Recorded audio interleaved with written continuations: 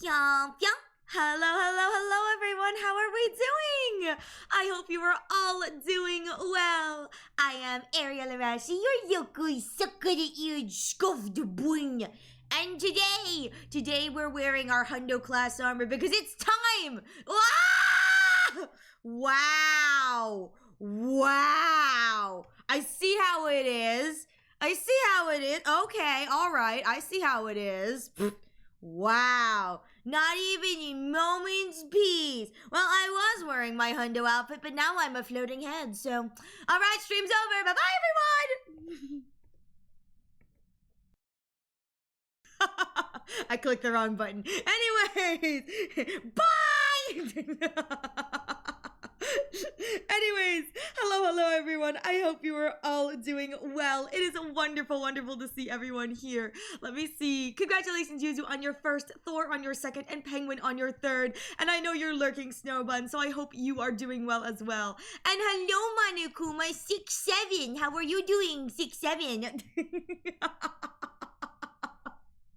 Today, we are back to the 100 line, in which we are going to finally confront Shoma for the atrocities that he has committed, and hopefully figure out who's bugged. I'm putting this out there. I don't know who's bugged.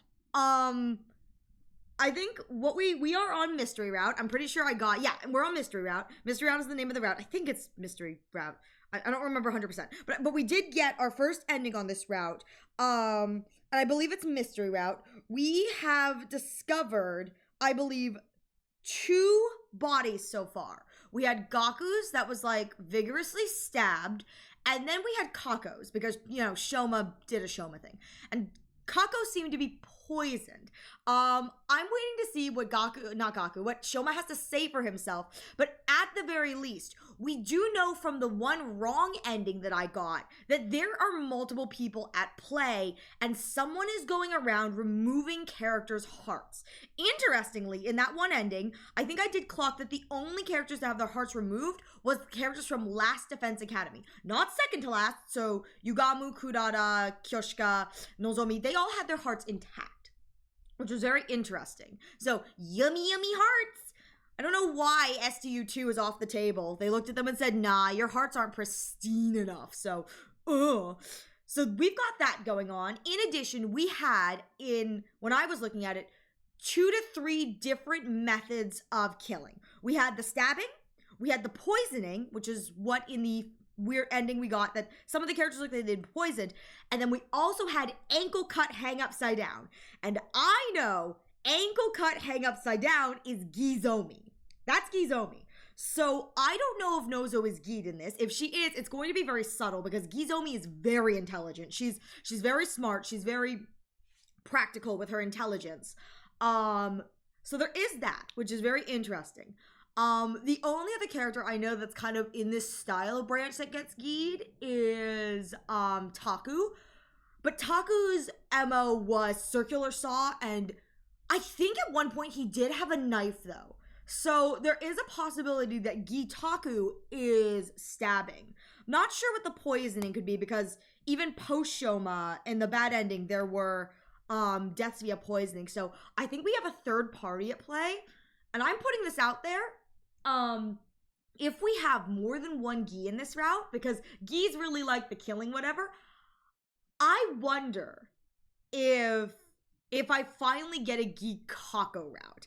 I'm putting this out there. I'm pretty sure that Kako is Gied in Killing Game, and so the Kako that we throw away from Box of Bullshit into this timeline is like that. But I would really love it if like maybe we got like a Gi Kako route. That'd be really cool, considering they just kind of throw that in there. I don't know if we will, but if there's another character for Gi, well, Kako's dead, but like if there's another character for Gi, I would really love it. I think this would be really cool. What if Gi Kako is lurking around in the shadows because she's from another timeline, and Ima is like slowly going insane because he thinks he's hallucinating his sister, and it's just his sister whispering dark nothings in his ear. Turns out it's not his sister, it's just Gi Kako. I just think that that'd be fun. Maybe I'm Delulu. Maybe that's just what I want. Do I really want another gi route? Maybe, but box of bullshit is where we save Kako. Is it really? Yeah, box of clams. Sorry, yeah, I meant box of clams. Yeah, the one where Hirako takes Kako's body and yeets her into another timeline. I'm pretty sure she yeets her into Killing Game. Because I think Gikako ends up leaving around the time that Killing Game starts. Yeah, that's clams. Which is the same place that Ato vanishes to. But let me tell you, if I could have a route where I get to see like Gikako in all her glory, I would be a very happy bun. This is just me and what I desire. I would love a route. Maybe that's the final route. The final route is like the two gis go at each other. I would love a route where it's just multiple people are gied and they're all competing for kills. I think like months ago, I was talking with Yuzu and I said what I would love with a burning passion, and I was talking about it in the terms of Eitaku. I wanted an Eitaku gi route where Ato is gied. No! Fine. Wow. All right. Can I talk about my Ato gi route? Can I talk about what I want in an Ato gi route? Do I have permission to talk about what I want in an Ato gi route? Okay. So what I really wanted, and I said this to Yuzu, I thought this would be really fun, is I wanted an Ato and Takumi gi route where Ato is gied, Takumi is gied, and the entire premise of the route from there is Ato and Takumi are both gied and they're both competing. They're both competing like the dumb blucks they are. They're both competing to see who can kill the most people without getting hang on, sorry, fixing my dumb sticker, without getting caught. And so the entire heck you, that was my idea. Was it your idea? Listen, I wanted a route where the entire idea was it really your idea? I thought I was the one who came up with the idea that like I wanted the two of them to compete. I want the two of them to have like a point system where the number of kills that you get corresponds to how many points you get. If a character dies in an exploration or in battle, like they lose points. If they get discovered, they lose points. Like I just really want a whole route where it's just, I think you were the one who wanted Ato gi, but I want like an Ato gi and Takumi gi where the two of them are competing. That's what I want with a burning passion. I feel like that'd be so hot. Throw hands with each other, last one standing wins. Exactly. No, and the rule is they cannot kill each other, and so commander kills don't count. So they have to both pretend to be normal, finger in quotation, normal. So they have to pretend to be normal while they're both trying to collectively assassinate all of their classmates.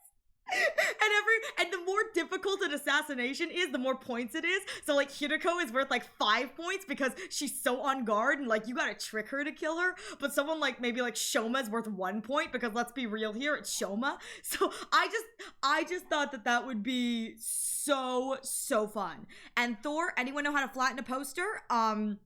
My response is, if you want just cheap method, just stack books on top of it. Heavy books, stack on top of it. If you want something that's like, you know, a little more like professional, you can always go to like a pressing place and ask if they'd be willing to like press something flat. But best go-to is if you want to flatten a poster, just put it on the ground, or if you like want to protect it, put it in like a cellophane wrap or something, and then just put heavy books on the back of it.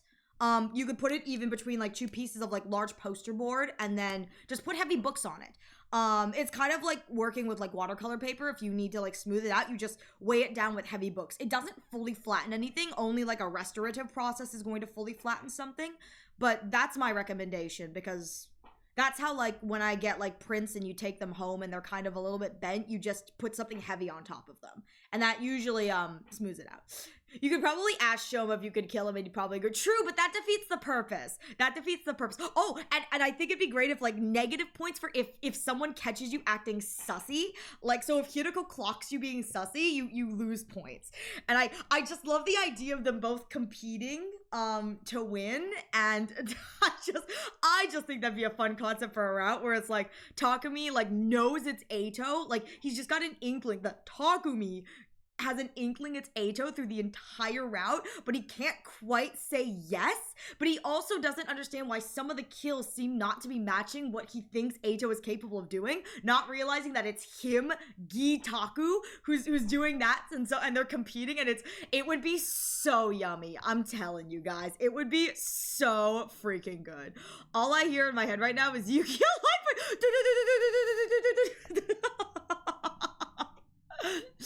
I think it would be so good, I'm telling you. All right, with that said, let's get into the game. Owie! Thank you for the love. I just think that'd be really fun, you know what I mean? I just think that'd be fun. Alrighty. How you doing? I'm doing well, Chi. How are you doing? Okay, I think, yep, audio's on. We're good. I would love that so badly as a route. I feel like that'd be so much fun. There are a lot of things I would love for DLC. Another thing I'd really love DLC-wise is I want a gender bend route. I feel like with Yugamu being Yugamu, it would be super easy to do like a gender bend route where the gender bend route would be like just Yugamu accidentally creates a potion that switches everyone's gender. It's like poof, or he poisons the water supply or something. I feel like that'd be really fun. I understand that like they have to make new sprites for everyone, but I do love the idea of like a gender bend route, or even just if all the guys became girls. Like I'd be very happy if it was just the guys, because I understand that like, yeah, pretty lady is pretty lady. Yeah, but everyone but Ima, I was going to say except for Ima. I love the idea of Ima looking exactly the same. It's just like Ima slays. Ima transcends gender. Ima is Ima Tsukumo. I also love the idea. I think many Hundo artists portray Taku as a bit flat-chested, and I do agree. I think that Taku is... Yes, you did make it here in time for the Ima Crash Out, Jave. I hope you're doing well. But I love the idea that a lot of artists draw Taku as kind of flat-chested, so I do love the idea that, like, all of the guys turn into girls, and they all have boobs. And then there's just Takumi looking down at his flat chest going, why wasn't I lucky too? He's like so freaking flat. Popping in for a sec, you already know my visual opinion on how gender bent characters were like. I do, Snowbun, and you've got good taste. But I'm putting this out there. I think Taku should be kind of flat, and she should be like unnecessarily jealous at the fact that like Yugamu and Takebaru have like racks, and then she discovers that like Ato also has a bit of a chest. She's like, this is absolutely unfair, and the only person who doesn't have like as big a chest as like her, or has a like similar sized chest, is Ima. But that's because Ima did not change at all. Ima looks like Eagle. Oh my god, you know what? I'd love a wig snatch route. That'd be so funny. Then again, bald Hirako scares me. Can you imagine a bald Hirako? That scares me. All right. So, where we left off, we are getting the we're on night 50? Oh my god, I guess I did fall asleep several times because of that, I got a syndrome in this route, the, like, stress syndrome. If I get too stressed, I pass out, but I didn't realize it was on night 50. Dang. All right. Well, what do you have to say for yourself, Shoma? Takumi, you got a few things wrong, but for the most part, you were correct. It was me. I killed Kako. Yeah, you don't say. You don't say. Yeah, don't say! I'd love a gender bent route, and since Takumi looks like Alir from Fire Emblem, oh my god, he should look like female Alir.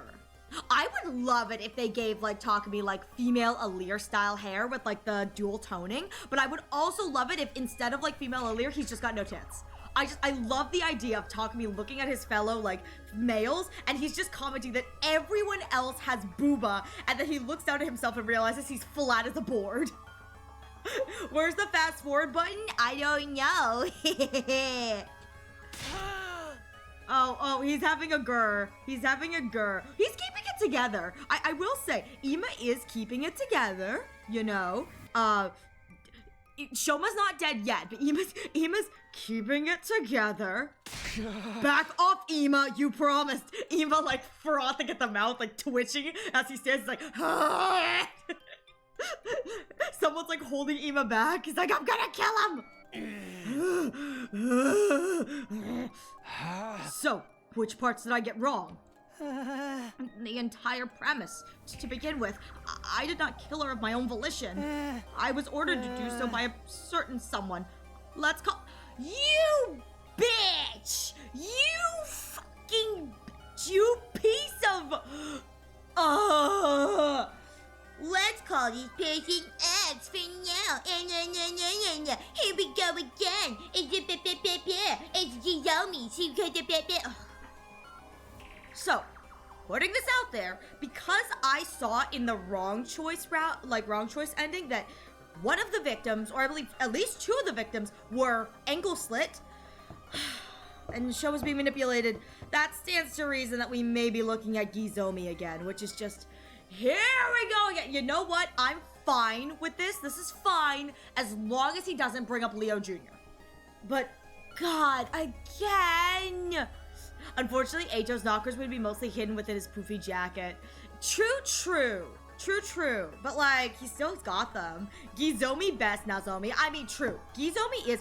Okay, I'm putting this out there. Gizomi is best Nozomi. Runner-up Nozomi is just the Nozomi that drank Ava's blood.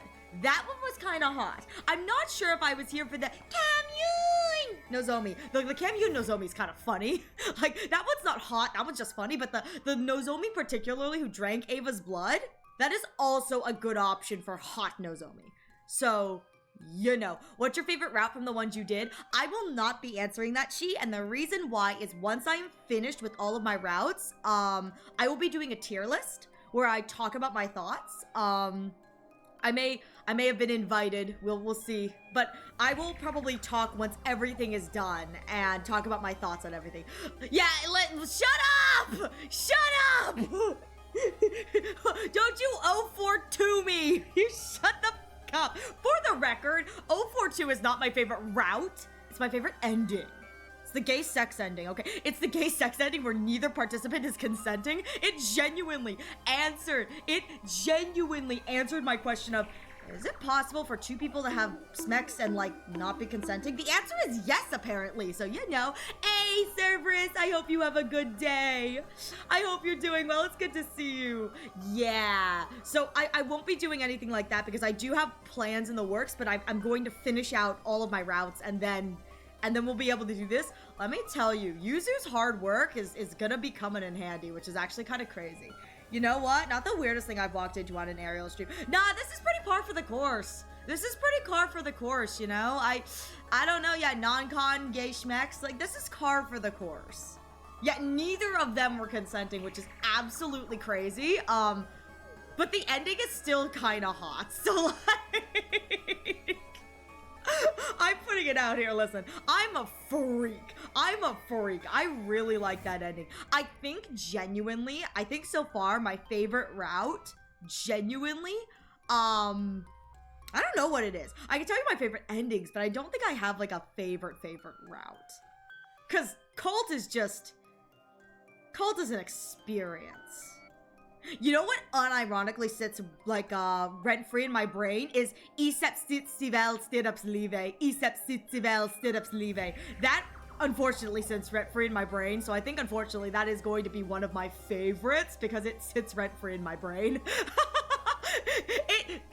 Multiple Atos is top tier. It could have been longer though. That's my issue with multiple Atos is I wish it was longer. What about the fish one? Comedy is good, but comedy is only good because the endings are good.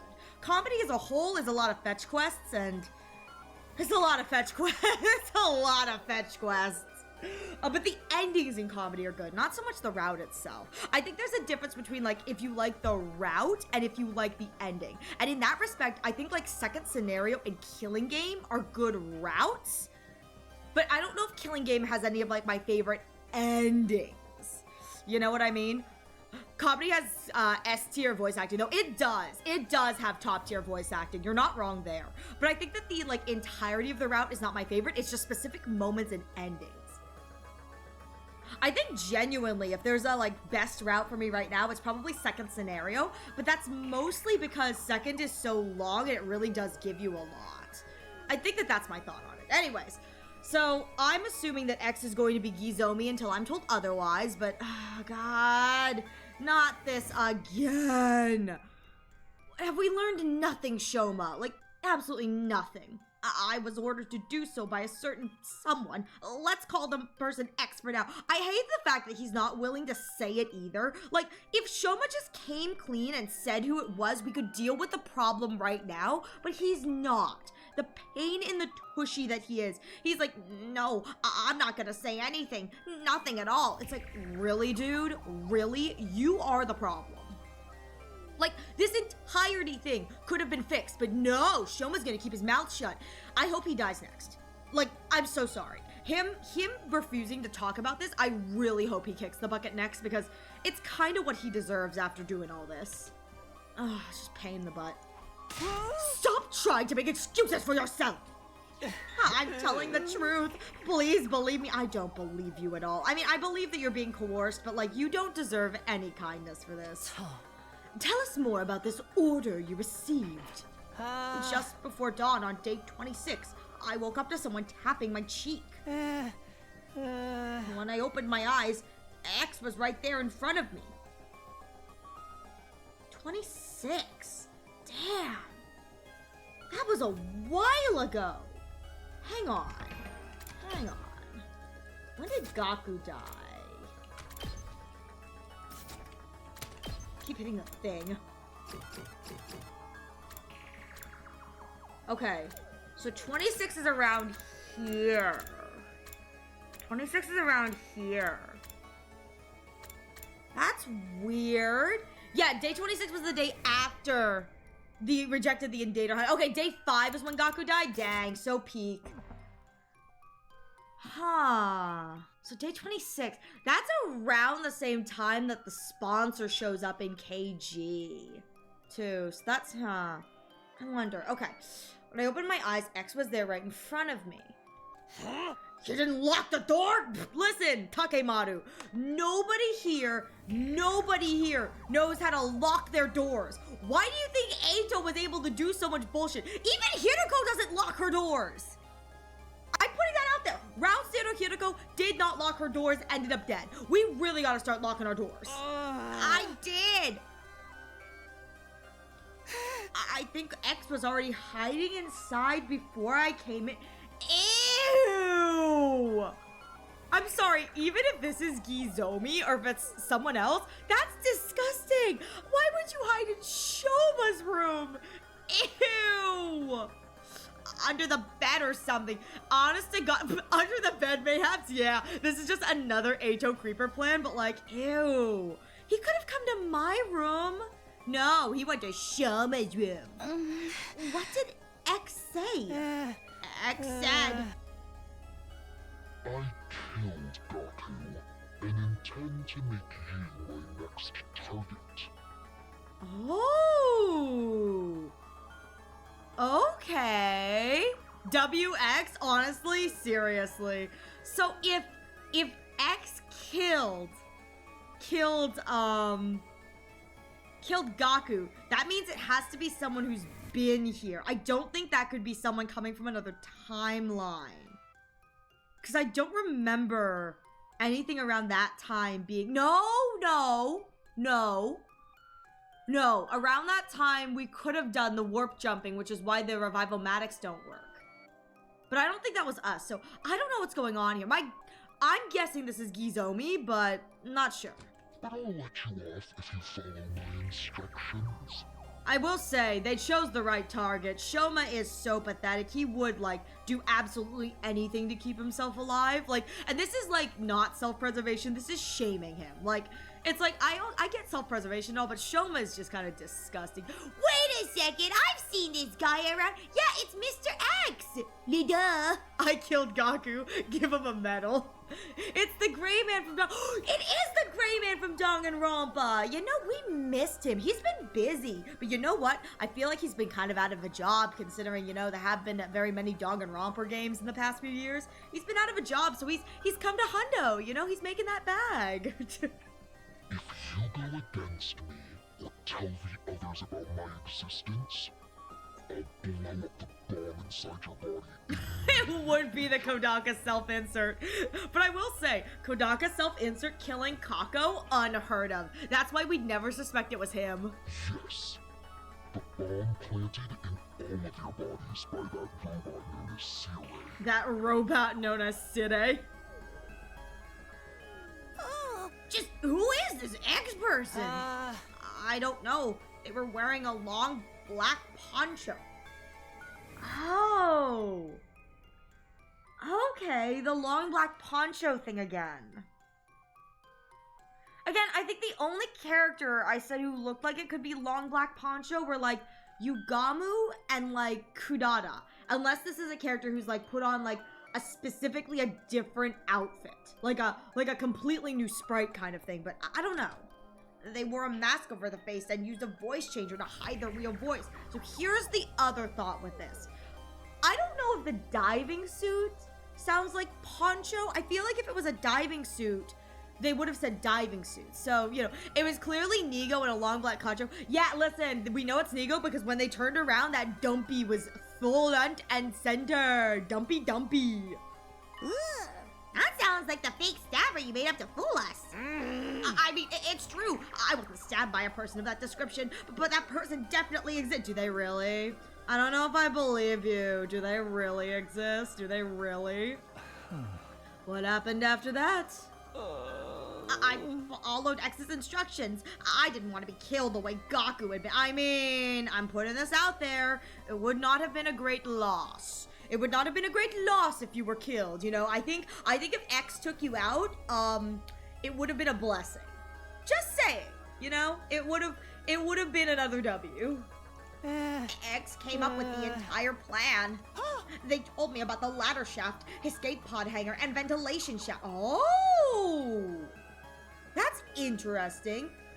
The tetrodotoxin. It was X who obtained that bottle of TTX too.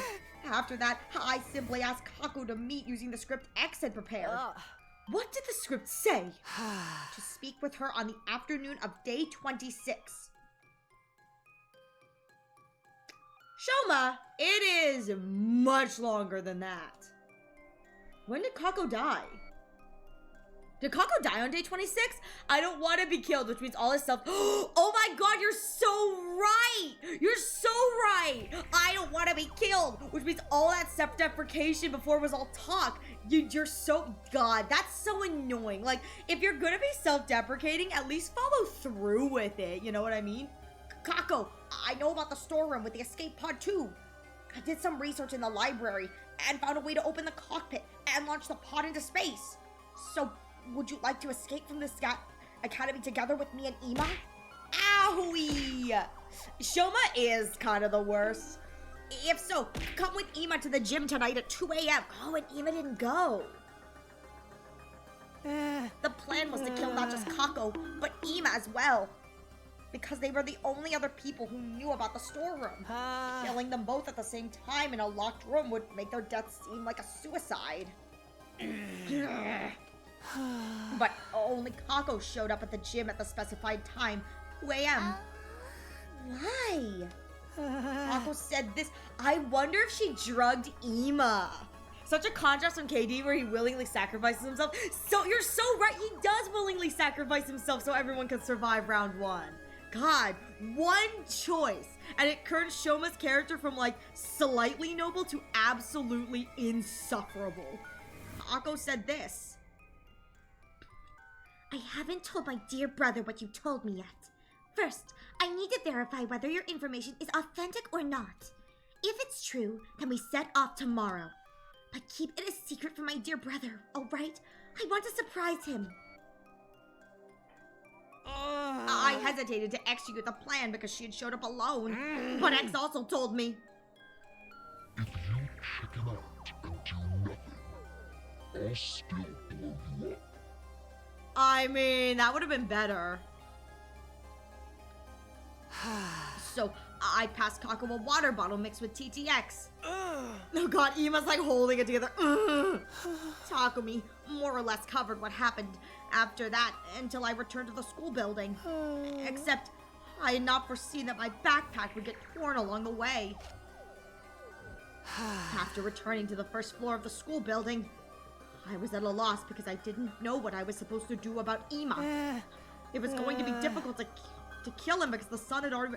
What's interesting is that we took out Kako, but the X, whoever X is, has not blown him up for not taking out Ima.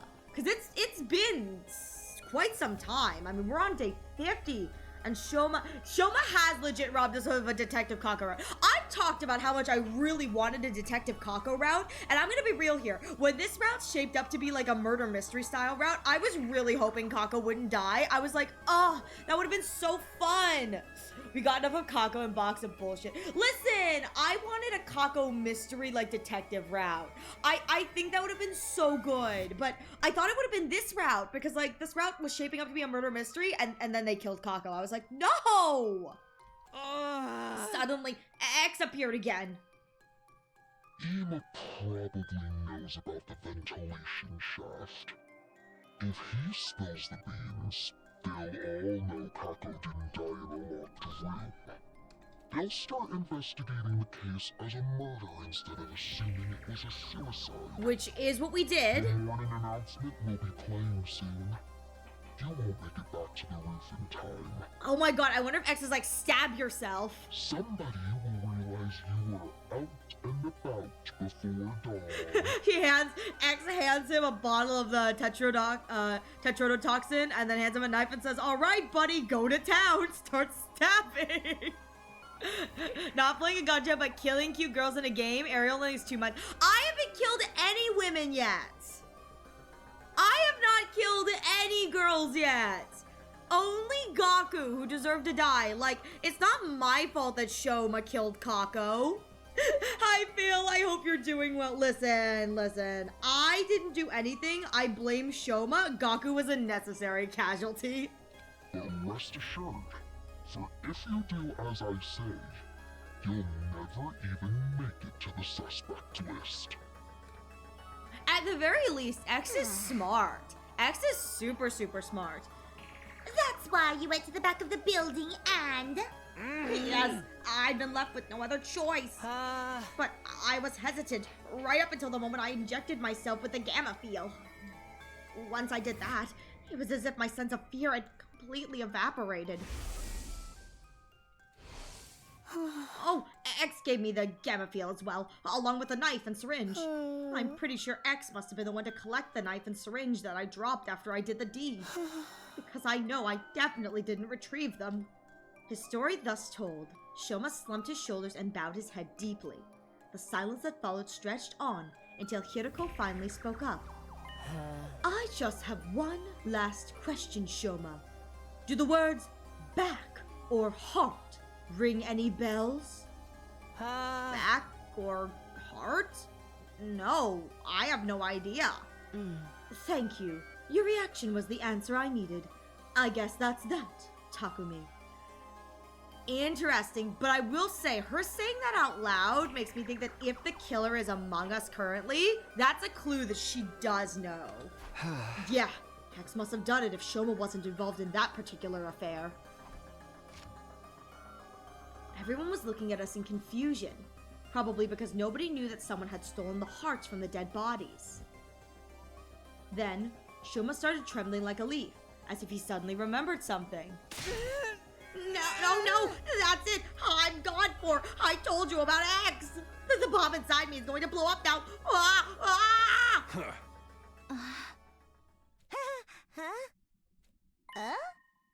Nothing's happening. Did this X person lie to you?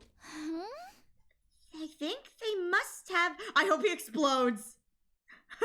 I was hoping it was gonna be Tsubasa. I think he must have boom and he blows up. That would have been so good. An amateur can't possibly make a detonator for the bomb in our bodies. Only someone with my level of skill and experience. So, Mr. Ginzaki won't be executed.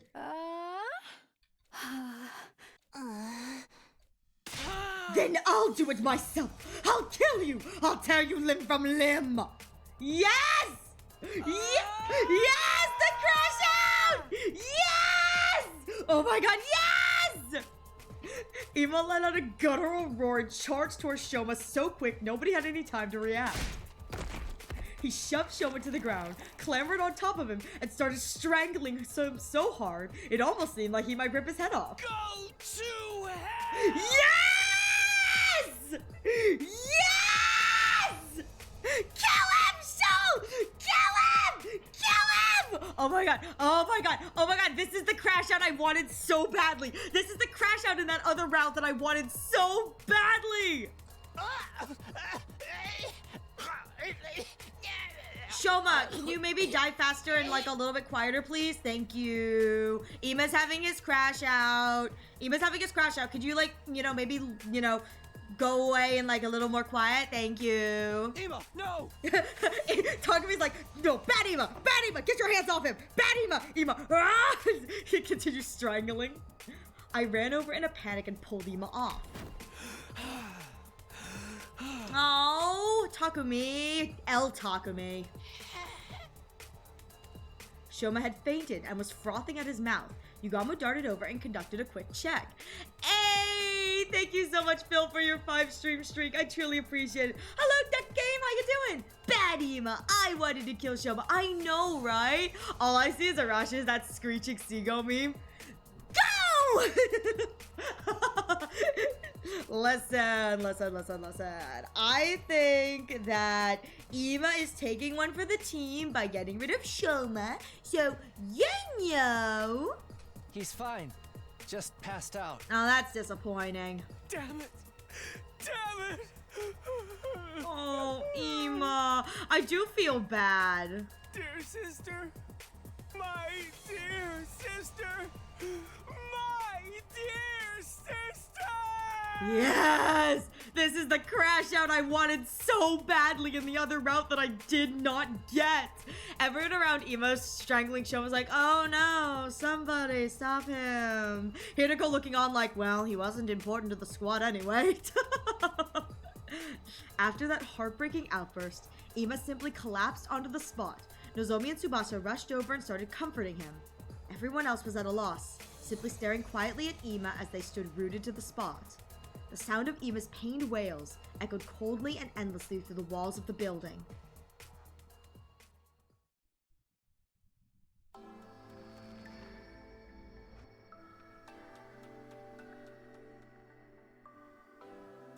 Ooh, okay. Alright. We moved the unconscious Shoma into the cage in the courtyard and made sure it was properly locked. I'm putting this out there. I think Ava is now living in Ato's room, which is good because she does not deserve to share a courtyard with this man. I'm just saying, if Ava had to share a courtyard with Shoma, she deserves so much better. Once that was done, I shoved the key deep inside my pocket. Everyone returned to their rooms without saying another word. I soon found myself completely alone. Looking up at the night sky, I thought about what had happened. Yeah, Ava confirmed I was pretty sure she did, because I think I remember commenting that, like, she's staying in a room that's, like, stark hospital room white. It's like, poor girl. She got out of her cage only to be stuck in, like, a white sterile room. Kako's case had been solved, but it didn't mean it was all over. Someone out there killed Gaku and instructed Shoma to kill Kako. This was likely the same person who had been stealing hearts from the bodies in the morgue. X, the real mastermind behind this entire string of events. Wake up to an explosion and Shoma blown up. Me. I mean, it's no great loss. Shrug. At least Ava's not human, so Ato would not be mad. True. It does make me wonder how, I don't know if Ato's ever confirmed how he sees the invaders. Like the commanders. I had to find out who this person was by hook or by crook, and I would, no matter what I did. I clenched my fist tightly. I would let nothing shake me from this firm resolve. Not even discovering that your girlfriend is the killer, boy?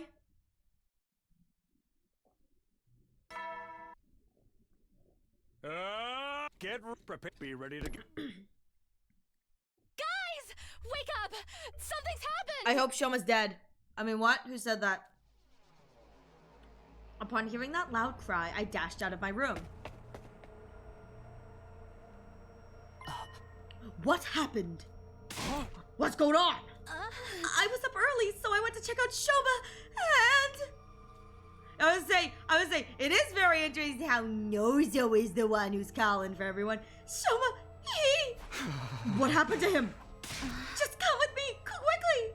We all knew where we were going. Everyone made a mad dash for the courtyard together. All right, let's see the cause of death. We ran through the second floor hallway and burst into the courtyard, then ran towards the cage without stopping. There we saw... Stabbed. Okay. Okay. This is technically in line with Gizomi. Technically. I believe Gizomi did a little bit of like ankle cut and a little bit of stabbing. I'm pretty sure she did both. So this is in line with Gizomi. Huh. But also, shout out to the fact that they did not make a new cutscene for Shoma. They just took a different background and they put Shoma on that different background. He doesn't even deserve another death pose. He gets one death pose and that's it. Well, guess that's a wrap for Mr. Gintaki. I will say, he does look like he's got the same marks as Gaku. So that does kind of check. But, oh no, Shoma died. Whatever shall we do? Shoma! Yoshika grabbed the gate and tried to open it. It is so locked and will not budge. Huh, okay. Doesn't Takumi have the key? Hold on, I'll unlock it now. I dug the key out of my pocket and slotted it into the keyhole. Once the gate was unlocked, I opened it and went inside. Ooh, imagine Shoma sharing the cage with Eito and Eito being like, first time? It's like, yeah, you? No, this is not my first time. Slowly but surely, all of the anti-Takumi Tans are being killed. I mean, as they should be. Interesting, I'm pretty sure that we only have one key. I think the entire idea behind this is that there's one key and the key can't be copied. The only thing I've never discovered is if you can lockpick you can lockpick yourself out of this. You can lockpick yourself out of this. You can lockpick yourself out of this. And I'm pretty sure you can, because I think Ema was put in a cage at one point. This cage. And Ema got himself out via lockpicking. So I do think that we can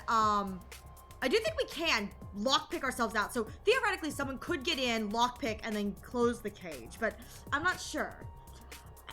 Once the gate was unlocked, I opened it, went inside. This does not bode well for me though. Like this definitely makes Takumi look sus, which is, ugh. I immediately ran to Shoma and touched his neck, checking for a pulse. At that moment, something felt a little off. It's wet. It's recent! What? I touched his clothes and they were wet as well. Well, is he alive or not? Oh, this is the most recent we've had.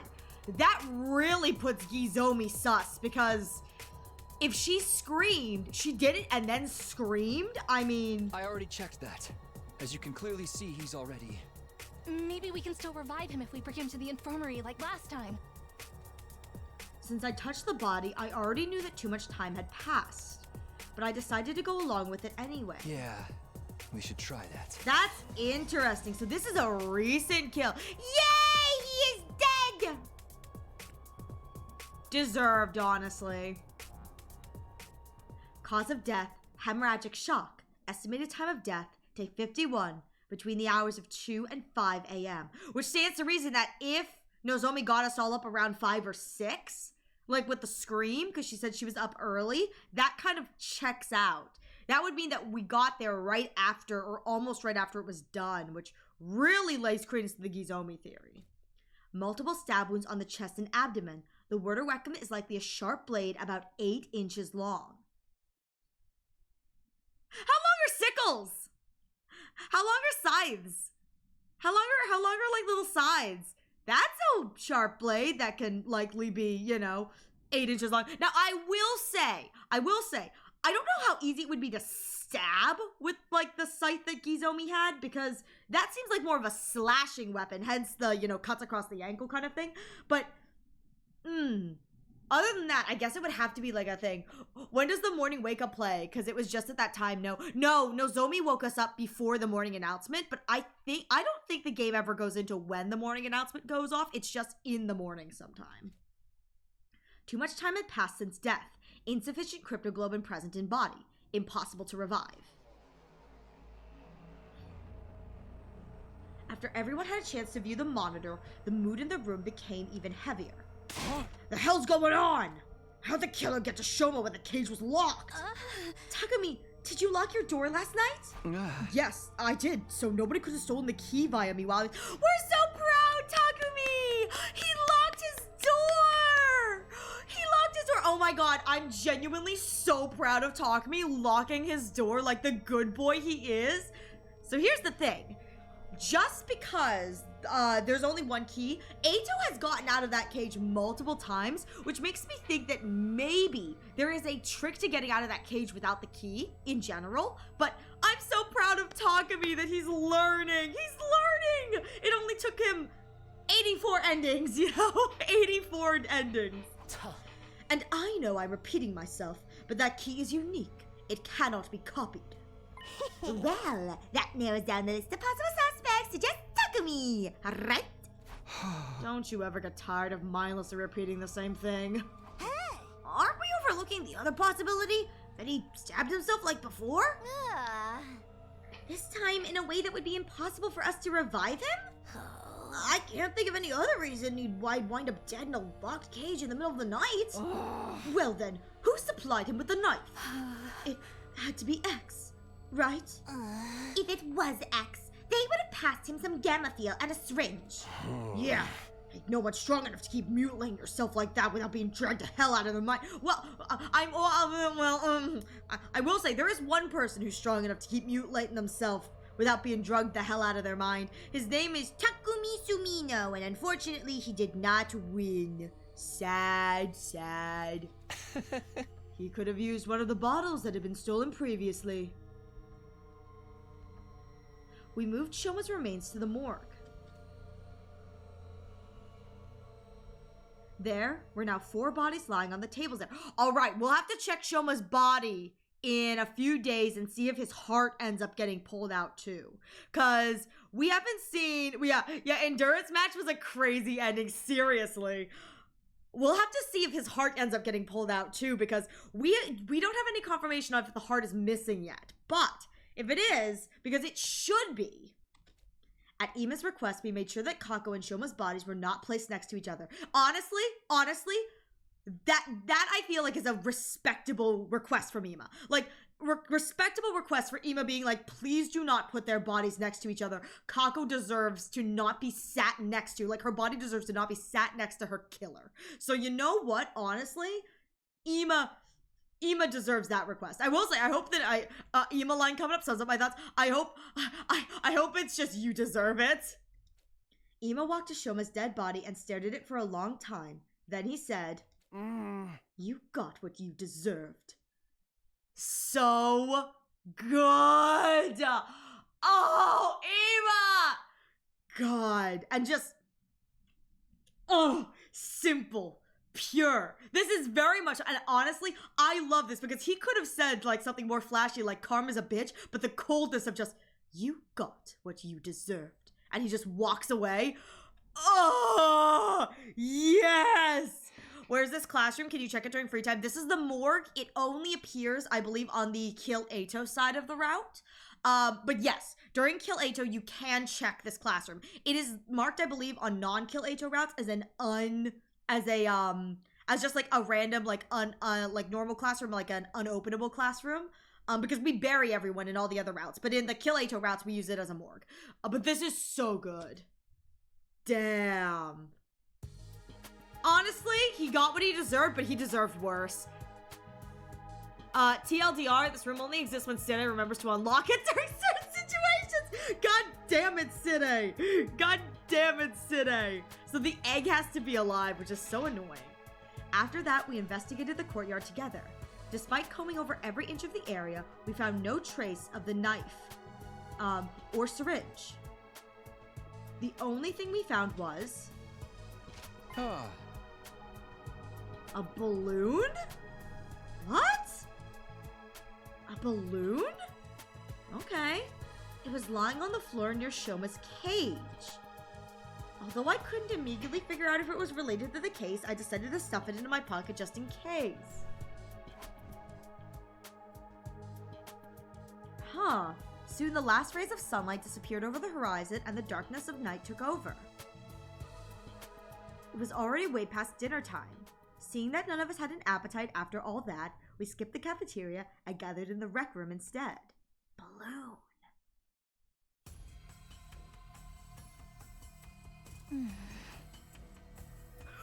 That would print so many balloons. Oh my god. What was the other route that we did the balloons in? Was Balloon Slasher? No, that was Party Poppers. I don't remember what the balloon one was, but what's with the balloon? This makes 3 people who have lost their lives because of X. We don't know for sure if X had anything to do with Shoma's case yet. Of course they did! We'd all be in serious trouble if that wasn't X. Because then that would mean there are 2 killers of X's caliber running around free. It was a while ago? Okay, I don't remember when the balloon thing was. So, who do you think X might be? Everyone fell silent. This was the question I was dreading the most. And it seemed like the others felt the same. Ever since Shoma shared his side of the story last night, we'd all been avoiding that particular issue. But it was time to face reality. I steeled myself and turned to Tsubasa. Ah. Tsubasa, do you still have the organic life detection device?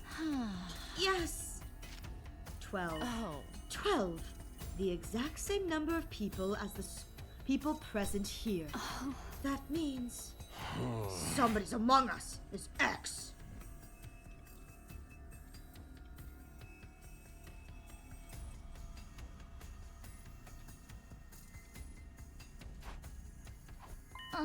No, wait! It could have been someone who came in at midnight and left the school before the sun came up. Sadly, that's not possible. This device comes with a history log. At 4 a.m. last night, the number changed from 13 to 12 and stayed there. So Shoma was... Oh, yeah, so now we know that Shoma was murdered at 4 a.m. Okay. Hey, Glenn, I hope you're doing well. Okay. Yeah? Miss Megadori, we are discussing something more important here. The number reduced by 1 when Shoma lost his life.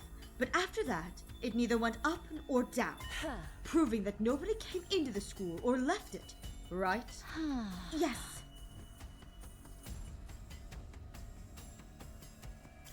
1, 2, 3, 4, 5, 6, 7, 8, 9, 10, 11. 12 is Ava. So here's my question. I wonder if Ava counts for, the life detection device. Because it would be crazy if we've been counting Ava for the life detection device and she doesn't technically count for the detection device, but it's picking up like the actual killer hiding here or something. Doing well, but I shifted my sleep schedules by 8 hours. Whoopsies! The thing is, we're all screwed if we don't do something. X said to kill us all in that message, and they're doing just that. The more we put this on, the more people will be dropping dead, one by one. Well, I agree with the part about doing something at least. Hey, Takumi, you're the leader. Come up with something. Maybe. How about we make it compulsory to move around in groups of at least 3 during the day? Didn't someone mention before that 3 is a risky number? That was because 2 other teammates could be working together. But the situation has changed. According to Shoma, X is just 1 person. That's right. So a group of 3 should be fine. What about at night? Feels like the main thing. So far as all of them were taken out at night. Then we should... Are we gonna sleep together? Teamwork makes a sleepy dream work. To the gym! Done and done. Are we really going to sleep here from now on? Bland and boring. Getting evacuation center vibes here. Would you prefer bland and boring or dead in a ditch? We've used curtains to divide the area up into rooms, so everyone will have some semblance of privacy. Is this really going to work? What if the killer strikes while we're all sleeping? In fact, that's why we've avoided sleeping in one spot until now, right? Huh? Yes, and that's why I'm thinking of having a sentry system. 3 people will be on watch at all times. We'll also rotate one person out every hour. And if anything happens, just shout. That's reassuring. Now we can get a good night's rest. My skin will thank me. Looks like we are agreed then. Okay. Same thing they did in Slasher. This arrangement should stop X from causing further harm. We should be safe for a while. Now we just have to continue our investigation and expose X's identity before they try anything else. There's just one other thing that was bothering me. What's with the balloon? Shoma was killed today. I saw his body with my own eyes, which meant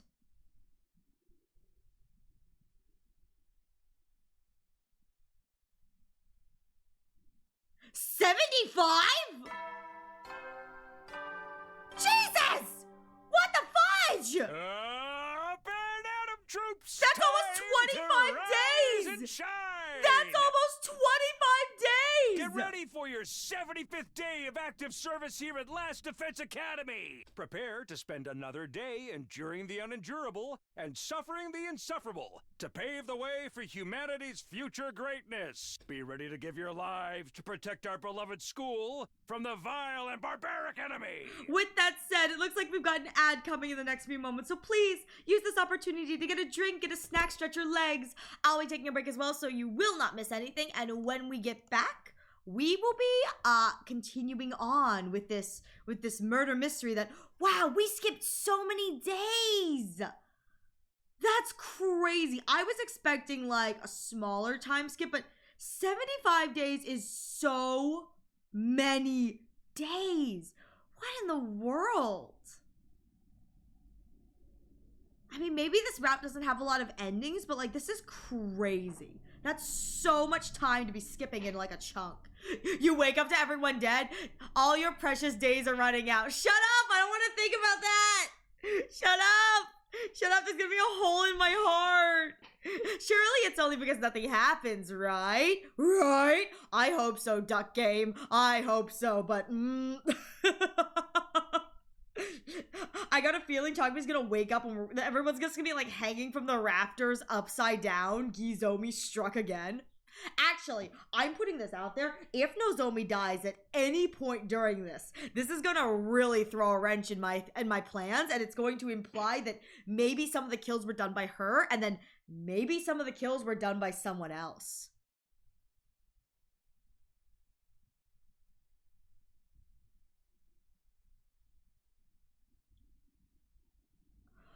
I just had a thought. And I'm going to say this thought because we're on ad break. And I just hydrate. Thank you for the hydrates. I just had it. No! Shut up!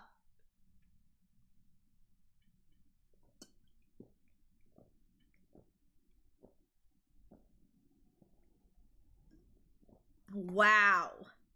Wow, you bish. You know what? While we sit here, I'll put on some background music.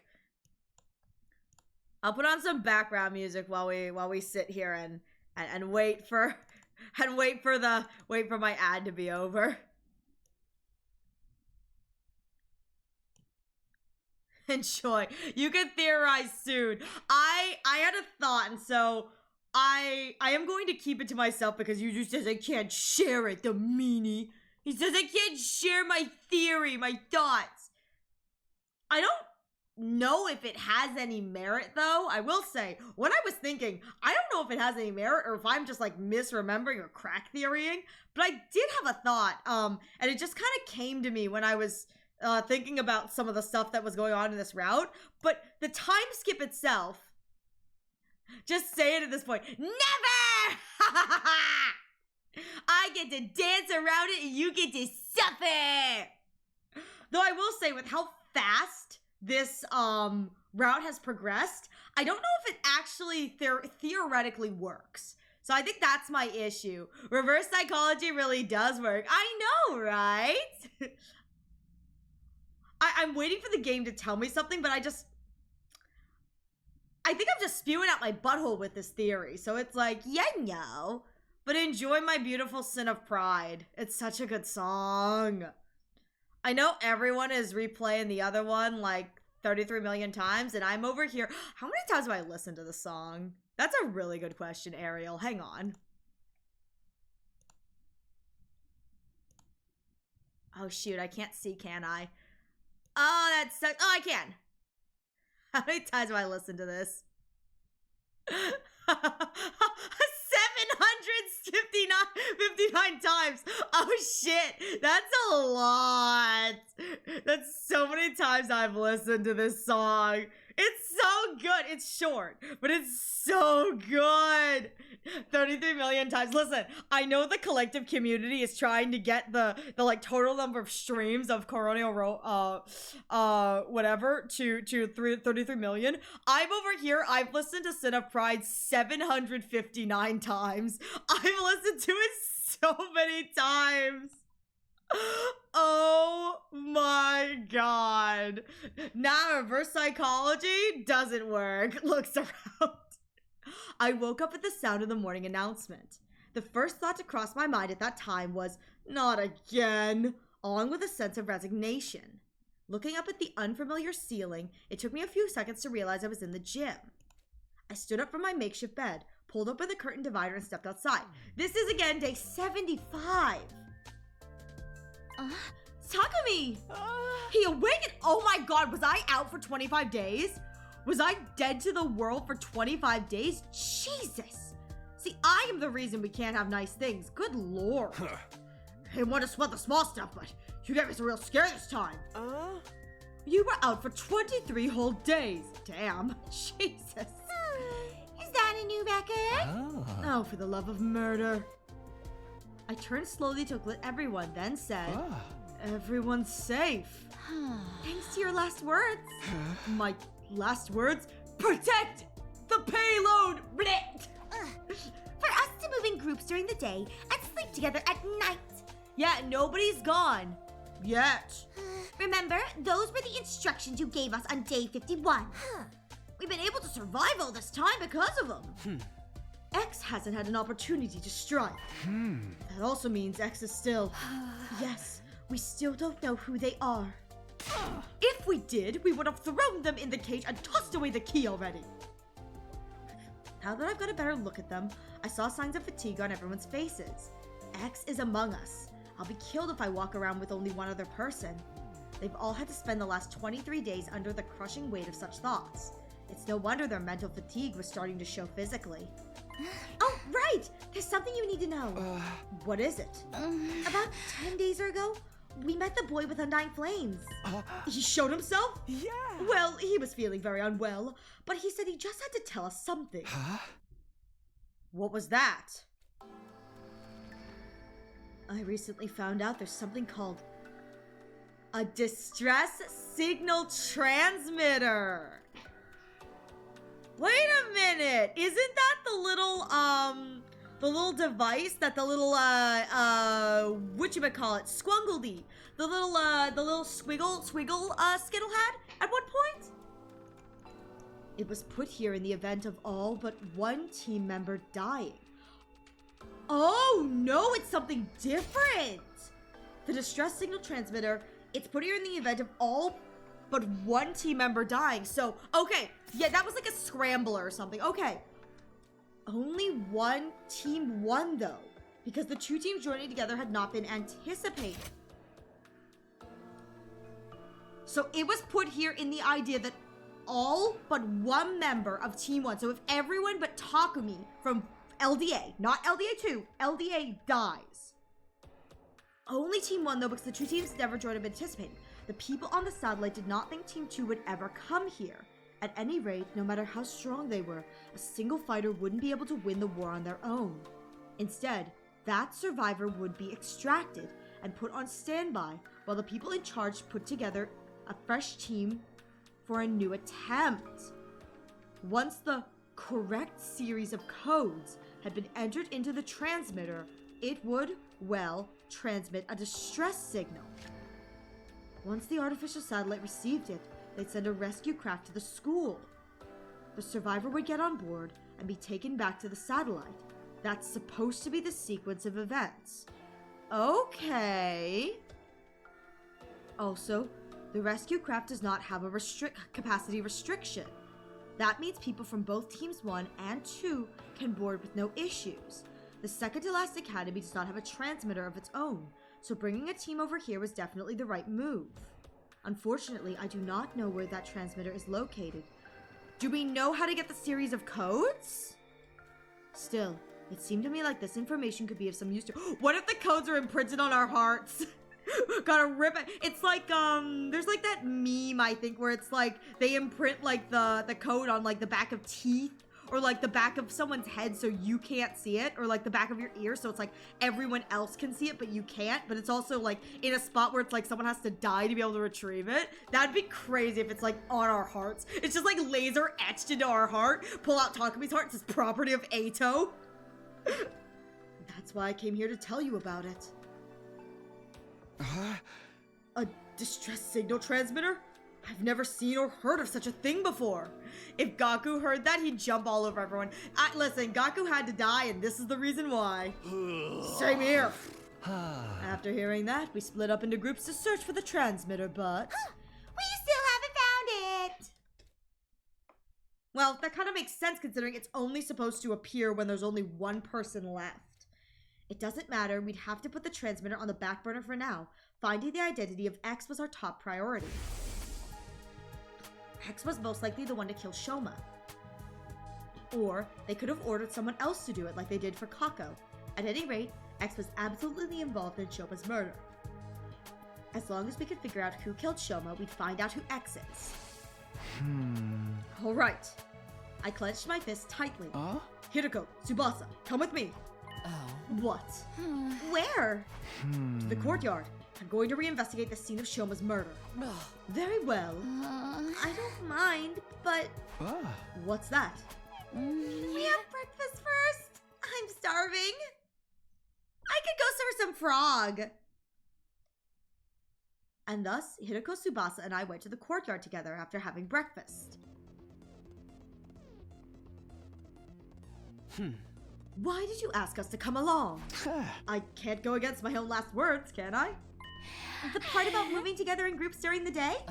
But why choose us? No reason in particular, I just felt like it. Felt like it? One of us could very well be X. Then it'll be a 2-on-1 fight. What if X tries to destroy evidence during this investigation? I'm not worried. They would have already done that while I was unconscious if that was that important. Yes, that is true. Then what are you investigating? One question before I answer that. Nobody had an alibi for 4 a.m. on day 51, right? When Shoma was killed? Yes, we were all sleeping in our rooms. Well, Ava was in Ato's room actually, but you know what I meant. What about the murder weapon? Or any other clues? So far, we haven't found anything. In that case, 2-on-1 doesn't— yeah, to be fair, if Hiroko is X, she'd toast anyone in the room with her. 2-on-1 doesn't matter. Listen, the 2-on-1 is what makes Takumi feel secure in himself. We don't need to emasculate poor Takumi. He knows for a fact that Hiroko could and would kill him in a heartbeat. But like, don't tell him that. Don't make him feel self-conscious that he's a little weakling. Oh, Takumi, you silly boy. The fastest way to identify X is to see who could have possibly killed Shoma under those circumstances.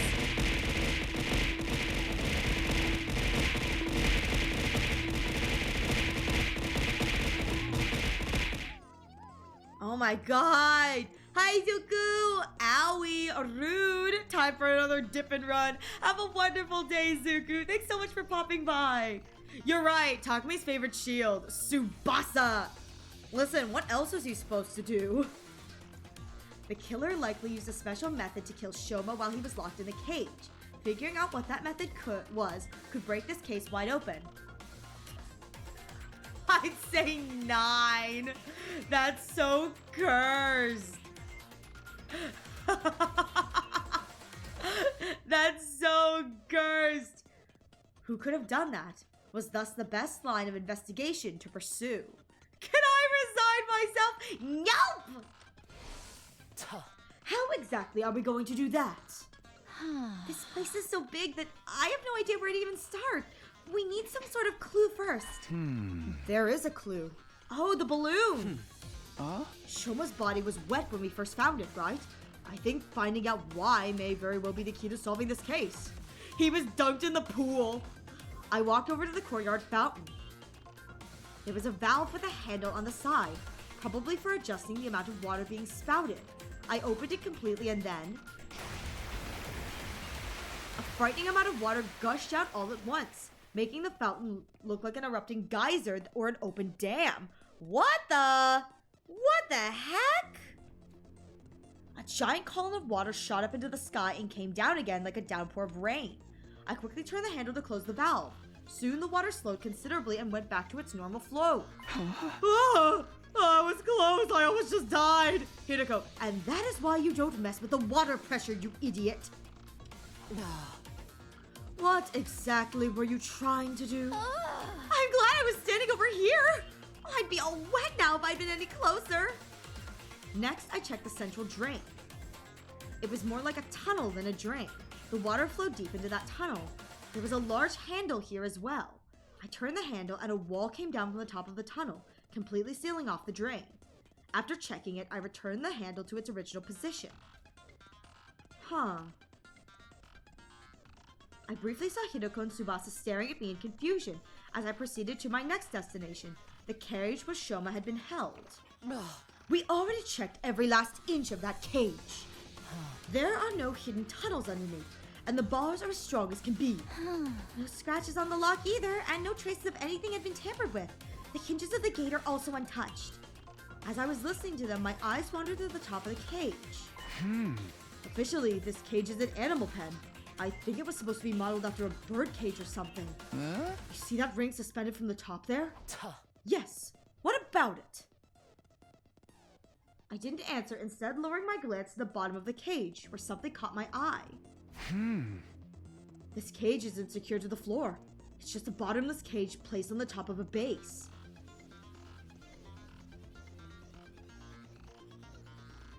Is it possible to flood the room?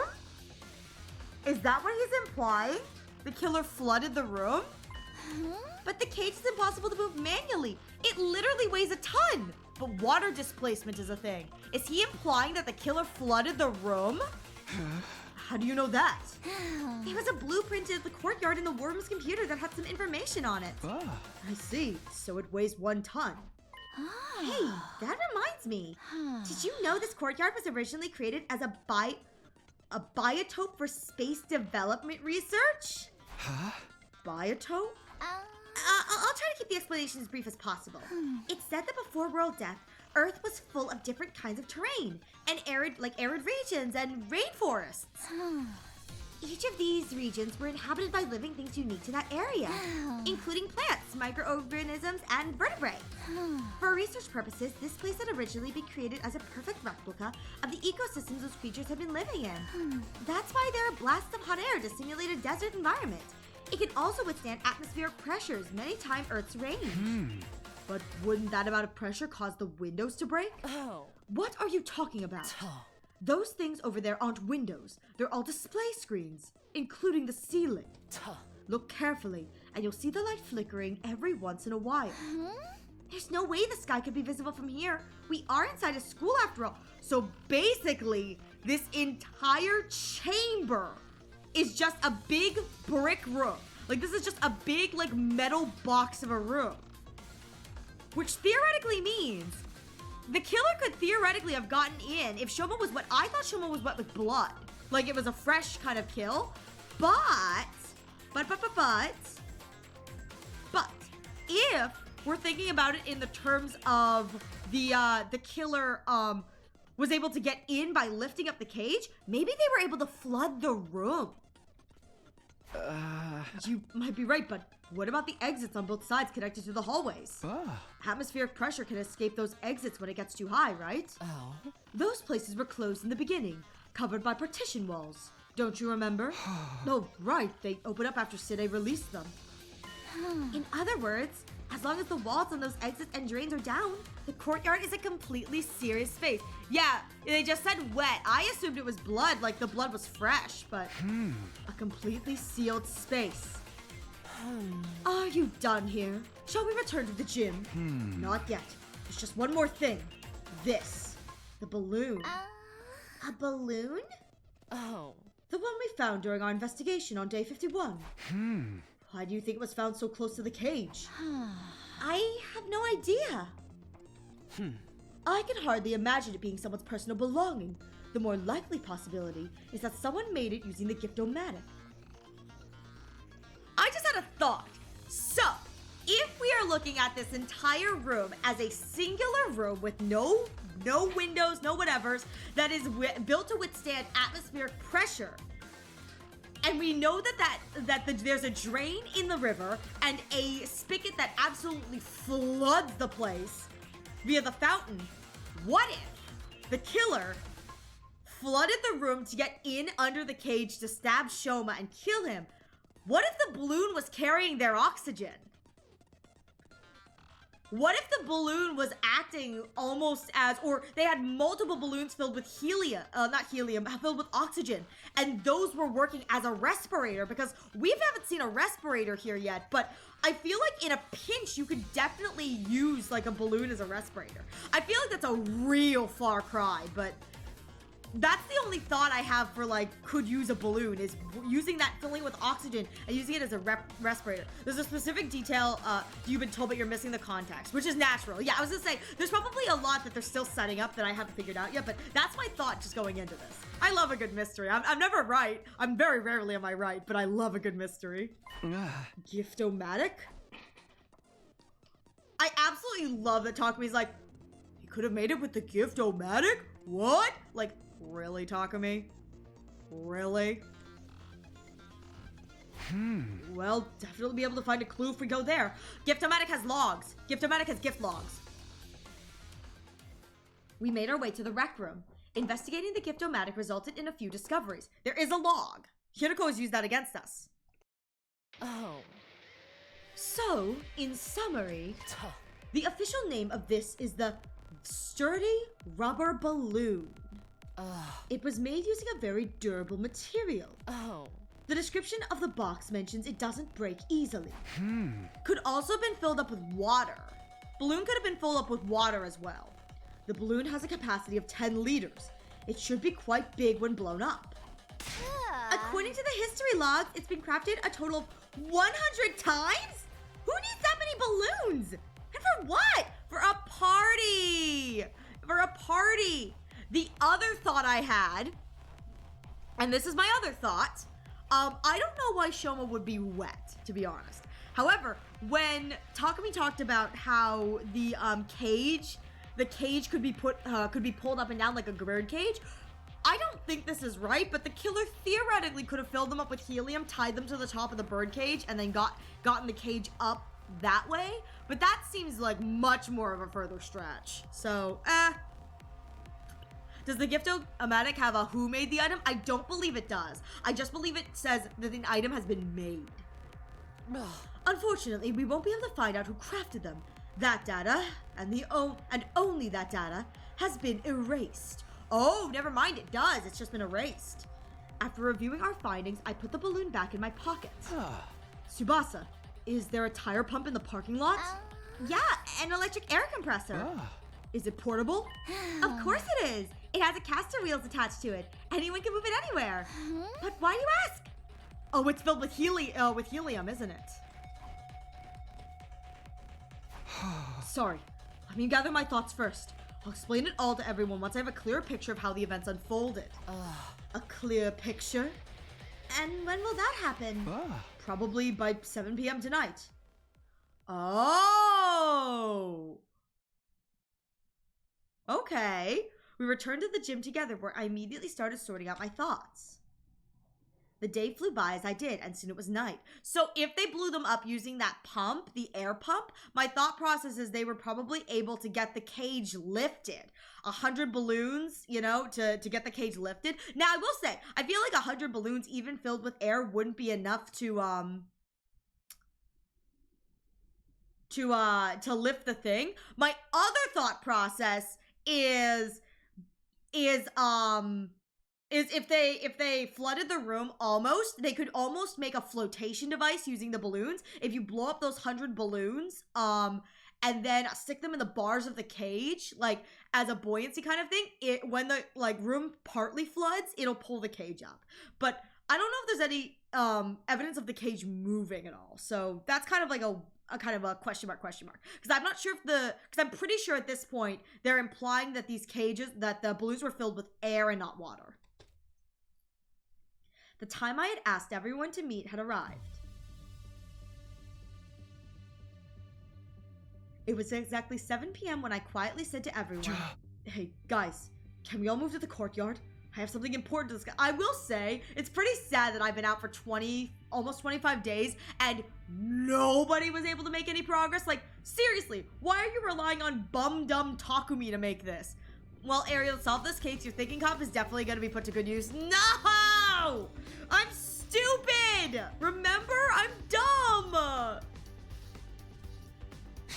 What is this important thing we all had to come all the way here to discuss? Well, you see, I turned my gaze upward, then slowly lowered my head. I figured out who killed Shoma. Well, I'm glad that you have, because I haven't. Oh.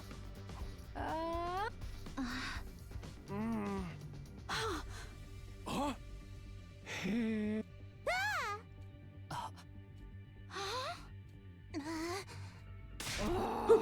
did it? Was me! Ariel forgetting one major detail. Shut up!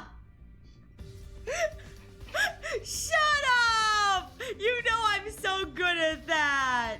You know I'm only good at forgetting the important details. Huh?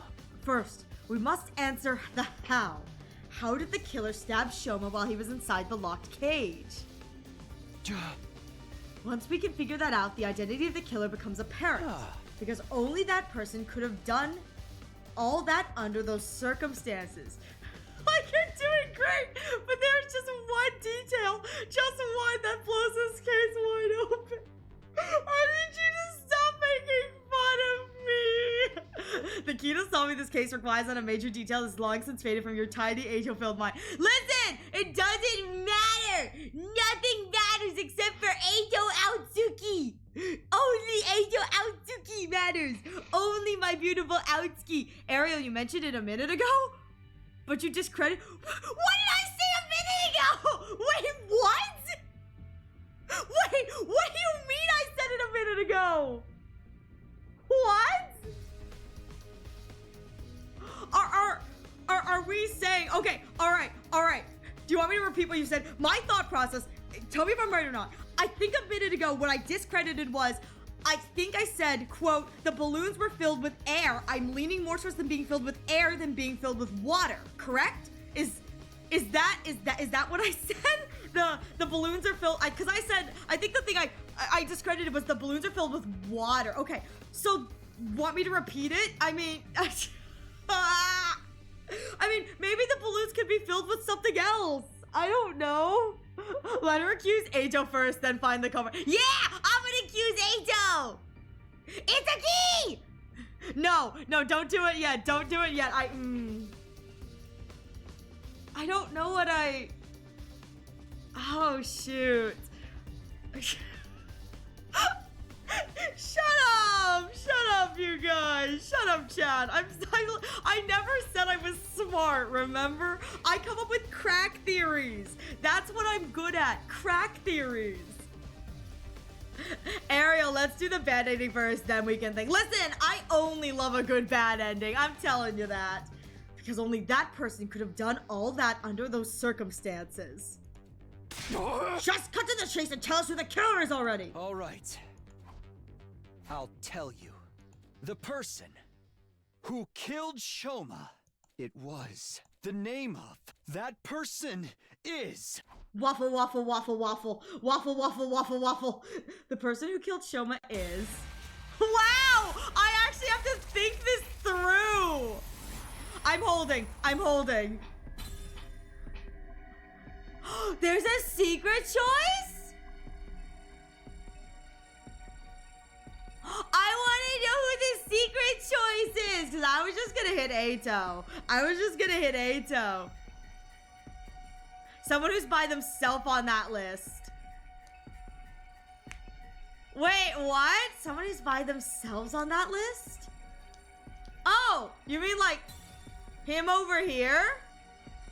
I was gonna say, I could choose Ato, but I think it'd be funny if I accused myself. I think it'd be funny if I accused myself. I wasn't on the first list, but I'm on this list. Wait, this is kind of funny. I was looking around, I was like, oh, I wait. don't have any memories of it, but... the killer... it could very well have been me.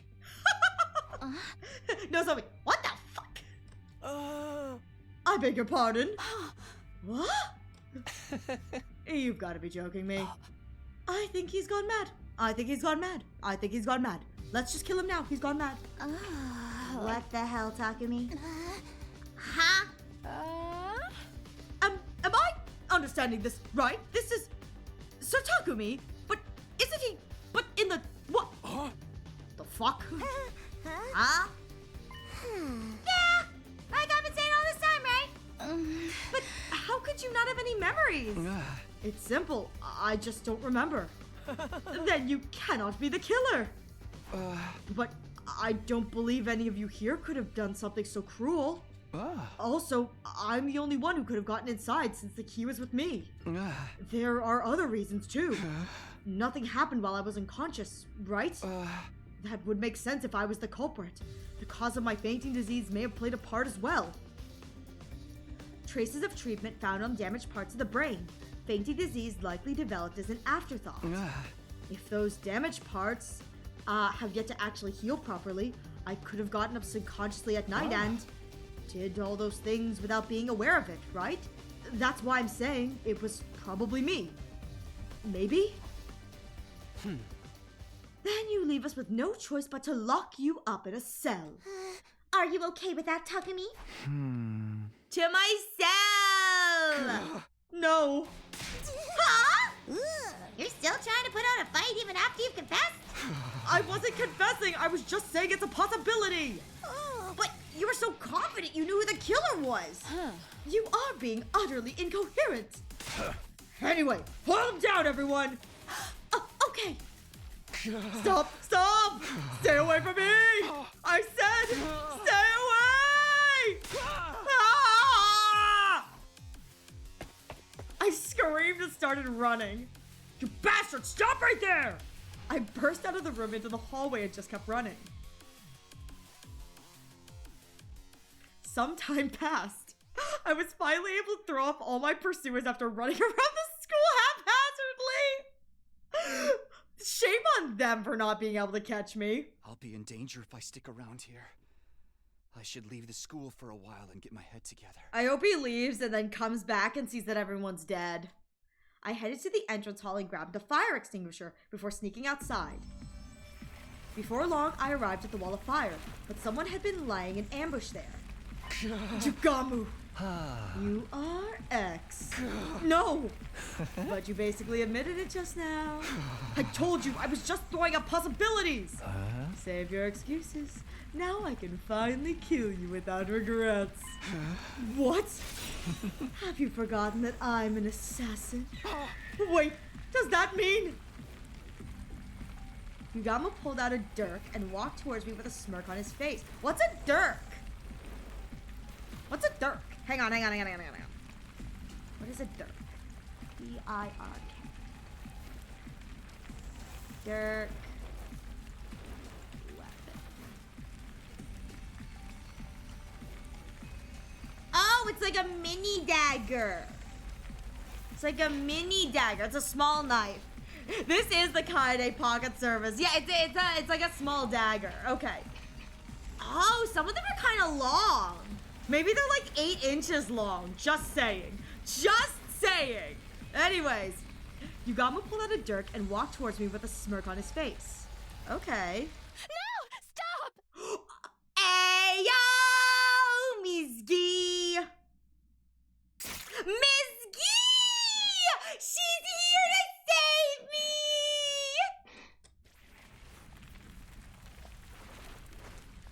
Oh. That's, Nozomi, I don't know about you, but you're supposed to dodge the blade, not, you know, you're supposed to dodge, not, you know, take it right to the tummy. Just saying. Nozomi! Why? I saw you, so I ran after you. I love you, bleh. Yugamu! How could you do this? Hey, this wasn't my fault. I mean, technically it wasn't his fault. He was trying to kill Takumi. Like, he didn't mean for Nozomi to do this, so. I was just trying to intimidate you. Killing you had never been my intention at all. Kind of makes sense. That is a Yugamu thing. Shut up! I charged at Yugamu with a feral roar and we grabbed a hold of each other. And then we doinked! As we were struggling, we lost our balance and our bodies careened into the wall of fire. God damn it, you two idiots! The very next moment, our bodies vaporized in the blink of an eye. Idiots! My consciousness ceased just as quickly as my body was reduced to ashes. Well, that was good. Good job, Takumi.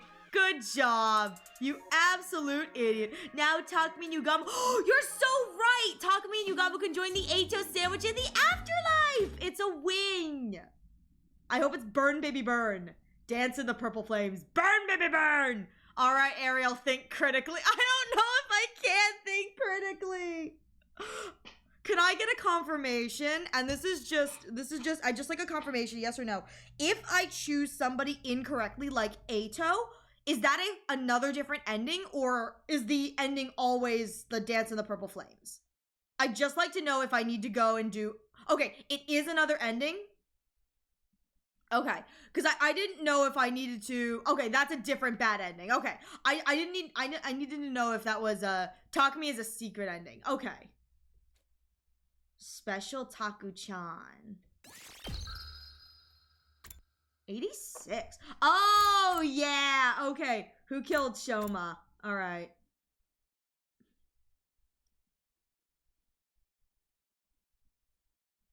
Imagine playing this before Slasher. Can you play this before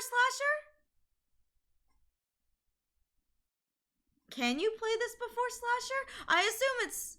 Okay, you can? All right. Okay, also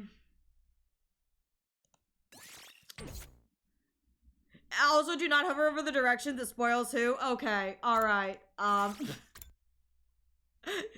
you just avoided this route per user's guidance. Yeah, I didn't know that you could, well, I knew that this one was a route lock route. I just didn't know what you had to do to get the lock. Okay. So I'm going to... Well, I'm glad you did, Duck. Don't say anything, please. The blue locks are what to tell you the choices Lee says. Yeah. If you saw it, because I did hover over it on accident because I realized there were 3, but I did not read them. So I'm going to accuse Eito because I want to see what the ending for the wrong answer is, because I know it's not Eito. So, stupid design choice, yeah. They really probably shouldn't have told you what the answer was if they did, but I think they did, is what Yuzu said if they did. So, the real killer is him! Eito Outsky! Huh? Sorry. What? Huh? Eito's long dead, though. Yeah, you killed him yourself, Takumi. What are you trying to say? How does a dead body do any killing? Let me tell you how a dead body does killing. Once a gee gets inside your head, it makes sweet, sweet love with your brain and nervous system, and then you run around saying gee the entire time, and you murder stuff, and it's really hot, you know? Hey, Snowbun, welcome back. Listen, I'm always thinking about it. I love that this is Yugamu. How does a dead body do any killing? Yugamu slasher. Very well. Allow me to explain.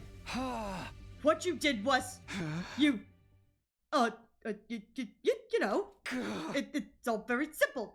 You were. Oh, this guy's stinging to the high heavens. Of course he is. He's X after all. Hey, now that I think about it, nobody got attacked whenever he was unconscious, right? Maybe he's trying to frame someone else to make the rest of us let our guard down. After that, he'll tell us there's no need to travel in groups or sleep together anymore, and then commit his next crime. So he brought this matter up in a futile attempt to shift suspicion away from him. It does make sense. Yes, it does indeed. One after another, the others started voicing their agreement, and I found myself unable to offer anything in rebuttal. You leave us with no choice but to lock you up. Wait, this is a mistake. I was just...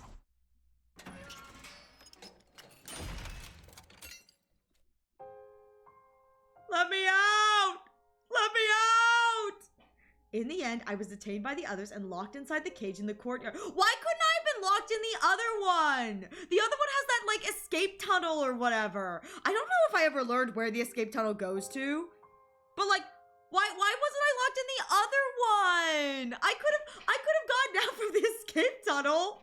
Well, I know Takumi doesn't know where the tunnel is, but still, you know? He sounds stupid, he must be the culprit. I mean, true. What possessed me to even say that? I couldn't remember.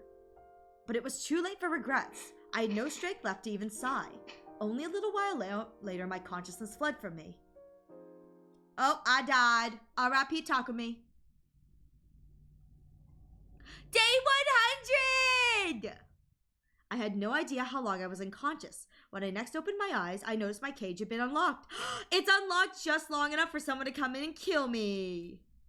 Unsure of what that meant, I pushed the door open nervously and stepped outside, only to notice that someone was lying in the cage next to mine. I ran over to see who it was. Ava. Oh, not this again. Oh, she's got the slasher. The slasher, buzzsaw cut marks. I didn't even need to check. She was clearly already gone. The cage was unlocked. I went inside and touched her arm. It was deathly cold. She'd been dead for at least a few hours. What's going on here? Yeah, why'd she get cut into jail? I stamped down my disquieting thoughts and quickly started searching for the others. My next destination was the library. As soon as I entered, I saw... Kyoshika! Okay, I think this is the exact same thing as last time, only Shoma's not here anymore. Because this looks just like the thing. Yeah, I checked her body. She wasn't breathing. She had no pulse. Judging for how cold she felt, it seemed like she had died a few hours ago as well. This looks like a poisoning thing. No, it's not. No, it's not. Difference, major difference. Okay. He isn't checking, I will say, he is not checking, to see if they have their hearts removed. So there is that, because in the other one, he turned Kyoshika over to see if her heart was removed. So, let's see. It was eerily silent all around. There were no signs of life anywhere. Still convinced there had to be somebody around, I opened every single door to check. Takemaru's room, Hiroko's room, Darumi's room. Those rooms were completely empty, abandoned. Kurata's room was next. I went inside, and my glance fell on the bed. Lying there was... No! Kurata too! Oh, that's different! That's different. I don't think she died in her room last time. Oh, she looks like she was poisoned. I checked her body. Like Ava and Kyoshika, she was cold to the touch. Okay. No, wait. Maybe... Clinging to a ray of hope, I decided to move Kurata's body to the infirmary, but... Yeah, there we go, because this is where we found her last time. She was in the box. Too much time has passed since death. Impossible to revive was all the monitor would display. I had a really bad feeling about this whole thing. Dark despondency pooled and congealed in the pit of my stomach. So if we go to the... I wonder what happens if we go to the gym. But it's fine. It's going to be fine. That's what I kept telling myself as I continued searching. I checked every room on the second and third floors, and then any other rooms I had yet checked. I didn't find anyone. Finally, I reached the first floor. Upon stepping inside the mysterious room with no name, I saw... Yugamu. Oh, this is from Slasher. I was like, when did this CG happen? Because I know I've seen this before. This was in Slasher when we locked him in the room, I think. Okay, so this is the room, the pod room. Okay. There's no need to even check on his body. I could feel an eerie chill crawling underneath my skin and spreading to the rest of my body. The last place I visited was its garage. I pushed the door open and cautiously stepped inside. And then... Oh! Okay! Okay, I think Gizomi got busy. Also, masterful censoring on Hiroko. Genuinely masterful censoring they did with her. That is very, very good. Very, very good masterful censoring for her. Okay, so these right here give me Gizomi vibes, but what's interesting is they all have their throats slit. I think Nozomi's MO was slitting the ankle, but it looks like all of their throats have been slit. That's weird. Notice anyone missing? Nozomi's missing. I don't know if anyone else is missing. I think Nozomi is the only one who's missing so far. Nozomi and Ava. No, Ava was the first one dead. Sorry. So I think it's just Nozomi then. Because we found Kirishika Kurara Yugamu. I haven't seen Moko yet. Moko I haven't seen yet. So Moko and Nozomi are missing. And then I think everyone else from LDA 1 is dead. Because this seems like most of the LDA 1 cast. Okay. Yeah. Yeah, Gaku, Kako, and Shomar are dead. And that leaves Moko and Nozomi, I'm pretty sure. When I finally registered the scene before me, I thought I could hear the sound of my heart breaking apart. I felt nothing, not even sadness or despair. I simply turned over the bodies mechanically and emotionlessly. Damn, he's lost it. He has lost it. Takemaru, Ima, Darumi, and Tsubasa's hearts had been removed through their back. Okay. Not here to go? Not here to go? What a scene to load into. Hello, is it Ryukyujin? I'm so sorry if I'm pronouncing your name incorrectly, but welcome! Yeah, what a scene to load into indeed. Hello. Ryuki, it's okay, LMAO, Chinese names are hard. Please forgive me, Ryuki. Please forgive me. But welcome. I hope you're doing well. I'm so sorry. This is quite the scene to come into. It's like, they're just hanging around. Is it only me that hanging there is like, oh, we're gonna... No. I'm sure the killer just wanted to make sure that we could all see. Acting on a hunch, I peered underneath Hiroko's clothing to check her back as well. There was a large empty cavity there as well, just as I suspected. Okay, so her heart is gone too. But I was no longer capable of reasoning this thought. My mental facility has been taken over by a thick impenetrable wait. Yeah, okay, yeah, so... Yeah, so... Okay, so it looks like everyone had their hearts taken out through their back, including Hiroko.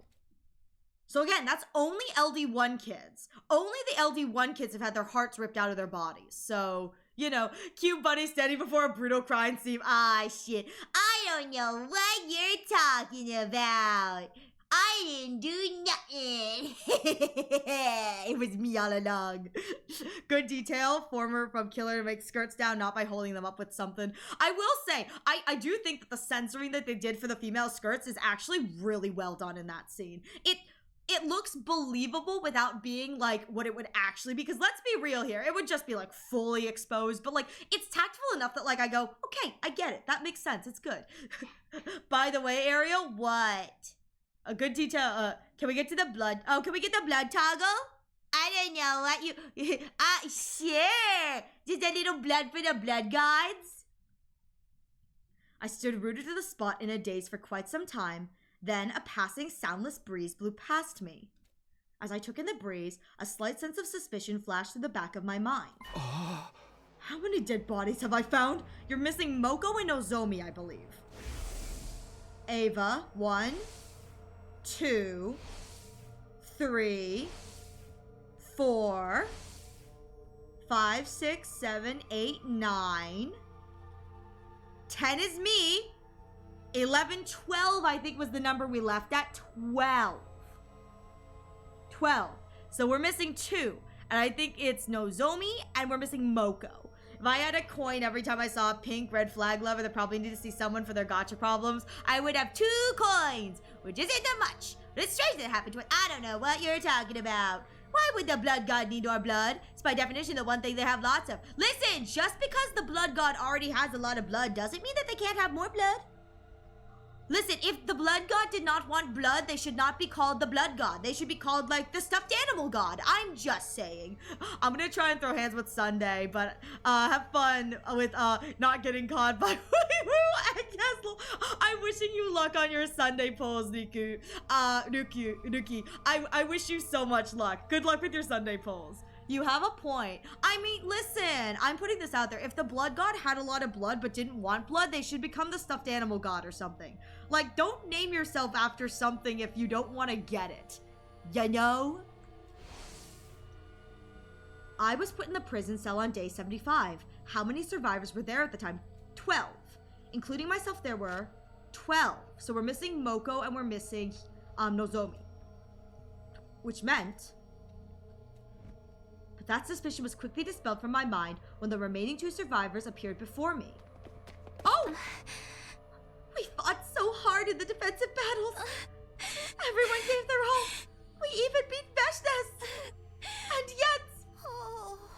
this was what we woke up to. Okay. Nozomi, Takumi. You killed them all, right? Oh? Me? What? We're the last 3 still alive. No one else but you could have done it. I was in the cage the whole time. Weren't you guys paying attention to me? Her accusation jolted my mind into action, and I started to defend myself desperately. I mean, I'm gonna put this out here. He was in the cage. If Takumi was able to get himself out of that cage, I feel like we have a different problem on our hands. You know what I mean? Like, you were watching him in the cage? Huh. No, it wasn't me. I went through the same ordeal too. My cage was unlocked when I woke up and I walked out to almost everybody dead. You really think we'll believe you after what you've already done? Who else could have done this, huh? Tell us! Gizomi? Moko was right. The 3 of us were the only ones still alive. It stood to reason that one of us had to be the killer. Come on, we're waiting! Who killed everybody if not you? I love the gaslighting, man. Listen, and Takumi's falling for it. It was... Oh!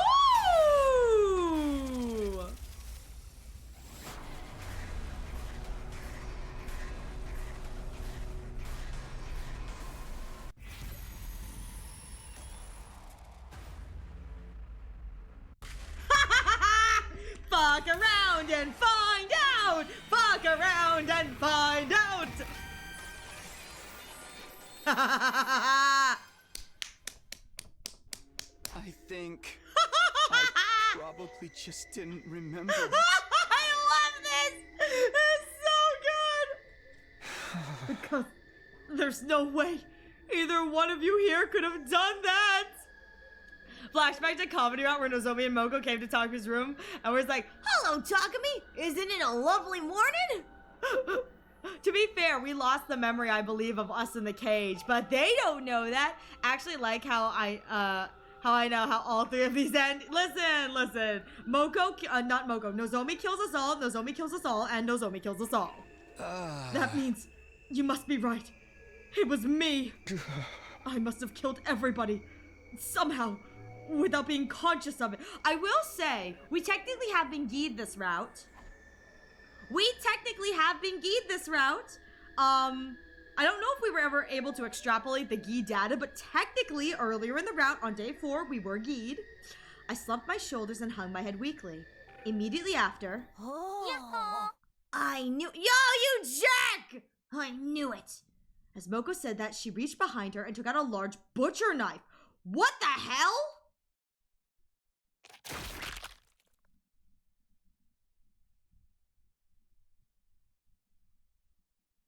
What?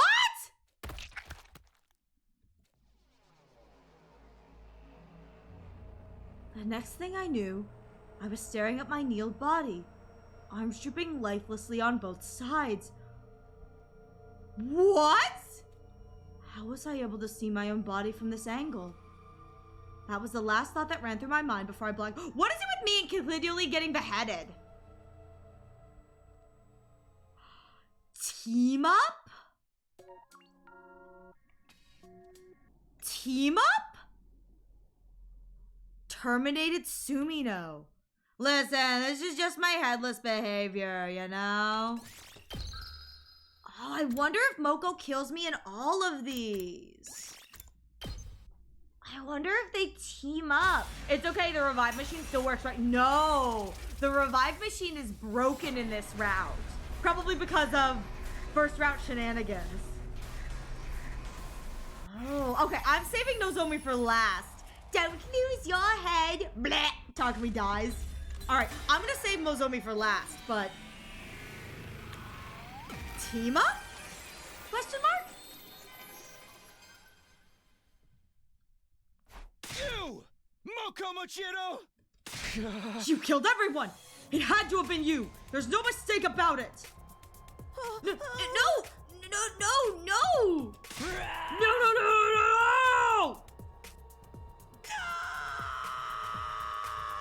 That's a sick CG! That's so cool!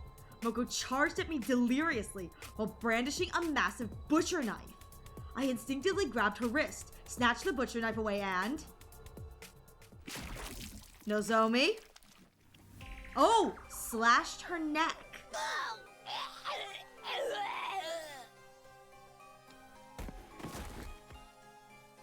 I watched in horror as Moko collapsed to the ground. I killed her, and I hadn't intended to, but it just happened. My knees were knocking against each other. My strength gave out, and the butcher knife fell to the ground. Immediately after... Moko!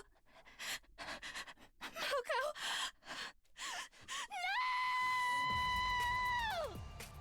Nozomi screamed at the top of her lungs and dashed over. The knife had fallen from my hands. The knife that had fallen from my hand was lying at my feet. She quickly picked it up and swung it wildly. She's gonna kill me, isn't she? Yeah. GG!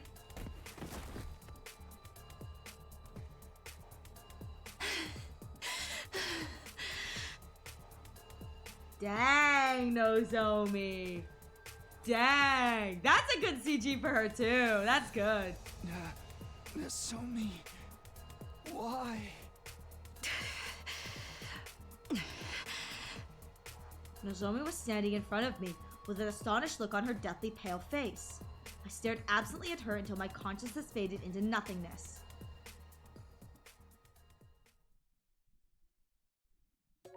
Ooh, okay.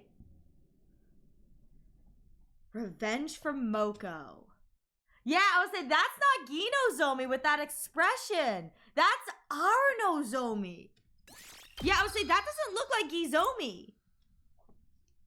But Moko also didn't look like she was completely Gi'd, so, huh. All right, let's do Nozomi. I wonder if Moko's going to kill us for accusing Nozomi. That would be, yeah, should be weird. I wonder if Moko's gonna kill us for accusing Nozomi. I wouldn't be surprised if that's how this one ends. All right, let's see.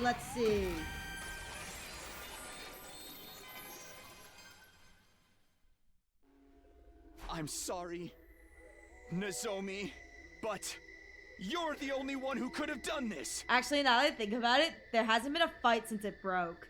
True. How could you even say such a thing? It wasn't me. It really wasn't me. No, forget it. I don't even care anymore. Everyone died like that.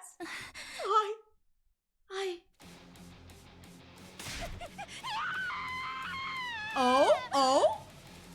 She suddenly screamed at the top of her lungs and ran off towards the wall of fire. Wait! Nozomi! Wait, this isn't normal Nozomi either. I quickly followed her. Before long, we reached the wall of fire. This is weird. This is unusual for her. But Nozomi did not slow down. She continued running at full speed, right into the wall of fire. No! This wasn't what I wanted. All because I made that accusation. Because of me, Nozomi. Is Moko gonna kill me? No, wait. It's going to be fine. I may be able to make it. I'll save Nozomi, drag her out of those flames, and... My body was already moving before I could finish the thought. I launched myself into the fiery flames. The very next moment, I was vaporized in an instant. My consciousness ceased just as quickly as my body was reduced to ashes. Oh, that's the end. Okay. A kind heart, well done. And with that, Moko's the last survivor of the Special Defense Unit. Yeah, that's... Okay, well, we've got an ad coming in the next few moments, so I am not going to go back and make my decision yet. I'm going to nix this screen so I don't accidentally spoil anyone, because there's a lot of choices on this screen. And we've got so many endings! Now I have to think. Okay, now I do have to think, which I'm, like, not looking forward to. Is there a way for me to pause? Okay, I'm just gonna keep my controller over here. Oh, shoot. Okay. So, now I actually have to think. I know, I do need my theory hat. With that said, it looks like we have an ad coming in the next few moments. So please, use this opportunity to get a drink, get a snack, stretch your legs. I'll be taking a break as well, so you won't miss anything. I'm gonna use the bathroom really quickly, and then I'll be right back. And we're gonna figure this out. Well, no, I'm going to try and figure this out. At the very least, let me tell you, I can guarantee it's not Takumi and it's not Eito. It's not Takumi, and turns out this one wasn't Eito, guys. I thought it was Eito, it wasn't Eito, and it makes me sad. I thought it would be Eito. So, no Eito this time. But with that said, I'm going to use the restroom, so thank you for your patience. I love that you're missing the biggest details. Shut up! I was going to say, when we go back to like actually thinking it through, I am going to give the who, what, where, when, why, how kind of thing and think it through, but I need you to shut up. I'm not smart. She's totally oblivious and it's funny. Shut up! You guys are so jerk! You theorized yourself out of it! You guys shut the fudge up! You guys are such jerks! Oh my god. Oh my god. Literally, listen. I'm doing my best, okay? I'm doing my best. I never said my best was very good, okay? Yuzu, I know you can hear me. Will you do me a favor? Will you put in my Discord, will you put in spoiler brackets the thing that I skipped over that I said yes or no to? Can you put it in the spoiler brackets so I have the option to, if I say I want a hint, go and just click on it so I don't have to ask you like doing it? Yes, please. Thank you if you do that. That would be really nice. Please put it in spoiler brackets. That way I can just... If I choose to do that, that'd be really nice. Thank you. I appreciate that thoroughly. Oh my god.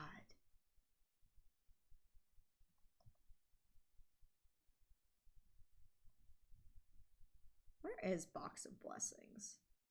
Box of Clams. As far away. I sent her as far away as I could. Yeah. Killing Game and Mystery would be as far away if Gikako was sent over there. Be crazy. All right, I'm gonna go pee real quick. I'll be right back.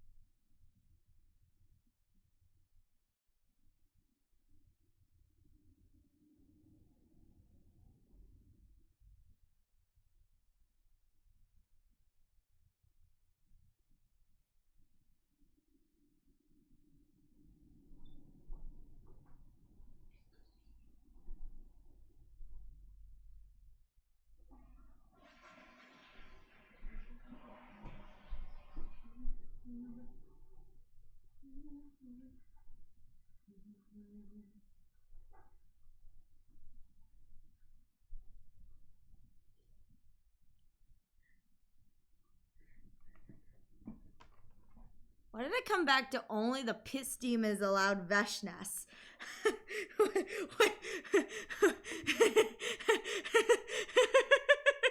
Listen, I said I had to pee, okay? I said I had to pee. I said I had to pee, alright? Now you guys know that when I say I need to pee, I do go to pee. I do pee when I say I need to pee. Okay, so, welcome back, everyone. Thank you so much for your patience. I hope you enjoyed my beautiful pissy flush. Smiley face. Oh my god. Oh my god. I assume you figured it out? Wait, why am I complaining? I saw the name. I'm just struggling with the how. Okay, all right, so happy birthday to the most beautiful, insane, crazy, and psychotic woman I know, Dadumi! Thank you, Yuzu, I appreciate it. Yes, today's Dadumi's birthday, I'm pretty sure, which is kind of fun. Okay, so, now I gotta figure this mess out, and I have no idea what's going on. So, okay, so, all right, I don't know how we're gonna work this backwards, but I gotta figure this out, and I know it's not Takumi, and I know it's not Eito. So, keep in mind, the hint was sent with what you said. Yes, I know that it's what I said. So, I've been told I'm missing the big picture, and that confuses me, because I always get confused. Okay, so, oh God, I don't know how I'm supposed to... This is probably really simple, and I'm really fucking stupid. But like, what else is new? I'm always stupid. So, Shoma was killed. Yeah, okay, Ariel, first things first. It wasn't Eito, apparently. Let's go over the when and where. Okay, alright, God. I love it, like, chat's like, Ariel, we're gonna hold your hand while we do this. You're really dumb. And I'm like, I know I'm dumb, chat. I never said I was smart. So, this happened... Theoretically, it happened in the courtyard at 4 in the morning. So it happened at 4 in the morning in the courtyard, I think. Cause that's what it says. Just one detail. Just one. Shut up. So it happened at 4 in the morning in the courtyard. You said something that's likely the answer, but I don't think that explains why the killer is only one possibility. Let's try to put that together and the how element. I don't know. So obviously courtyard, 4 a.m. and no one has an alibi because it's that early in the morning. Do not go over the little paddock on the... Yeah, I know that it spoils the answer. I think I accidentally spoiled it for one of the viewers, which I do apologize. I didn't realize it would. I wasn't looking at them. So that's... I will say, I think that it's probably smart. I will say that it's probably smart that, that they give the answer for if you don't want to figure it out for yourself. But it also kind of is one of those things where it's like, whoopsies!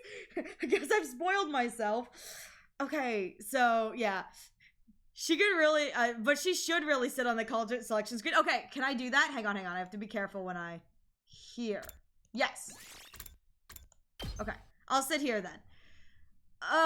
The person who killed Shoma is... I don't know! Apparently it's not Outski.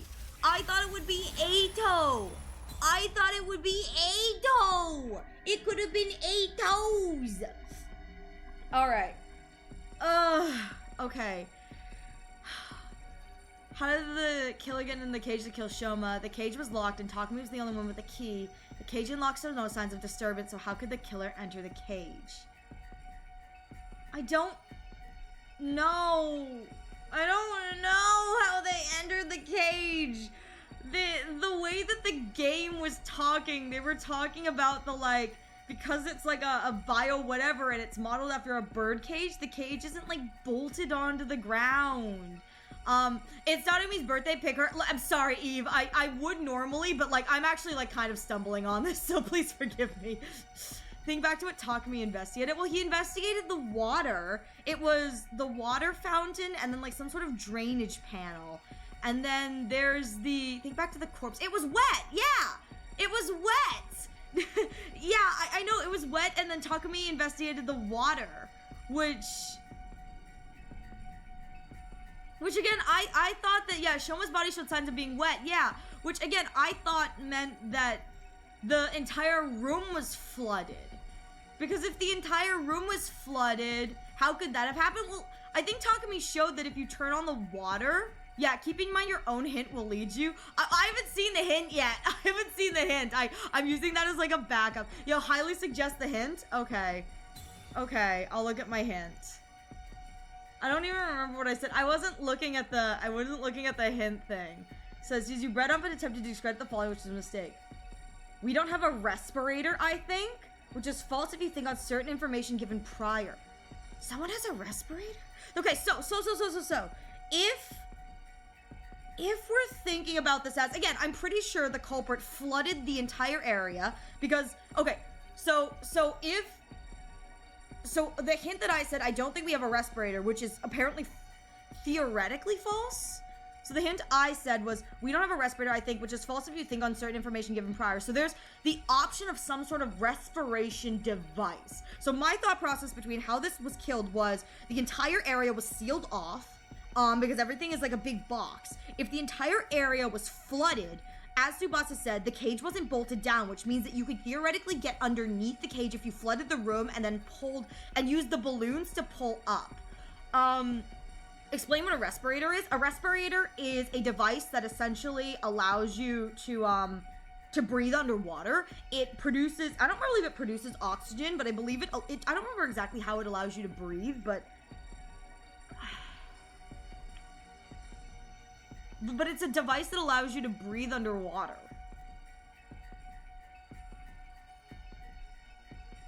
Because I thought that that's what the balloons were for, but if Takumi brought up in mind the, like, cage at the top, my thought process is the air in the balloons are for pulling the cage up when the room is flooded.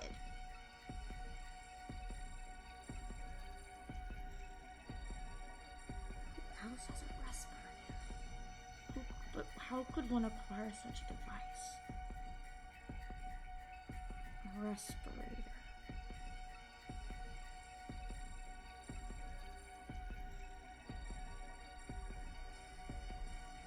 Oh, holy shit, that was one fucking one-off line. Oh.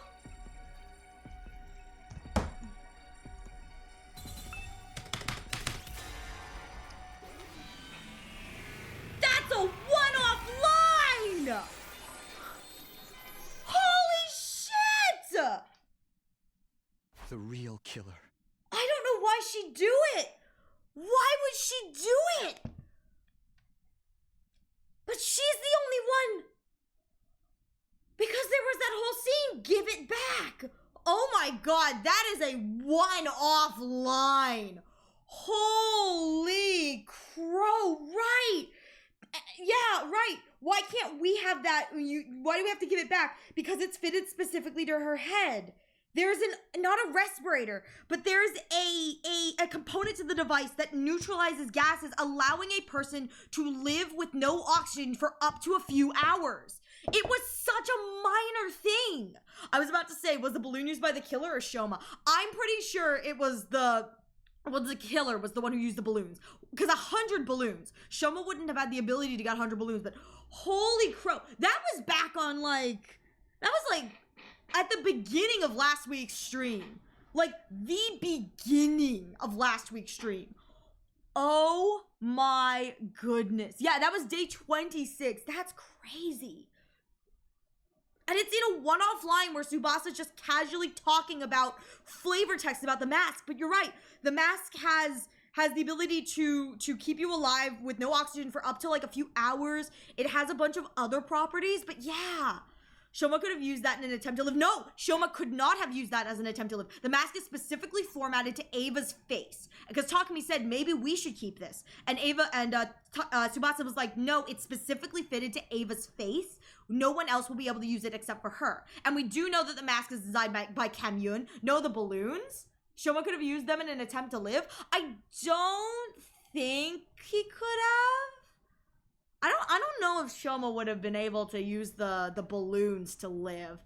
Yeah, because I think the balloons were used for a different thing. I'm pretty sure the balloons were used to pull the cage up. Anyways, the real killer. You! Ava! What are you saying, Takumi? I came to the school on day 21. But I don't think that she's X, so... I couldn't have written the first threatening note or killed Gaku. Gaku! Gaku!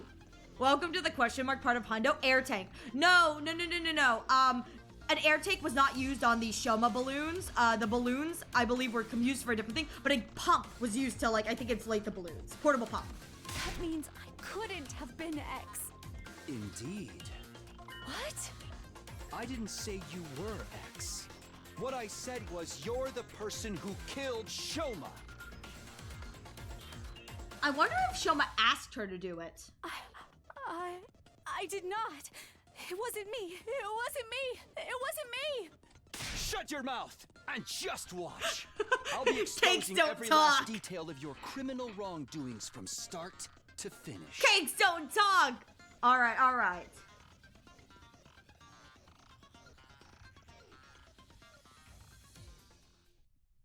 This is such a question mark talk to me moment. Okay. Oh god, I gotta do this again. Alright. Oh no, I'm gonna lose this. What makes you think I'm the killer? Before getting to that part, we'll have to explain how the murder even took place to begin with. Because honestly, even the people playing this game really don't know how this is going on. So I, as Takumi Sumino, will tell you how my big brain Takumi figured it out. Every player playing this. No, Takumi, that still doesn't make any sense. What the fuck were you smoking, Takumi? Shoma's dead body was found in that cage. He'd been stabbed multiple times. That means you had to have figured out a way to get inside the cage. But the door was locked. And you were the only one with the key, Takumi. Yes, I did have the key. So you couldn't have used it. You used another way to get inside. Another way? The key lies in the design of that cage.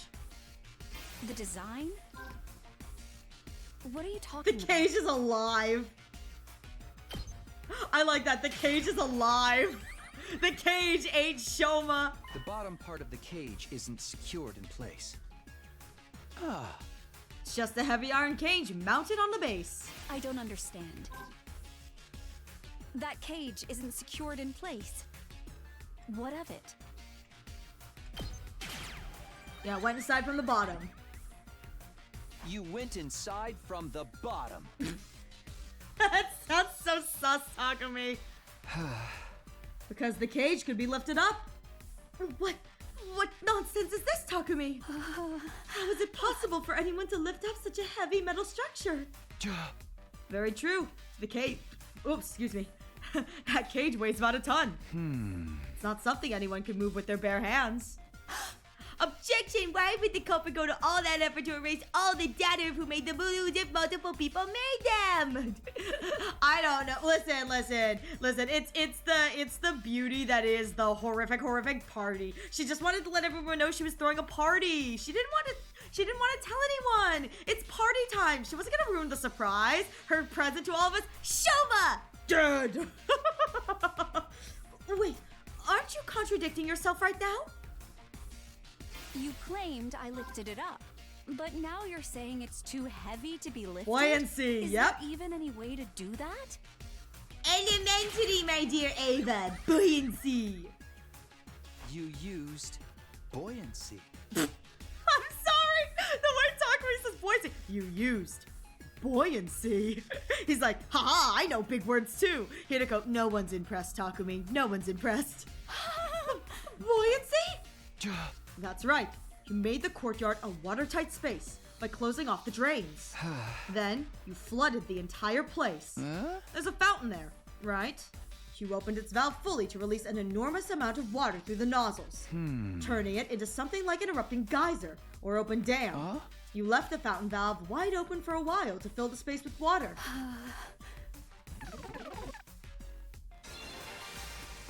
Surprised Shoma died of hemorrhagic shock and not a drowning. Kind of interesting. Oh, I'm sorry. Your explanation was so outrageous, I couldn't help but be amused. Takumi, do you not know how powerful water pressure can be? Even if we assume water was released into this environment after covering any openings, some would still leak out because those walls would be under constant pressure from the force of the water. No, that wouldn't happen.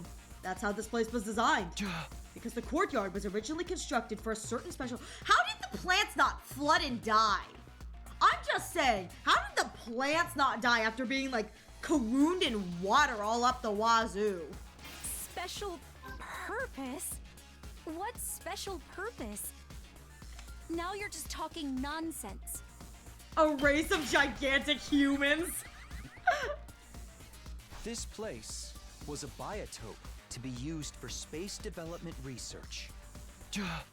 It was designed to be able to withstand atmospheric pressures many times Earth's range. That's what Tsubasa said. Goofy ad choices. I love it though. But like, how the hell did all the plants survive?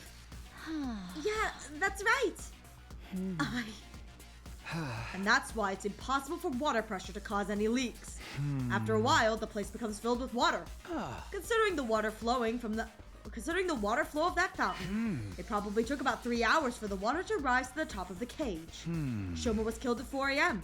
Counting back from that time brings us to 1 a.m. for the approximate time the water started accumulating. Even if you were right, that entire cage is made of iron. It literally weighs a ton. You said so yourself. It wouldn't shift around simply from being submerged in water. Oily rubby It balloons. doesn't work that way. How could anyone have lifted up a heavy iron structure like that? Oily rubber balloons. I like that. This is the Talk Me Big Brain route. Using sturdy rubber balloons. Rubber balloons? Ones that can be filled with air up to a capacity of about 10 liters. You inflated 100 of these balloons and put them in the cage. To be more precise, you put the deflated balloons onto the cage first before inflating them.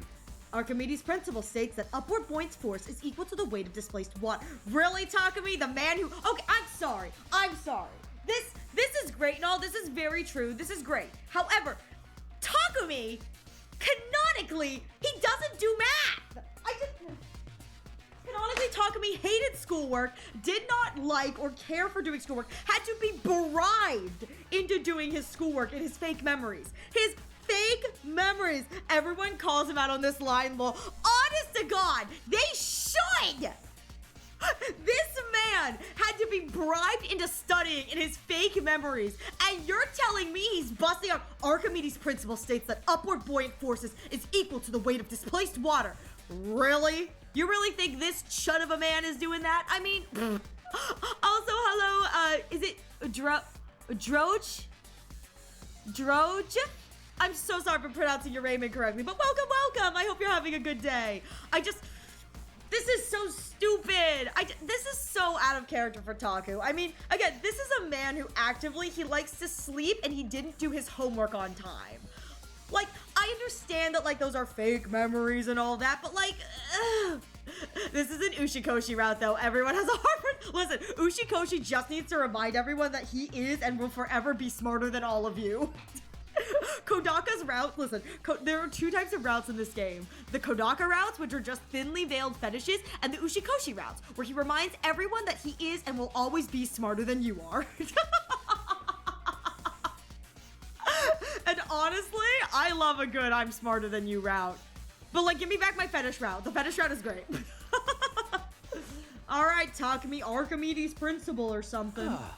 100 balloons that hold 10... Okay, alright, no. No.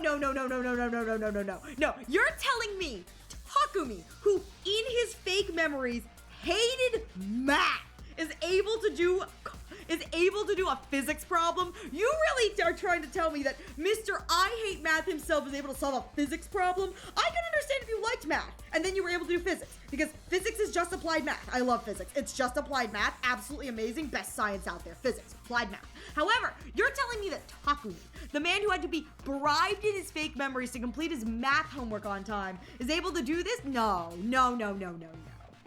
The gi has gotten to his brain. Oh, or you know how there's a chunk of his brain that's missing? Maybe the chunk of his brain that got corrupted or whatever accidentally like hit the little like button for like smart Takumi, and it's like he may be like falling asleep and passing out, but it did unlock the smart gene. 100 balloons that hold 10 liters each equals 1,000 kilograms. In other words, the effect is 1 ton of upward force.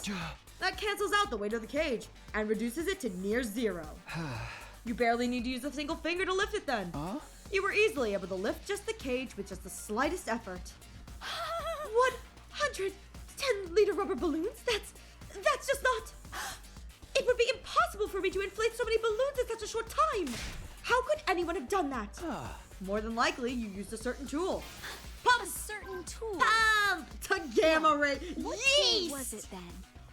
What exactly could be used to inflate that many balloons so I'm quickly? sorry. I do love that, like, this is the smart person route, but there are choices for other options. Gamma rays The and bicycle yeast. tire pump in the parking You lot. use the yeast. It's an electric air compressor. You use the yeast to make the balloons rise. It's so stupid. It's mounted on wheels and can easily be moved here. Using that would make it a literal breeze to fill up all those balloons.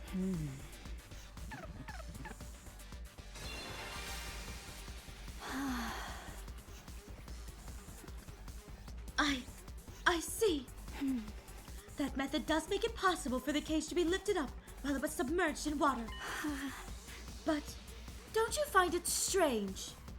If the cage had been underwater for that long, Shoma would have drowned inside. Yet the revival-matic stated his cause of death as hemorrhagic shock. Doesn't that conflict with the sequence of events you've laid out? If your deduction holds true, Shoma would have drowned to death before he was stabbed. I was gonna say, I hope it's not that he breathed in balloon cage air. wasn't completely submerged. I was really hoping it wasn't. He breathed in balloon air. I was like, please don't tell me that he actually breathed in the balloon air.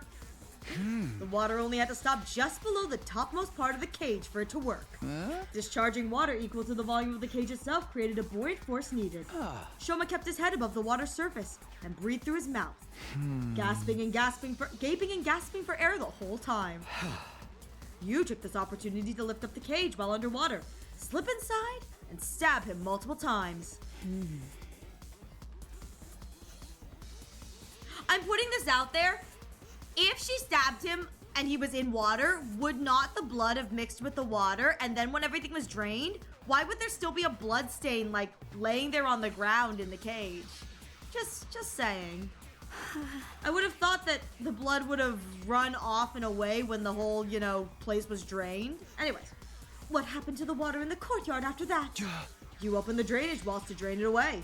Then the courtyard should have still been wet when we discovered Shoma's body. Oh, hot But air was it blasts. wet? No, not at all. Yeah, but like, why was Shoma still bleeding then? You used blast of hot air to dry the Well, place I guess they never established if the blood was wet or not. Maybe the blood was like just dry, so that it was just he had a pile of dry blood underneath there. What? I mentioned just now that this courtyard was originally created as a biotope for space development and research. Because of that, it's perfectly capable of reproducing a desert environment. Which means it has the ability to blast hot wind around the area. After draining the water away, you activated the setting to dry the courtyard. Due to the lack of time, however, the water didn't dry up completely. When we first discovered Shoma's body, it was actually still somewhat damp. It was dry enough, though. Plus, we were all distracted by Shoma's dead body. That's why we failed to notice the remaining wetness in the area. The only thing we did not notice was that Shoma's body was damp. The only thing we did notice was that Shoma's body was damp. Fine. I understand. This is utter foolishness. Let me summarize what you were trying to say. I went underwater, lifted up the cage, and stabbed Shoma multiple times while he was gasping for air at the surface.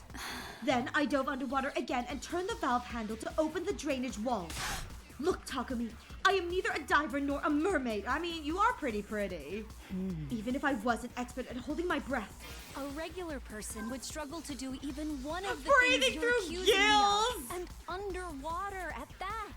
It's all completely unrealistic. Breathing through gills, that's insane! No. It's absolutely possible. You used your mask, Ava! Tsubasa told me about it. There's a miniature air tank in your mask. It allows you to use it as a sealed gas. Yeah, a sealed gas mask. You can breathe for up to 30 minutes using it like that. Yeah, I did say that. I never thought it would work underwater, though.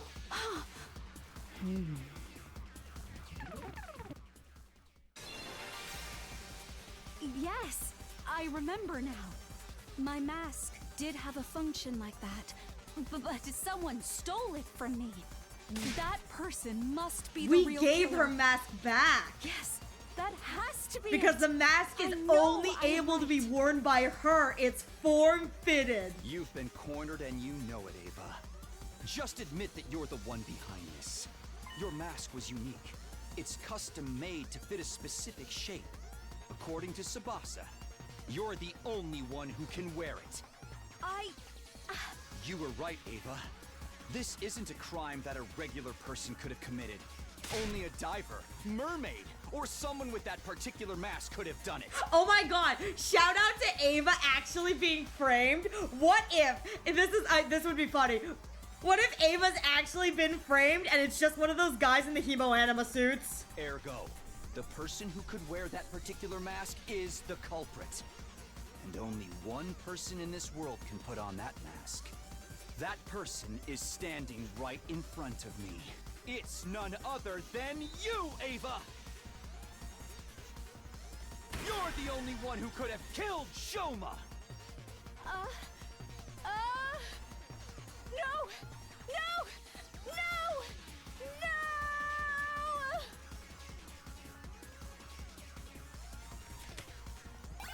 Oh, there we go.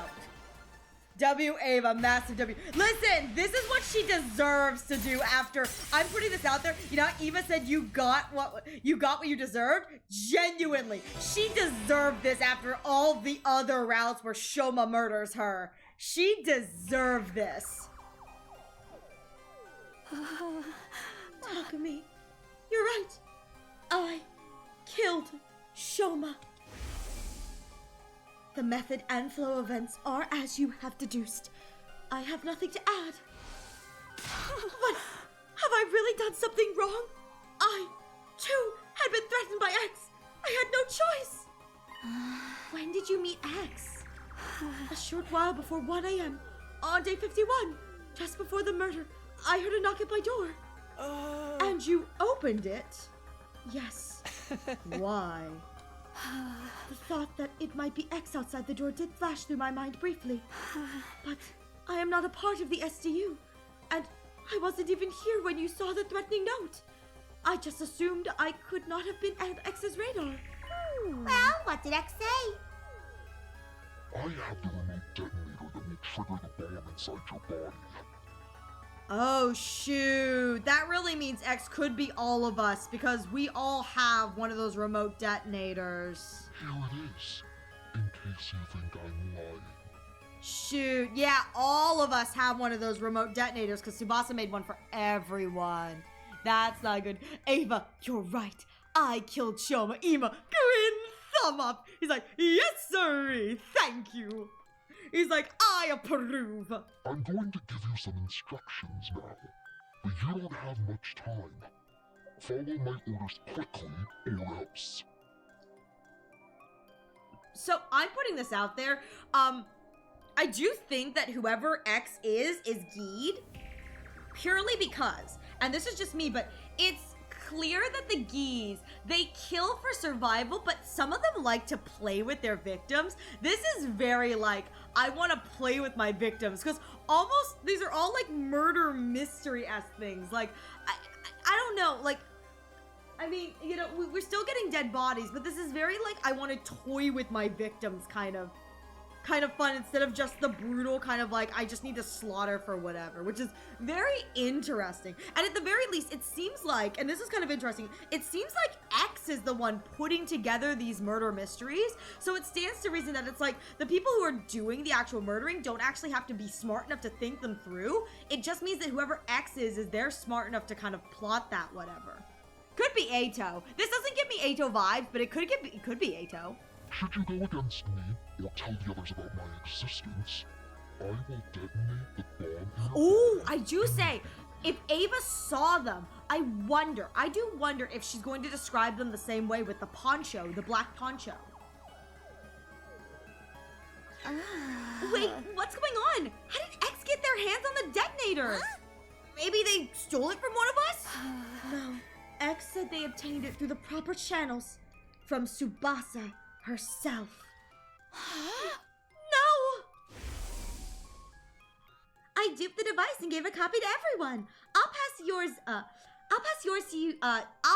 yours later, Takumi. Blah blah blah blah blah blah blah blah blah blah blah blah blah blah blah blah blah. Huh. Now, we are 100% sure that X is one of us. No, I think you can remove me from that list. I passed the first detonator Hiroko and never got it back. I haven't received the duplicate yet from Tsubasa. That is fair, Sir that is fair. Sir Takumi shall be taken off the list of suspects. Everyone else started scrutinizing each other with great suspicion, not even daring to move their bodies, only their eyes. Hey, Ava! One more thing. Yes? X said they'd blow you up if you told the others about it, right? Yes. And that's what you're gonna do now. You feeling okay? Why hasn't X blown you up yet, indeed? I believe they could, if they wanted to. The device is small enough to fit in the palm of someone's hand. It could be hidden in a sleeve, on their chest, or around a wrist, or around the waist, and no one would notice. It would be easy to simply press the button at the opportune moment. But X cannot do that for one particular reason. And what's that?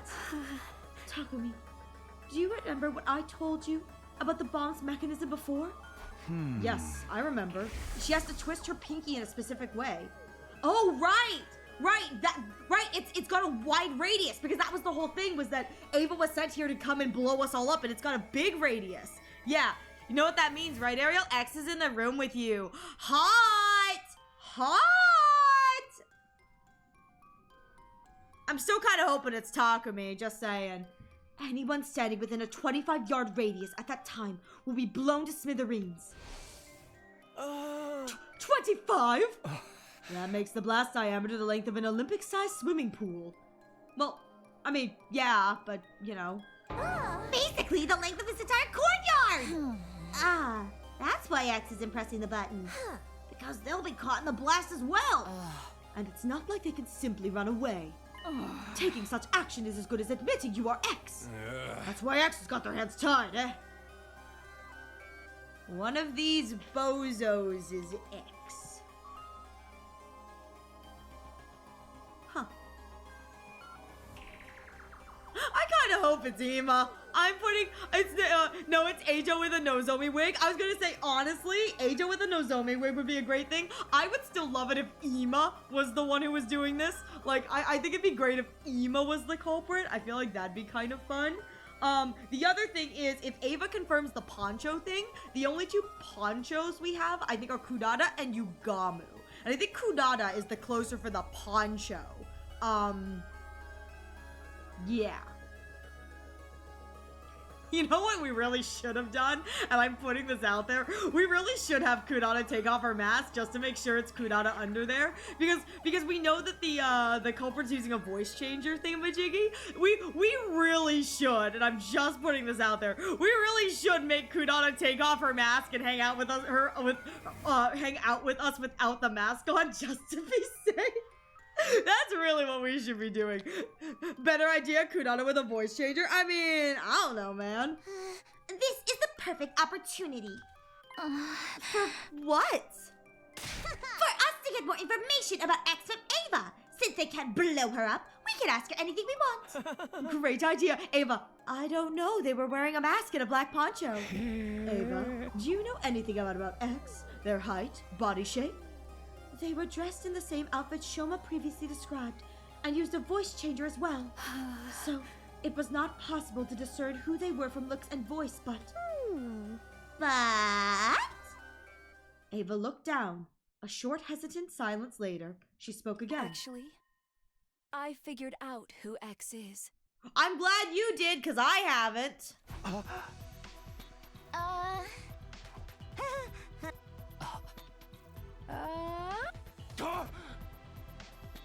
How'd you figure that out? By their mannerisms. Their mannerisms? You know how some people will subconsciously touch their chin or play with their hair when thinking about something? Those sorts of mannerisms. They really tried hard to hide it, of course, but I still managed to pick up on them. Oh! Oh, she's not gonna tell us. Who's X? All right. I will tell you. Oh, we're actually gonna get it? X is. The real identity of X is. Kaboom! Suddenly, a sense of dread washed over me. My mind started working overtime as I went through all possibilities. Maybe X would really press the button now. Everyone thinks X won't do it because it would mean blowing themselves up as well. But if their identity was revealed, it would be the end for them anyway. They might even prefer to die with everyone in the blast over being caught and imprisoned. But in that case, why weren't they pressing the button now, before Ava could reveal their identity? Were they banking on the possibility that Ava might say the wrong name? If she did, X could just sit back and watch the show without doing anything. And if she really said X's real name, they could always press the button at that time. Surely that was why X was adopting a wait-and-see attitude right now.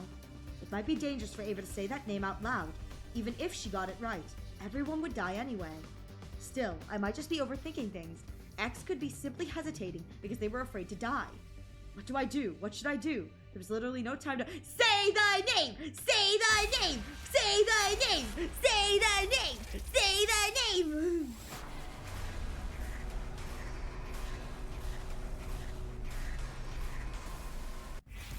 Shut Ava up! Nah.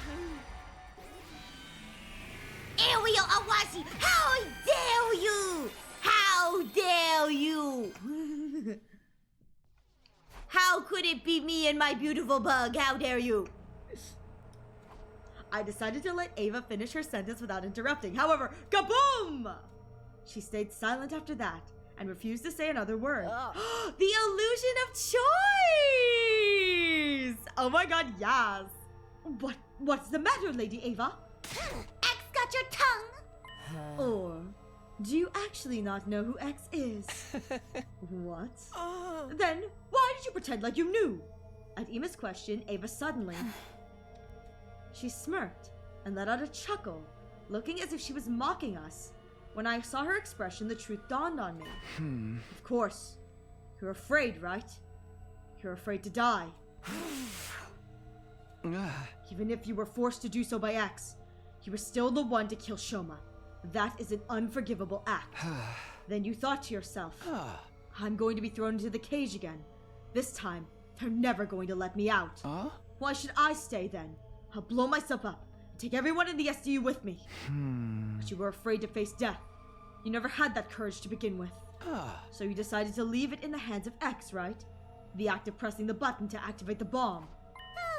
Oh, that's why you lied about knowing X's identity. Wait, that means you're going along with all of us all this time? Just an act? When you said you hated Veshness, was that a lie too? That stopped after round 0. True. So, also you could gain our trust and gather intel while hiding in plain sight? Ava said nothing in response. Her lips didn't move for a second. But something else did. Her hands. The detonator is on a joint in my left pinky finger. Moving it in a particular motion triggers an explosion. Ah! My body moved before my mind did. I exploded into action and dashed over to Ava at breakneck speed. Nope! I grabbed her left wrist and shouted loudly. Get away, everyone! At that, everyone made a mad scramble for the exit. Right after that, Ava grabbed my shoulder and forced me to face her. As I did, I saw a raised foot and... I found myself being kicked away. Oh my god, I landed near the exit, where there were 5 other people. They had just reached the gate and were not yet outside. The other 5 had rushed to the exit on the other side and were about the same distance away as well. I quickly stood up and looked in Ava's direction. She pinched her little finger and said, Is this the courage you said I didn't have? She pulled on her little finger without a trace of hesitation. Damn! Wanna bet, bitch? Oh my god! Damn, Ava! That went hard. Oh, day 80!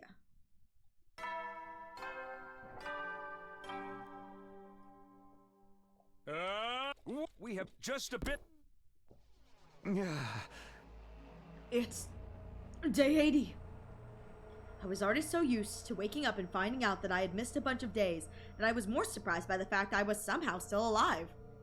Takumi, you wouldn't kill yourself. Ava got no balls. Ava, nope, mine. Come to think of it, I seem to recall someone pulling me back with great force just before the explosion. That could be why I survived. I wonder who saved me. I didn't see who it was, but I remembered a lavender fragrance. Oh shoot! Is that Nozomi? Is Nozomi the lavender? I think Nozomi is lavender. I think. No? Who's lavender? I can think about that later. Hirako is. Oh, Hirako is lavender. KG, yes. I was like, there was somebody who's lavender. I don't remember who it is. It's Hirako. Okay, Hirako is lavender. I can think about that later. Is everyone okay? I stood up from the makeshift bed, pulled open the curtain divider, and stepped outside. Slasher. Right, the at the end, right, when she's holding Takumi, the lavender thing? Yeah. And then... What do you mean Tsubasa and Moko got... Wow, just took out Tsubasa and Moko like that. Damn. No, you're good, you're good. I couldn't remember who was lavender. I just knew that someone was lavender. I just didn't remember which girl it was. Exactly what I meant. They were both missing when I woke up. You were the last 3 on watch last night, right? Yes, but halfway through my shift, I felt a pain on my neck. Like something had pricked me. Somebody must have jabbed me with that stolen anesthetic because I blacked out immediately. And when you woke up, they were both gone. That's what I've been trying to say! It was at this point that everyone finally noticed I was awake. Sir Takumi, I see you have decided to rejoin us in the land of the living. 5 days no see. Oh! Pretty fast, all things considered. Yeah, hey, shouldn't we be looking for Tsubasa and Moko?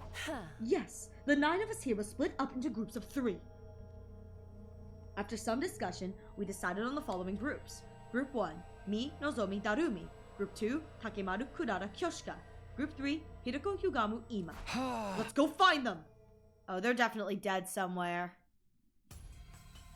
And thus we embarked on the search for Tsubasa and Moko. We visited every place in the school to see if we could find any traces of them.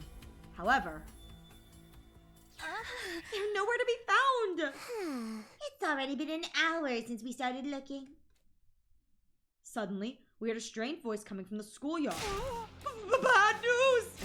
Team Takumi and Takemaru, can you hear me? If so, come to the parking lot right now. We gave each other knowing glances before rushing towards the stairwell together. I'm guessing garage is Tsubasa. Oh! Oh, the parking lot. Sorry. What the? I've never been to the parking lot. Takemaru's team was already at the parking lot by the time we arrived. There were a few trees near the parking lot. Hideko and Takemaru's teams were staring agape at something near the top of them.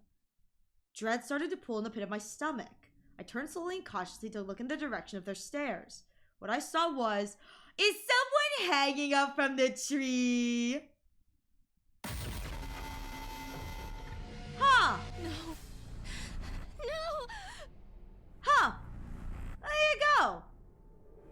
Tree it up. Okay. I can't tell where Tsubasa was hit, but Moko looks like her throat was slit, maybe? Maybe Tsubasa got stabbed? Or slit across the abdomen? It looks like some sort of like chest abdomen attack. But Moko looks like they were slit. Well, they're just hanging around, but shh. How? It was clear they were both dead. Blood drained from my face, and I felt sick to the bone. Now 5 of my friends were dead. I didn't know how my heart wasn't breaking apart. Somehow, I held myself together and said, Help me lower them to the ground and move them to the infirmary.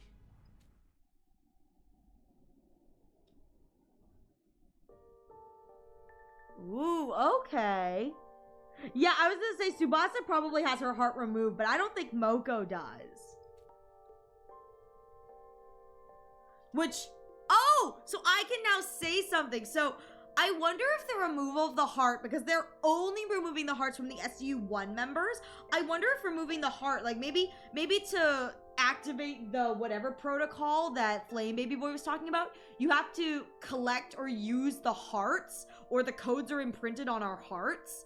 That was what I was thinking kind of earlier. There was another theory I had for why they were collecting hearts, but I don't think that theory is sound anymore. So the theory I had was, I don't know, it was you know how KG has the sponsor, and the sponsor has a bunch of other dead bodies, and they're all connected and whatever? My thought was, what if they're able to connect them by taking the, like, hearts out of other people's bodies and putting them in those bodies? But I don't think that that's what's going on here, but it was a thought.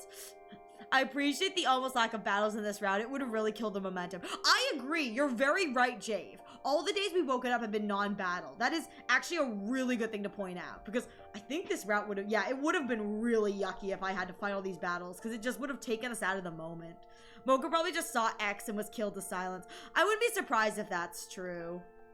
Let's see. Isn't the bomb right behind? I'm not sure. Subject, Tsubasa Kawana. Cause of death, hemorrhagic shock. Estimated time of death, day 80 between 5 and 8 a.m. Multiple stab wounds on the chest and abdomen. The murder weapon was likely a sharp blade. Okay, same thing. Sharp blade 8 inches long. Too much time has passed since death. Insufficient cryptoglobin present in body. Unable to revive. Subject, Moko Majiro. Cause of death, hemorrhagic shock. Estimated time of death, day 80 between 50 and 80 a.m. Lacerated carotid artery. I was gonna say, yeah, Moko, it looked like her neck was slit. She was slit across the neck, so lacerated carotid artery. The murder weapon is likely a sharp blade of unknown length. So it would make sense if the same blade was used on both Moko and Tsubasa, considering I was gonna say, I think any type of blade could be able to make that sort of laceration to the carotid artery. Yeah, I think it's safe to say Moko is Indeed. Yeah, not Nozomi. Nozomi could be Geed, but yeah, Moko is Indeed, which is so sad. I would have preferred it if Moko was Geed. That would have been hot. Too much time has passed since death. Insufficient cryptoglobin present in body. Unable to revive. After everyone had a chance to view the monitor, the mood in the room turned utterly gloomy. We silently moved their bodies to the morgue.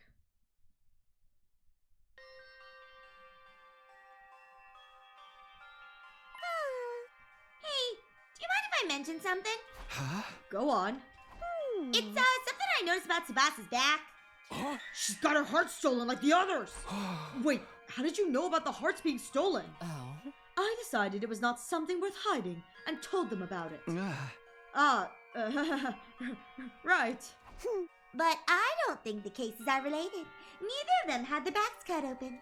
Then what is it you wanted to tell us about Tsubasa's back?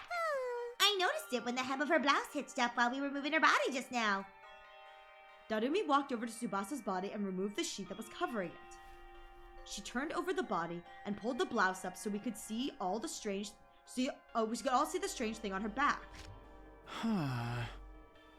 2. Oh, shoot! Do we all have code numbers on us? And that's why we have to...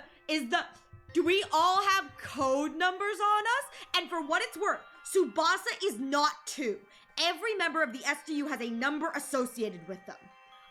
Tsubasa is not number 2. She's like number 6 or 7 or something.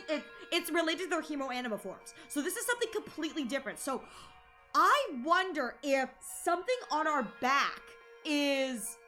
I don't believe she's 2. She shouldn't be 2. Shut up! I'm so sorry! I didn't even realize I said it! I didn't even realize I said it! Oh my god! Listen. But what I was going to say is... Ah!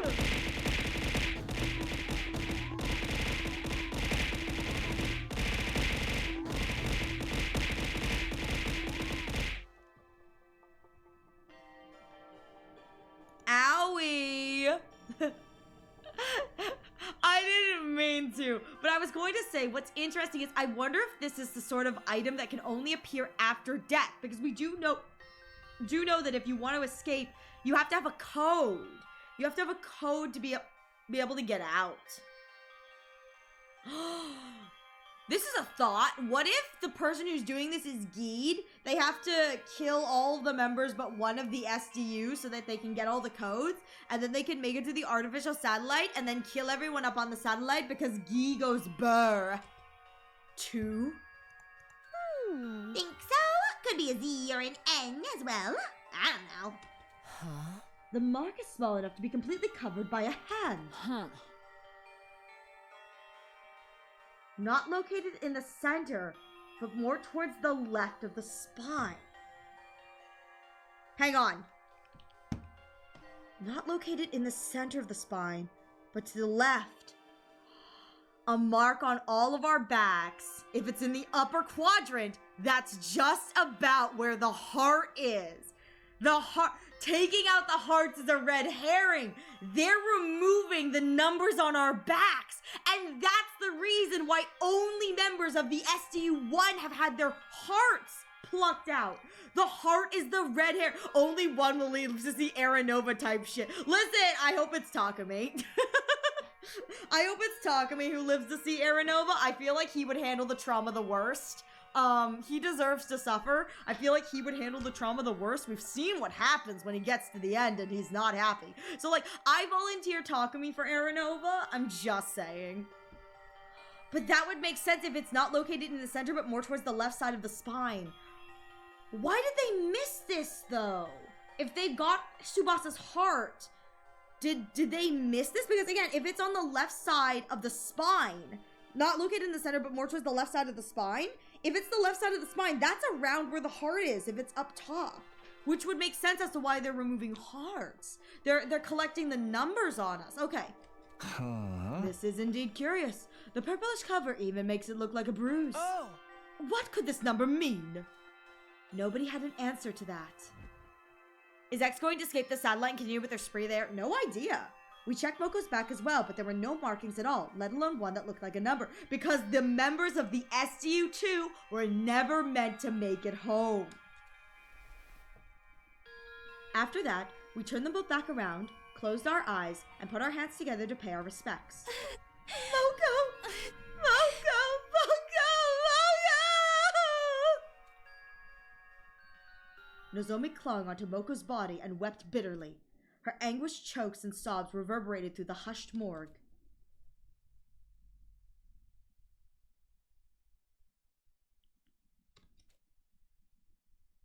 Night soon fell, and when bedtime approached, Kudata suddenly brought something up. I found this in Tsubasa's space. Can you guys take a look at it? The organic life detection device. Huh. 9. Same number of people here. Ain't about time you just showed your hand, X. You're one of us here, ain't ya? No criminal in their wrong mind would happily come forward to identify themselves when asked. How about this, X? Fess up. We promise not to throw your signal ass in jail. Come on, help us out here. Are we only talking to X right now? Say what? X instructed someone to kill Kako and Shoma. What if it was the same this time? Hey, don't you go putting weird ideas in my head. You're basically saying there are two killers among us. Takemaru always talking about. And listen, Takemaru's an ass man. Whatever the case, we should probably be sleeping together. Agreed. X would still have some anesthetic left. Wait, so it was County Ava. Yes, it was, apparently. Another option is to increase the number of people on watch, but it's probably safer for everyone to just sleep in their own rooms. What do you think, Takumi? I folded my arms across my chest and thought long and hard about it before saying, yes, going back to sleeping in our own rooms might be the better option at this point. On the condition that nobody opens their door until the morning announcement. Are we clear on that?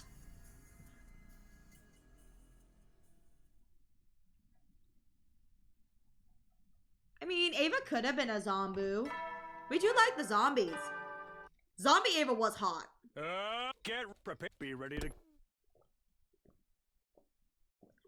I didn't black out, despite having gone through so many stressful events yesterday. I didn't know why. It wasn't like I'd been cured of the fainting disease.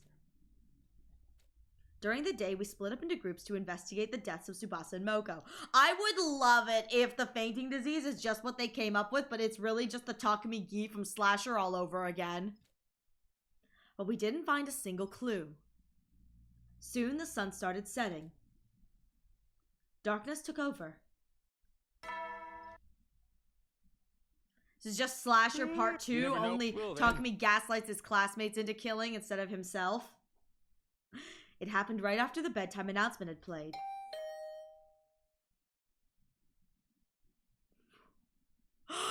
Oh, shoot. Super smartass syndrome, for real, for real. At least that one was funny. The sound of the doorbell sent a chill up my spine. Was it X? Were they here to get me? I bet it's Ato! But with that said, it looks like we have an ad break coming in the next few moments, so please use this opportunity to get a drink, get a snack, stretch your legs. I'll be taking a break as well, so you won't miss anything, and when we come back, we'll discover if it really is safe on this side of the door. We're safe on this side of the door. It's safe on this side of the door. It's safe on this side of the door. I will say, I'm living for this. This route is so much fun. Oh my goodness, this route is so much fun. I am living for this. This is so good. I've got a lot of questions too. But you know how it is. You know how it is. I don't know if I figured out like who X could be in the terms of whatever. Because I don't know. Bleh. What it is bleh. That's what it is. What can you do? Ugh, I'm gonna itch my ear.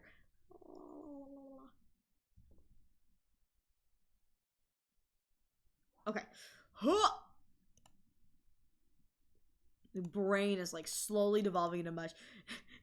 Listen, I'm telling you, if it's revealed to just be Nigo playing dress up, that's still kind of hot. I'm just saying, if it's Nigo playing dress up, that's still kind of hot. Like, I'm kind of here for that. Nigo in a poncho? I mean, hot.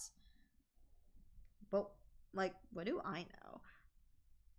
I will say, I would love it to be like Nigo in a poncho, but Nigo's legs are like impressively long and slender and sexy now, and it's like super cursed. Have we even seen them? X? No, we have not. I have thoughts on who X could be. Nozomi being the biggest one, purely because we do know that Gizomi has the ability to, she has manipulated people before. So, Gizomi is a contender, but other than that, I think Kudada is my biggest sus, but that's only because because Shoma talked about the black poncho, and I have no idea if Ava was being truthful about the black poncho thing or not. So, I guess we'll never know, considering, you know, she did. I mean, Nigo, I've seen them. They've been on screen. I mean, listen, Nigo is so hot. Nigo is so hot. Okay, Bun's gonna go to the bathroom real quick, and this time I'm not going to put the flush on screen. Sorry.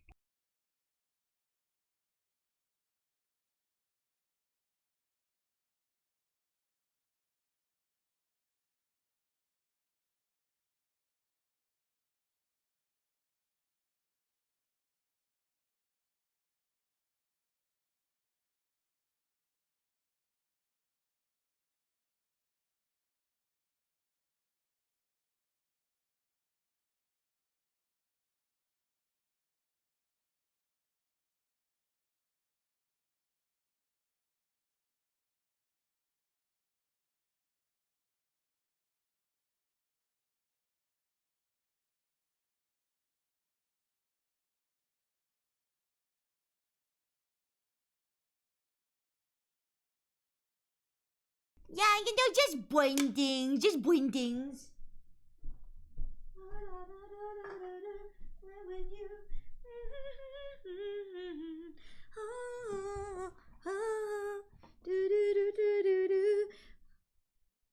All right, we are back. Thank you all so much for your patience. I do appreciate it. Let's see who's on this side of the door. Kudata was also the one who was on shift with those two. You're right, Kudata was the one who was on shift with those two. And she did say she got tranked out, but who knows? Maybe she hasn't been tranked. So anyway, the sound of the doorbell sent a chill up my spine. Was it X? Were they here to get... They really need to install peepholes on this. I'm just saying. They really need to get peepholes here. That would solve half of these problems with the it's safe on this side of the door. Those thoughts raced through my mind as I gingerly made my way over to the door, where I was greeted by a familiar voice from the other side. I know what you're thinking, Takumi. Maybe Hiroko is X, right? But you would be wrong. I am not X. Yeah, you say that, but... Just listen to me. I need to tell you something. You are likely innocent because you did not have the detonator for Ava's bomb. For that reason, I trust you and want to tell you something I remembered. What is it? I am going to the morgue now. If you trust me, meet me there. I will be waiting for you. I heard the sound of her clacking heels getting softer and softer until it went completely silent. What should I do? I don't believe Hiroko is X, but I'm putting this out there. If Hiroko is X, we would all be dead already. Just saying. If Hiroko was X, we would have all been dead already. She's hot. Yeah, is that just... Mommy? Damn it, I'm coming, Mom! What was that noise? What was that noise? I hid my infuser under my clothes as a precaution and ran directly to the morgue. X already responsible for Gaku and Shoma being dead. Hiroko isn't X, she's S. X is simply the best, true.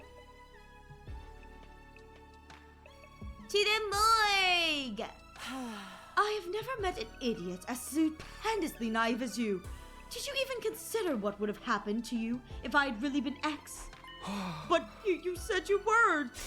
Only a gullible idiot would believe a potential suspect is not a bloodthirsty serial killer simply because they say so. I'm sorry, Mom. I gritted my teeth in frustration and then said, Anyway, what was this thing you remembered? Hiroko walked over to Tsubasa's dead body without a word. She stopped in front of the body and removed the sheet. She turned the body over before lifting the blouse up. It's that strange number we saw yesterday. What about it? This...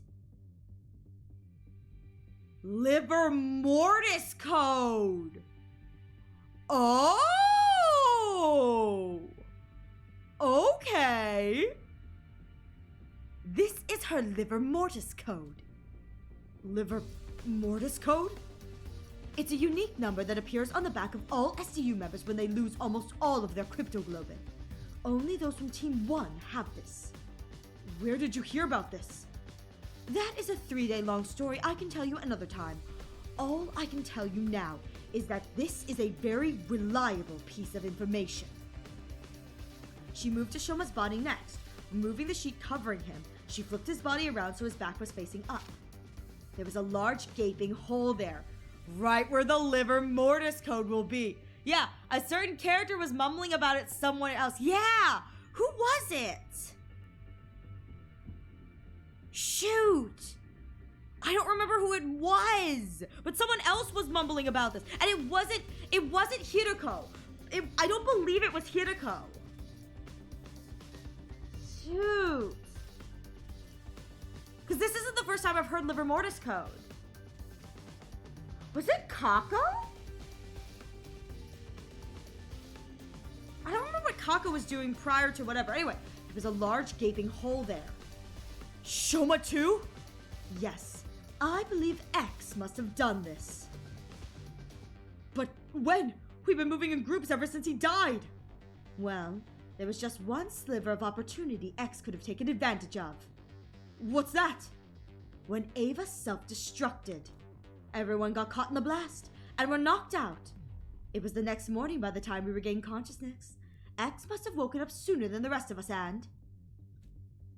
Hiroko showed me Eito and Gaku's back cavities next. Finally, she turned Kako's body over. Now we have 4 cases on our hand. Every wound is the same shape. X used the same method to remove their hearts from their bodies. Sure seems that way. What do you see when you look at this wound? Well, the outline is rather clearly defined, like they were cut open with a scalpel or something. Oh, I get it now. In the exact location. That has to be it! The part of their backs with the livor mortis coat has been cut out. Well done. I remember someone said both that and distress signal transmitter in one text box. Oh, was that Flame Baby Boy who said it? I know Flame Baby Boy was talking about, did he say livor mortis code when he was explaining the distress signal transmitter? Is that where we heard livor mortis code before? Because I do know that this relates to that, because plus I'm pretty sure Flame Baby Boy maybe said that. Remember chat note telling her, so mean! Is that the same for Moko? Haven't you been listening? The livor mortis code only shows up on those from Team 1, you stupid idiot. Moko is from Team 2. Naturally, her pack is code free. Now, I will say, in Takumi's defense, in Takumi's stupid defense, he actually wasn't there for the Flame Baby Boy conversation, so... Yeah, he only brought up this distress signal transmitter. That's what I thought. I was like, I don't think he said that. He said that there were codes somewhere, and he did not know where the codes were. And I figured when I saw the chew that it was I didn't know it was livor mortis code, but I knew that it was the code that they were working with. That's the code to be able to go up to the satellite. The real question is, I don't remember who said it, because when I saw livor mortis code, I went, oh, I feel like I've seen that before, and I just don't remember who or where. Anyways, after saying that, Hideko returned the bodies to their original positions. But why would X do such a thing? I'm guessing it's because they do not want us to learn of their existence. If the bodies were left in their original state, somebody was bound to notice the code sooner or later. The fact that we don't find these in any other route, kinda sad. Oh. So, they cut out the part with the code in order to keep them hidden from us. Oh my god, it's just Side. I'm putting this out here. Side's come back, he just doesn't want us to leave. It's always Side. Why dig out the hearts too? Most likely a red herring. Think about it. What would be the first thing to come to your mind if you saw that multiple bodies had only a certain part of their backs cut away? I would think there had to be something on our bodies as well. You see? Now you're getting it. You would think X is targeting something invisible on that part of our bodies, right? And what would you do with that information? What am I supposed to do? For example, I would cut out that part of my body before X could get their hands on it. Or cover it with something, like a tattoo of a soaring dragon. That's kind of hot, Hideko. That's kind of hot. X would likely be highly inconvenienced if we did that. That is why they took out the heart as well. They wanted us to believe that their target was not that patch of skin on our backs, but the hearts in our bodies. That's why X did that. Though, that still leaves us with one question. What's that? I'll explain later. You see, X's objective has to do with knowledge of the livor mortis codes. Our current hypothesis is that X cut out that particular part of the skin. Not because they were avid skin collectors, but simply to stop us from knowing about the existence of the codes. But if that is true, why set up the red herring? Because if X's objective was only to know what the codes were, they could have simply gotten rid of the bodies once they saw it. They could have tossed the bodies into the wall of fire, burned them in the forest. Yet X did none of these things. Why? You're very right. This is very oddly specific. I'm not sure. But maybe they needed the bodies to be left in the morgue for some reason. You think so too? Yes. X clearly wanted to leave the bodies in here. But by doing so, it would allow us to find out about the existence of the livor mortis code. What if you know how we were looking for the device, the distress signal transmitter? What if it's in the morgue? The morgue is only opened up by Side specifically, and he only opens it up when kids die. If we continue to put the kids' bodies in here, what if the distress signal transmitter is in the morgue? That's why they went through the trouble of setting up such a complicated red herring, moving the skin and hearts of those already dead. So the question is, why does X want the bodies preserved? Or, here's another thought. Excuse me. The bodies have to be preserved? What if we have to put them back in the pods? You know how there's that mysterious, strange room? What if putting us back in the correct pods? No! Ew! That is what I'm trying to find out. Let's put that aside for now and talk about something else. Why does X want to know what the liver motor's codes are? It has to do with the distress signal transmitter. The transmitter the boy with the undying flames told them about. You were knocked out, Taku. I recently found there's something called a distress signal transmitter somewhere on the school. I love the idea that Flame Baby Boy was like floating around and accidentally stumbled on it. I don't know where it is. He doesn't know what it is. He just stumbled on it. It was put here in the event that all but one member of Team 1, in the event of all but one member of Team 1 dying. Once the correct series of codes has been entered into the transmitter, it would, well, transmit a distress signal. Oh, I know. The correct series of codes he mentioned. It must be referring to the liver mortis codes. Yes, there are 10 people on Team 1. Entering 9 of our codes will summon the rescue craft. Because knowing the liver mortis codes of 9 people indicates that 9 people have entered total death. Total death? It means the complete cessation of life. In this state, a person is impossible to revive. Okay, but how did you come across all this information? Don't worry about it, Takumi. The way I came across the previous information. By remembering them. Oh, so Hiruko's pulling on timeline knowledge for this. Okay.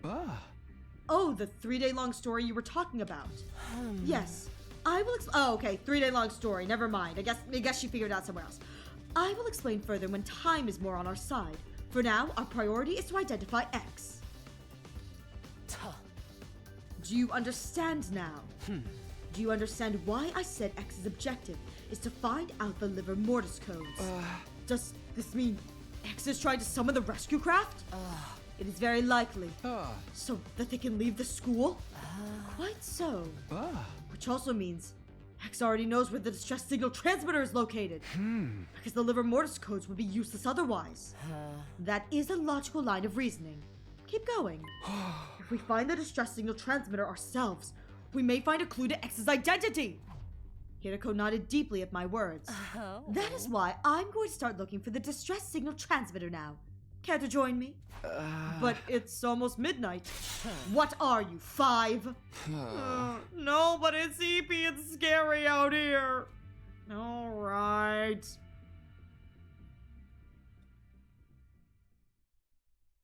Listen, we all know Takumi's the real wimp here, okay? He's scared, but Hiruko's here to protect him. Hirako and I ran around the school all night in search of the distress signal transmitter. We found nothing in the end. It's almost 6. If we're not in our rooms for the morning announcement, the others may suspect us of being X. Yes, we should call it a day for now, and just as Hirako was about to finish her sentence, Kurara! That's not good. Shh! Hide yourself! What in the world? You made the rule that we should never go anywhere alone, remember? So why is Kurara wandering around by herself then? Oh no. A black poncho. Black poncho-like outfit. With a mask and a voice changer. Oh? Now that you mention it. We peered out from around the corner of the hallway to see where Kurara was going. She quickly vanished in the direction of the staircase. The sound of footsteps on the floor above us slowly became softer and softer until we heard the roof door closing. Then there was silence. She's going back to her room. Oh, okay. She's going back to her room. I didn't Hey. I'm just stating things. I didn't start theorizing. There's a lot of stuff I could be saying. Kurara went upstairs. I mean, we are on the ground floor. But she just came from that staircase. Why would she come down the stairs just to go up again? Did she see us? Maybe she didn't come down the stairs. Are you saying? We started investigating the area around the staircase. groping around wall surfaces to see if we can find anything. And then... Secret tunnel! Secret tunnel! What is this? Oh god, that's creepy! Oh god! Oh god, that's creepy! Secret tunnel! I don't like the sarcophagi mummies. Those are real creepita. A secret door. Let's see what's inside. Yes.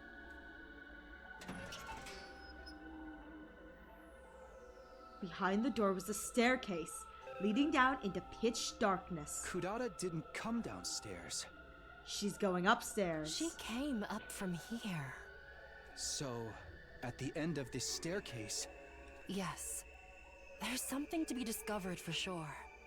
Let's go see. I love how we're like, we need to go back so we're not suspected immediately. Let's go downstairs. We have to check it out.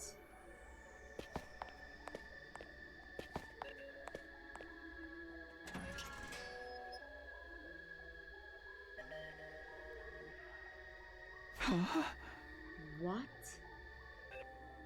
What the hell? What the fudge? What the? Oh, it's so cold down here. It's all like icicles. Secret room. This place. I cannot believe we are still discovering new places in the school on day 82. Huh? It's freezing in here. Your unfunny jokes made the heat in the room shrivel up and die. I don't recall making any jokes. There's a device of some sort in the middle of the room. We should check it out. Hideko and I approached the device and stared at the display mod. I can see our faces on it. Everyone has a code.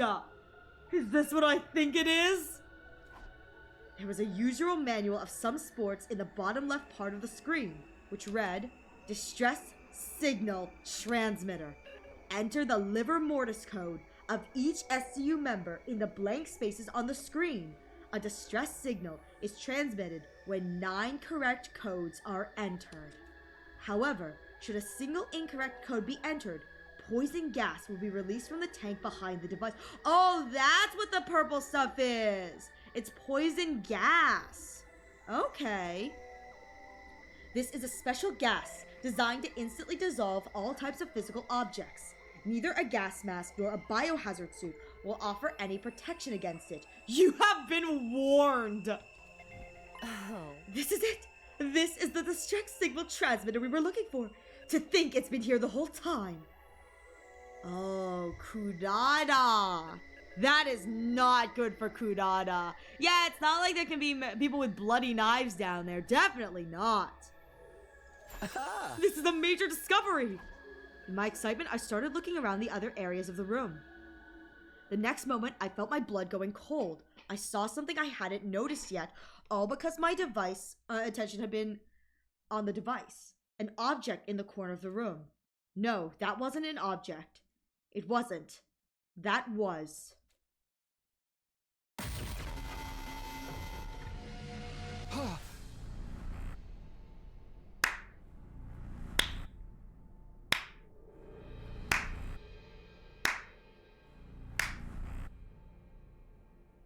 How long has she been gone? Now the real mystery begins. Who is wearing Kako's clothes? Who is wearing Kako's clothes? Actually, I will say, I think that's Kudada's night dress. It's really cute. That's actually a really cute night dress for Kudada. It's like the kind of like adorable classy lady. Like, I know I'm looking at a dead body, but like, girl, you're saying it backwards anymore. I mean, true.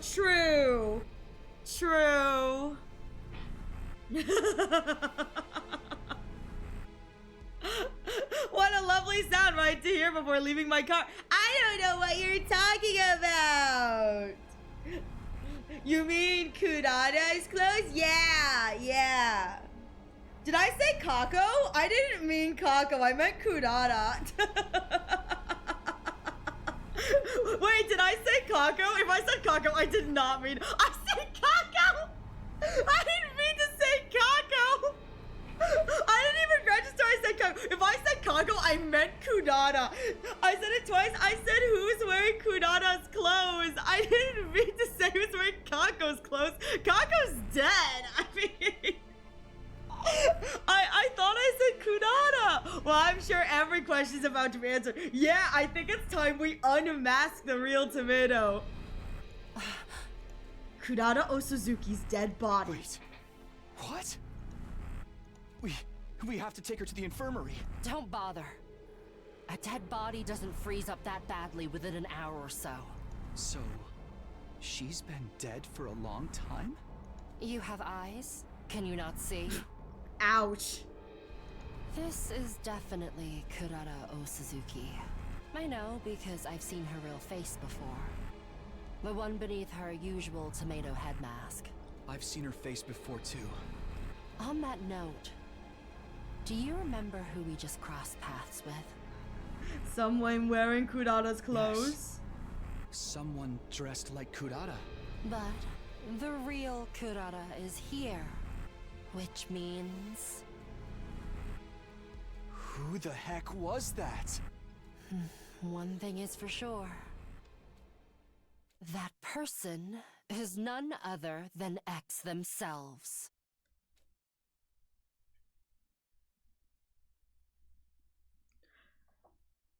Time for a confrontation. Ah! What the? No! Oh no, I got locked! That sucks! You have arrived at Story Lock 3. You will not be able to progress without meeting certain conditions. Try exploring other branches for now. Unlock conditions, reach Story Lock 2. Wait, what? Wait! Wait, what? Wait! Wait! Unlock conditions, reach Story Lock 2? What the heck? Wait, what? I have to reach the other log to keep going? That's crazy! What the hell? Oh my god, you guys are so lucky I know exactly where I'm going.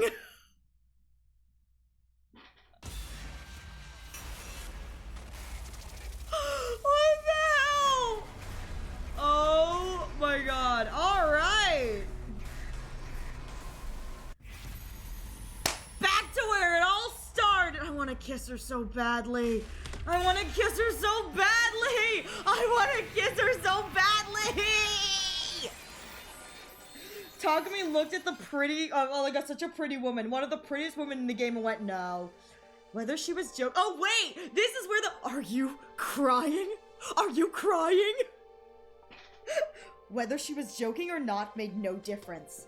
This was the one order I wasn't willing to follow. Are you crying, Hiruko? Are you crying? Where is this decision? Don't worry about it, Kaede.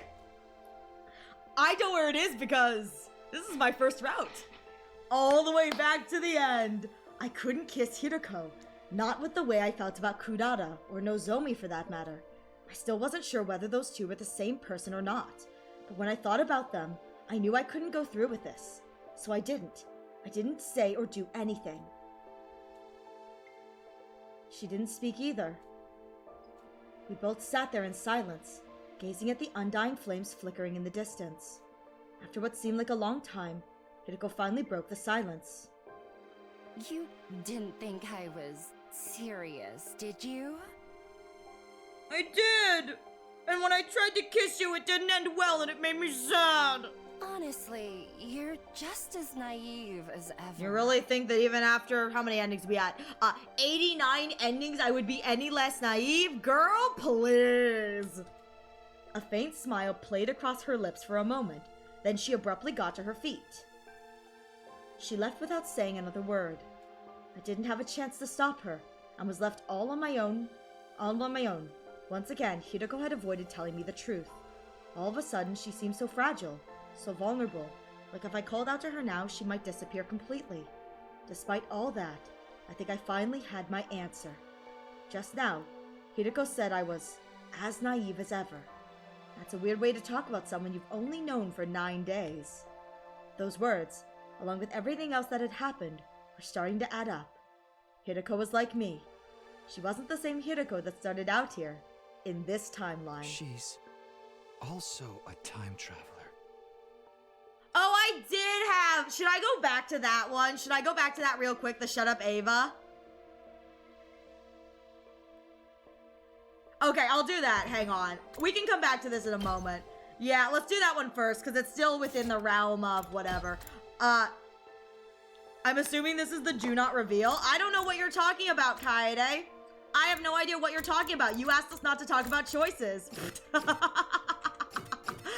I don't know what you're talking about, Kaede. Where is it? Oh, here it is.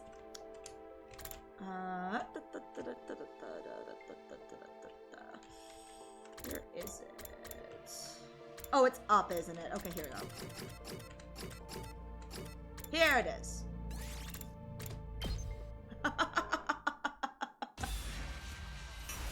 I don't know what you're talking about, Kaede.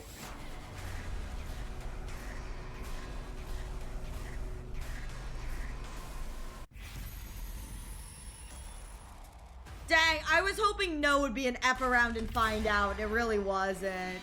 I can't say you're wrong, but I also feel like my words are being twisted. Ooh woo. Yeah, quick detour, quick detour. Ava, stop! Don't say anything. Shut your butthole! Hey, what are you up to now? I don't know, Kudada. What are you up to? Wherefore have you stopped her? Wherefore have you stopped her? I explained my reasoning to the others. I get it. You're afraid X may try to take us all down with them. At that, all of a sudden we heard... Oh god, oh, she's lost it. Ava burst out laughing to everyone's astonishment. Mind sharing the joke with the rest of the class? The joke is... Oh god, oh my god, oh my god, oh my god, oh my god, I'm so sorry. obtuse! Welcome, Raiders. Hello. How are you doing? Just some dude on the net. I hope you had a good stream. I'm so sorry. We are in major spoiler territory. I have no idea how far you guys are, but please forgive me. We're in major spoiler territory. Hopefully I axed it soon enough so I was able to prevent you from being super spoiled. But hello, Raiders. I hope you're all doing well. I am Ariel Arashi, your local Sakura-eared scuff bunny. Today we are playing 100 Line Last Defense Academy. We are very far in, as you can see from my ending counter. We are at 89, almost 90 endings of 100. Almost 90 endings of 100. So, if you are nowhere near us, if you are nowhere close, I would definitely recommend, heading out now. Don't let me spoil you. But if you are in the mood to hang around and see this, if you're 100 of 100, please stop on by. I hope you enjoy the rest of the stream. And oh my goodness, we are going to be getting back into it. Oh my goodness. This is absolute great. I really don't want to spoil this for anyone. So please, like, if this is that, don't let me spoil you. But heck yeah. All right. This makes me want to play Hundo now. That's Kaede's like, isn't it? Listen, Kaede, you can play more. We're not gonna say no, you know what I mean? All right, with that said, we're going to get back into it. So without further ado, I don't want to spoil anything for anyone. So like, if you have not seen anything, you don't want to be spoiled, I would definitely recommend heading out now. Thank you so much for being here. I truly appreciate it. Thank you for the hydrates. I'll give you guys a few more moments to choose and decide if you want spoilers. 3, 2, 1. And then we are going to re-listen to this because I missed it. The joke is how you are all being so obtuse. What? It's the same. What is? Your ultimate destiny. Wait, are you? I shouted, but it was already too late. Ava had pinched her little finger and pulled it out without any hesitation. Boom!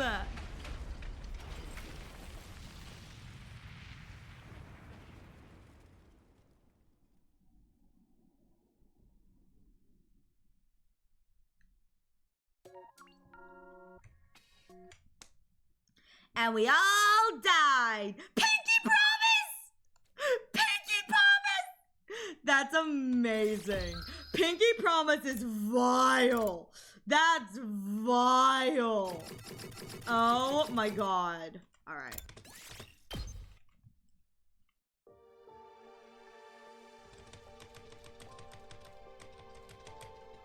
I was about to say Reddit roll credits is a joke. I did not think that was real. Listen, that's what it is, you know?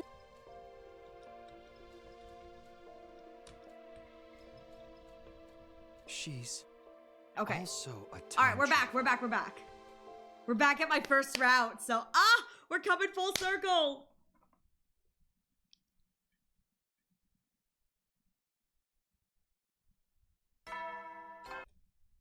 Yes. Yes. Yes. Up and Adam troops! Happy 90! I don't want it to be 90! I don't like that. I don't like it. It makes me sad. I know that I get to play Shoot in Order then, but like, I don't like it.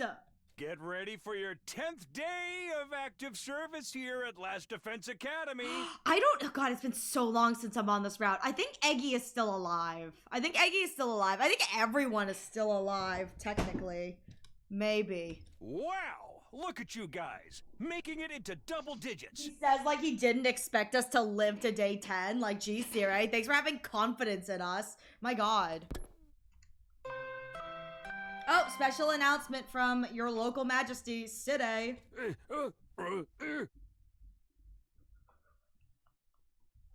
just gonna play that one again. This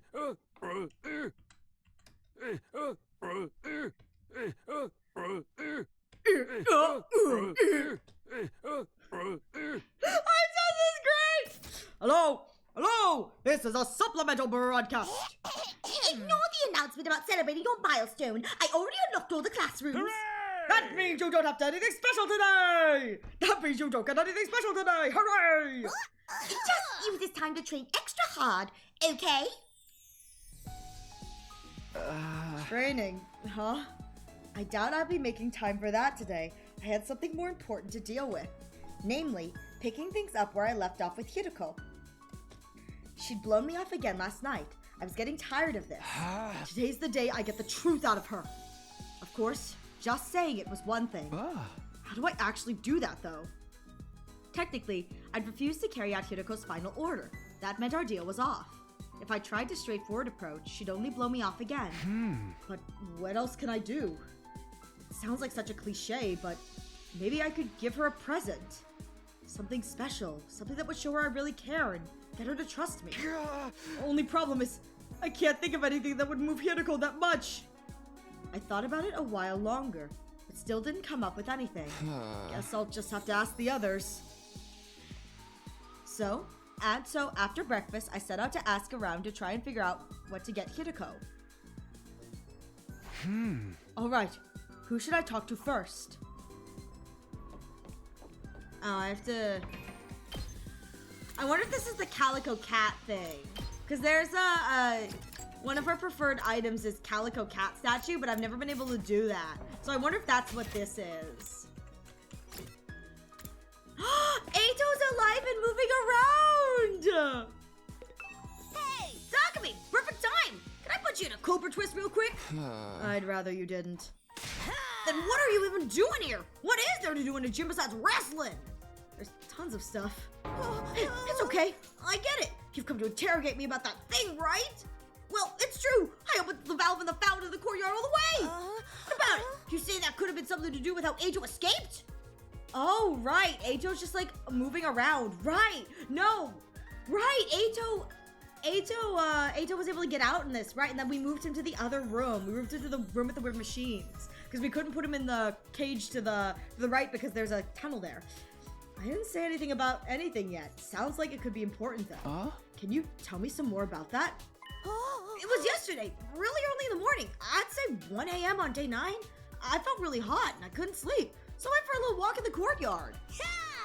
Then I ended up talking to Eito.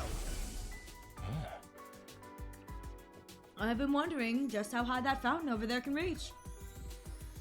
Maybe you'd be good enough to turn it up for me? Once he mentioned it, I got curious too. I opened the valve and the water started shooting up like a huge geyser. We know, Burrow. It can hit all the room. And you just left it like that? Yeah, Eito asked me to. Said watching it would help him sleep. That definitely sounded suspicious. I wasn't sure what it meant yet, but I felt like it's something I should remember for later.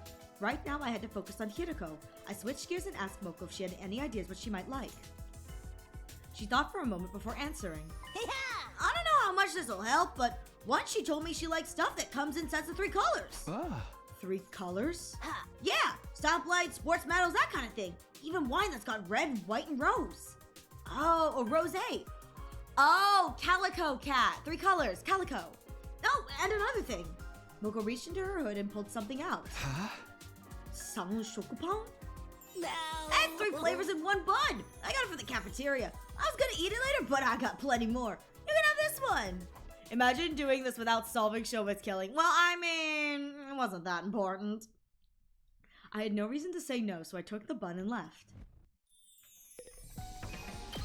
I forgot we locked him in the strange room. Where is the morgue? Yeah, the morgue is up here.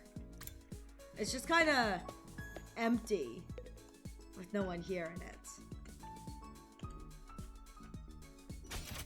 Oh, and now I know there's like a secret room, like here or something.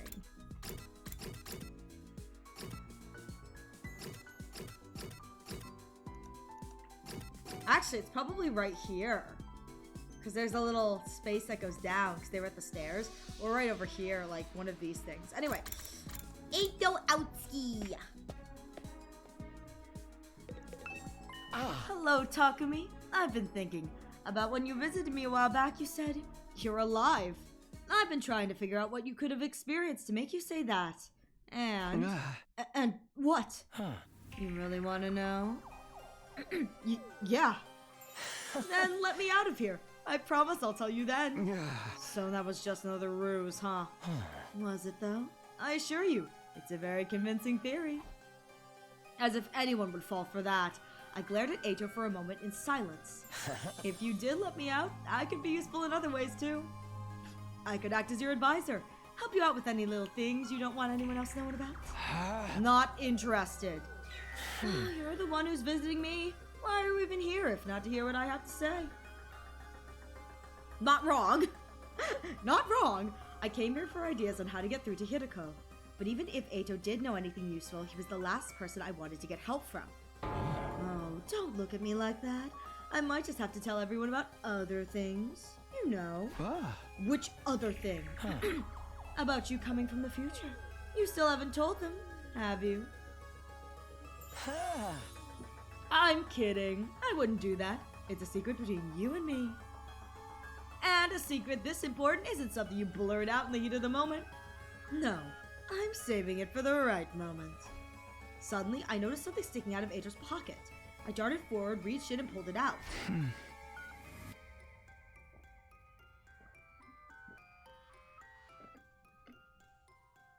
No freaking way. No freaking way! No freaking way! Motherfucker got out with the balloon! That's insane. If I go to the Gift-O-Matic and I see that someone has made 100 balloons, oh my god, I swear to god if I come over and see someone has made 100 balloons. What's this? Can't you tell? It's a balloon. Not just any balloon either. It's made of a special kind of rubber that makes it extra sturdy. I stared at the balloon in my hand, trying to piece some things together. You can have it if you like. There's plenty more where that came from. I shoved it in my pocket and left. That bitch had a balloon.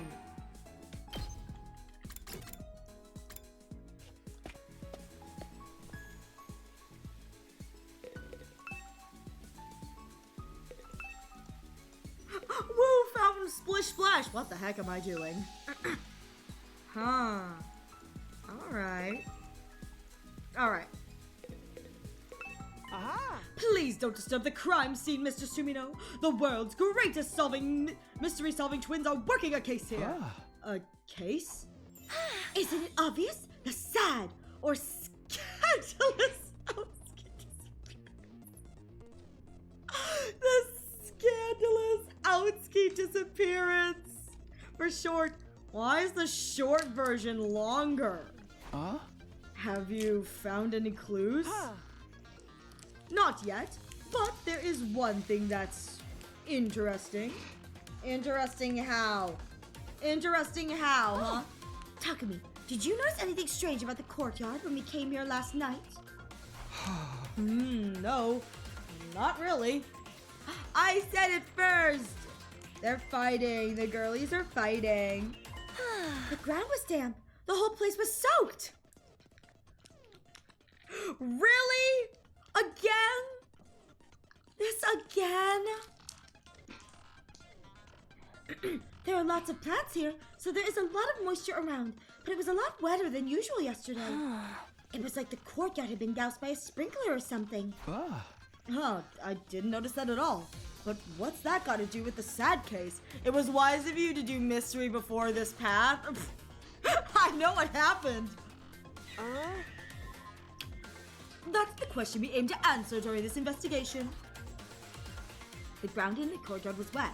It's weird, but I've got other things to worry about. I asked Ima and Kako for ideas on what might make Kiriko open her heart to me. To their credit, the two of them gave the matter some serious thought before answering. Sorry, I've never really spoken to Hiriko all that much. Me neither. I don't think I can tell you anything useful. That's too bad. Here, maybe this will make up for it.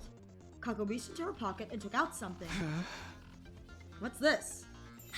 It's a piece of poop!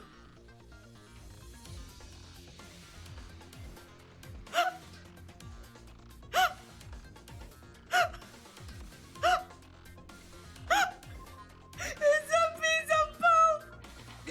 What? She's kidding. It looks like some kind of animal fossil to me. I couldn't tell you what animal it was, though. We found it while we were looking for Eito before. Looks rare, doesn't it? Here you go, take the poop. Listen, Kako's just a pink. She's just a punk. Without waiting for a reply, Kako pressed the strange fossil into my hand. Well, I had no reason to refuse to take it, and I figured it might come in useful for something later on, so I took the poop.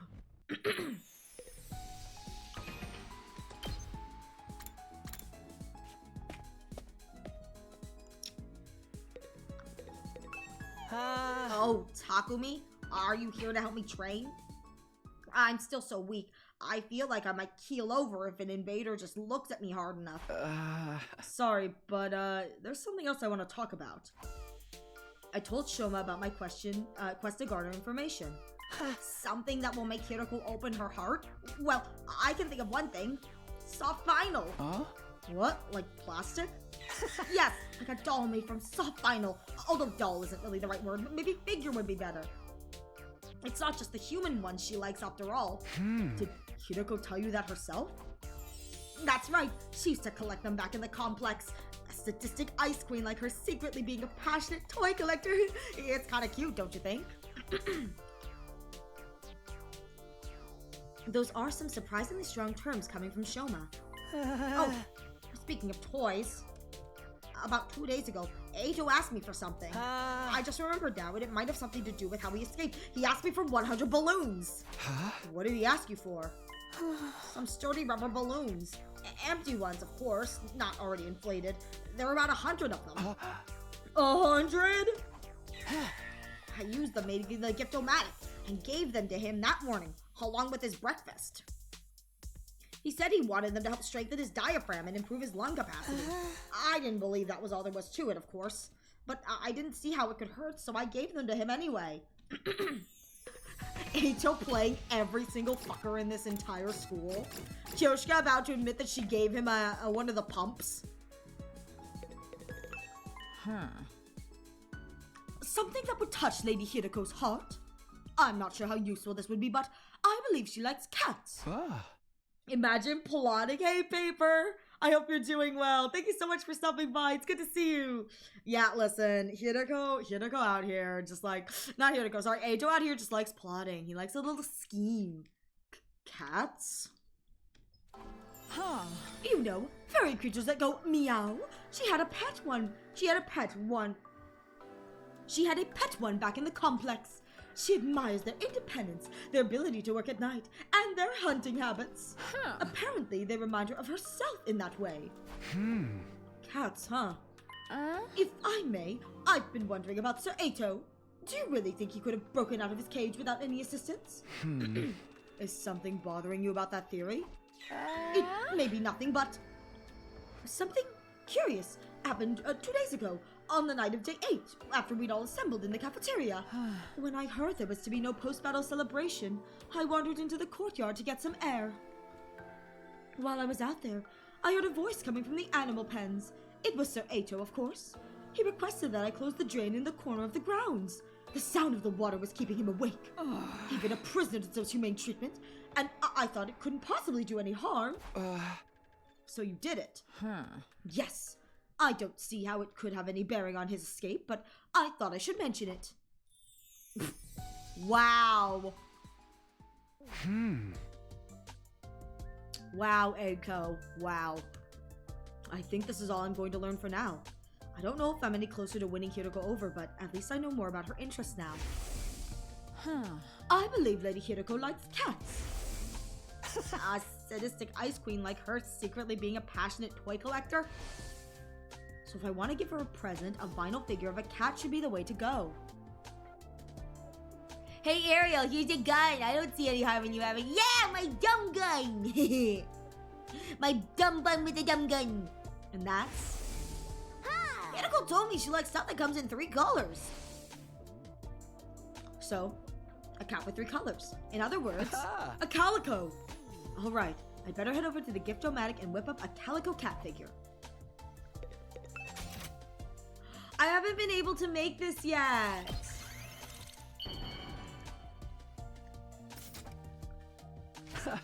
Okay, it's done. Oh my god, it's so cute. Oh my god. Oh my god, it's so cute. It's so cute, guys. It's so cute. And now I just have to give it to Hiroko.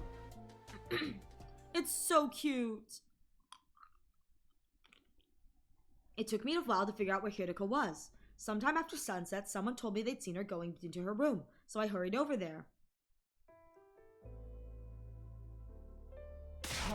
Takumi, what are you doing in here? Haven't you heard of knocking? Why didn't you lock the door? Whoops, sorry. I have something for you. What? I don't know if it's your kind of thing or not, but I handed the calico cat figure to Hiroko. I don't understand. It's a present for you. I thought you might like it. Hiroko stared at the little plastic figure, and tears filled her eyes. Wait, tears? I wasn't prepared for this. I didn't think she'd like it that much. It's not possible. What do you mean? You couldn't possibly have known. About what? Hiroko didn't reply, but slipped the cat figure into her pocket. There was more going on here than I realized, but I'd gotten through to her, that much was clear. Pressing my advantage, I looked her in the eyes and asked her again. Hiroko, please, tell me the truth. The truth about you.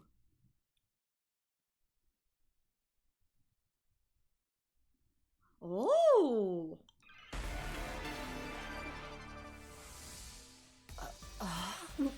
What is this? Why are there now glowing patterns in my room? Where did you take me, Takumi? What are you doing? You're just suddenly giving me a gift. Are you trying to buy me over with material goods? Yeah, that's right. You must think I'm a fool.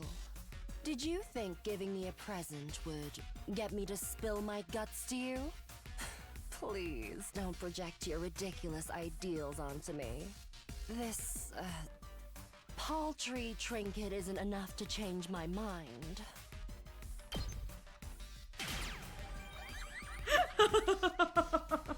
Come on, that's not what I'm doing at all. I'm trying to flirt with you, duh! I want to kiss you! I just wanted to express myself to you. I thought it would help you understand that I'm acting in good faith. Or that you'd at least see how serious I am. Anyway, a promise is a promise. You couldn't meet the conditions I laid out. You didn't follow my final order. Therefore, I love that you have actually no meant that. obligation to tell you anything. Oh, shoot. Are you talking about last night? But that was crazy. It's not fair to expect me to follow that kind of order. You knew I couldn't do it. I mean... Oh? Yes, I suppose that's true. I ventured to ask for the impossible. Oh. But you were the one who agreed to my terms. There's nothing you could do about it. Just give up. Well, it really doesn't matter. Oh. Seeing you right now really doesn't inspire me to ask about it. Forget I said anything. Alright, hang on. I gotta try again. I'm stupid. Are you trying to buy me over with material goods? Come on, that's Just probably to do the, Anyway, this a one. promise is a promise. The you set me up couldn't impossible meet the conditions task. I laid out. You didn't follow my final order. Therefore, Oh no, wow, I really suck. Don't mind me. Don't mind me. I'm just really dumb. Don't mind me. I'm gonna stumble through this. Sorry, gang. Woman too pretty. Just want to get on my knees and kiss her. Don't mind me. Don't mind me. Women too pretty. Come on. anyway, Okay. Madame too pretty. What are you talking about? I don't really follow what you're saying. Oh, I have to play dumb. Okay. Oh, then so be it. Although, well, there is something on my mind. oh shoot, I wasn't even paying attention. Oh god. Okay. All right.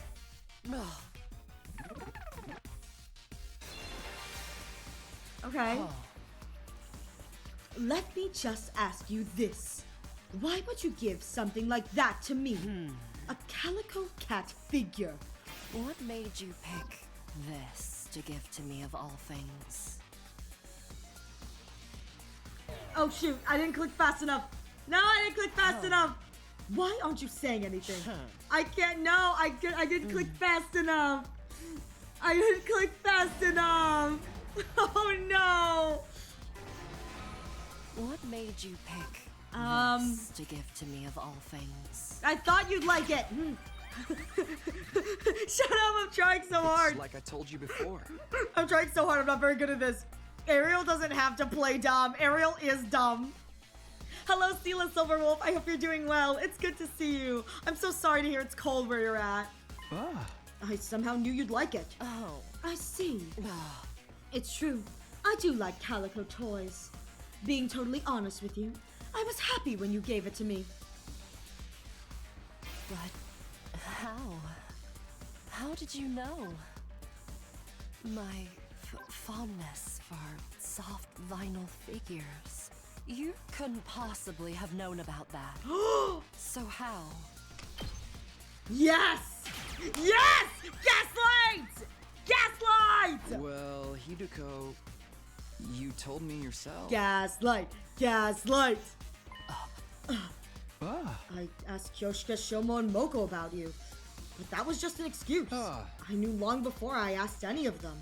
I swear it. The fact that you like cats and collect calico toys. Like I said, I remember you telling me yourself. But how could you? No, that's impossible. This has to be some kind of mistake.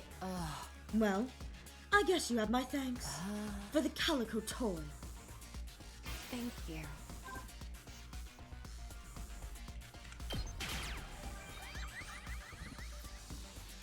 There's no need to thank me. Dang, why is she so much harder to rizz up than everyone else?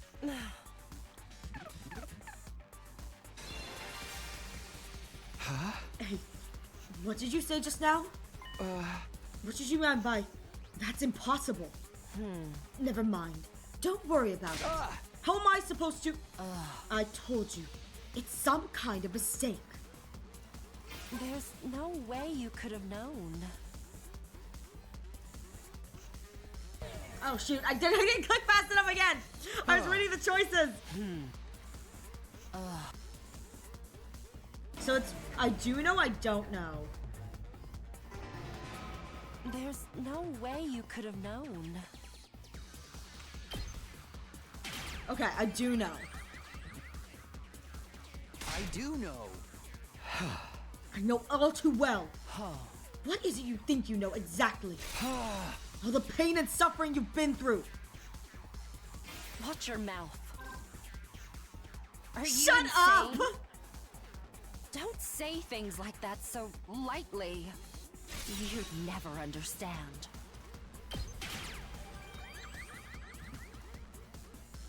You've been isolated all this time. Shouldering this burden alone. Isn't that right? Stop it! I guess, if there's something weighing you down, I want a piece of that burden. No, not just a piece. Listen to me, Hideko. All of the pain and suffering you're feeling, I'll share it with you.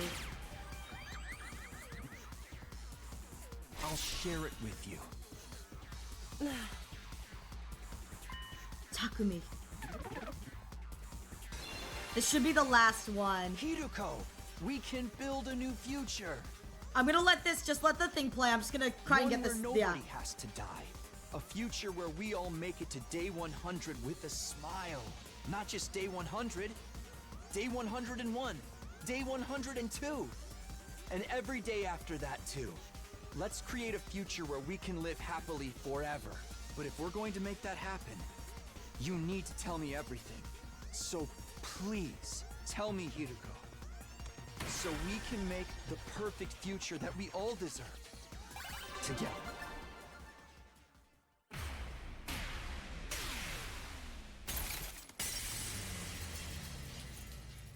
I rizzed her up! I rizzed her up, chat!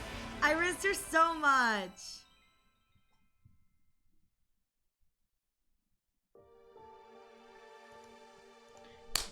Perfect timing! Dang, perfect timing on that. That's great. With that said, there's an ad break that's come here. Congrats, you persuaded the queen. You did not rizz her up. No, I rizzed her up. I rizzed her up. That's how this works. When Dogme goes into persuade mode, he's rizzing. He's rizzing everyone up. I rizzed her up. I did good. Alright, we're gonna take a short break for ads, and then when we come back, we'll get back to the rizzing.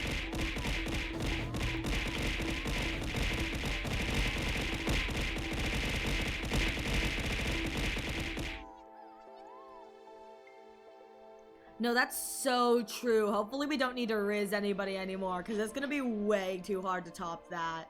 I mean, it's so rizzful, you know? So much rizz.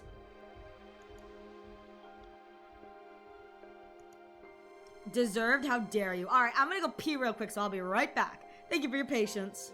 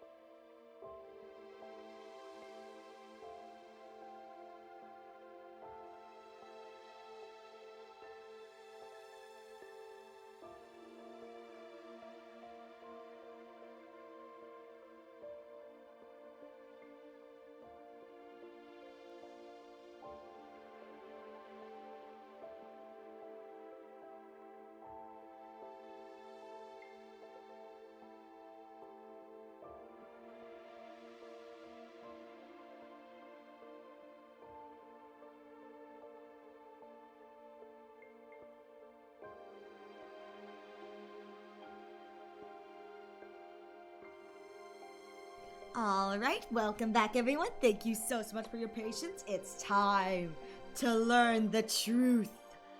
Takumi, are you sure you can handle it? The truth is a lot more cruel than you think, and once you hear it, there will be no going back. Are you prepared for that? Do you still want to know? Yes, I'm sure. Oh? All right, I'll tell you. But promise me one thing first. Whatever you might learn, don't let it destroy you. I looked into her eyes again. Okay, I promise. Hideko seemed to accept my resolve.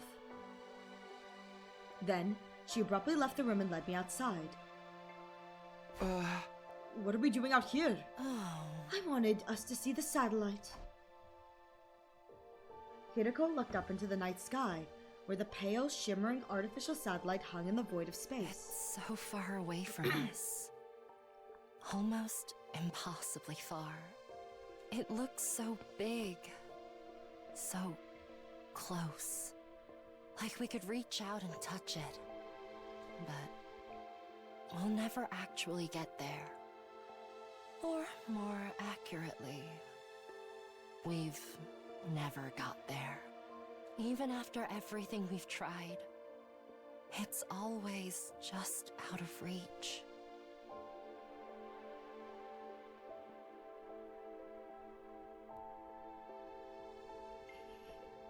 I had a thought, and I'm gonna keep it to myself, but I had a thought. I had a thought. Everything we've tried? I had a thought. Oh. You've probably figured this out, but I'm a time traveler, just like you. I hesitated for a moment, then nodded. Oh. But this isn't a one-time thing. I've lived through these 100 days countless times. Every time, things play out a little differently, and create all new kinds of problems. I've experienced all those variations, all the branching timelines that result from the different choices we make. That's why I've been able to tell when the next attack is coming, among other times. This was my final route. My mind was blown multiple times. I'll leave it at that. Was mine too. I can attest to this feeling.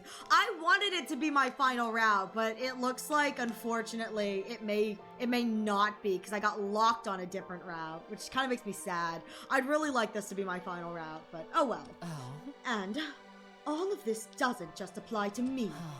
There's someone else, and that's you, Takumi. You also experienced our 100 days here countless times before. What was she talking about?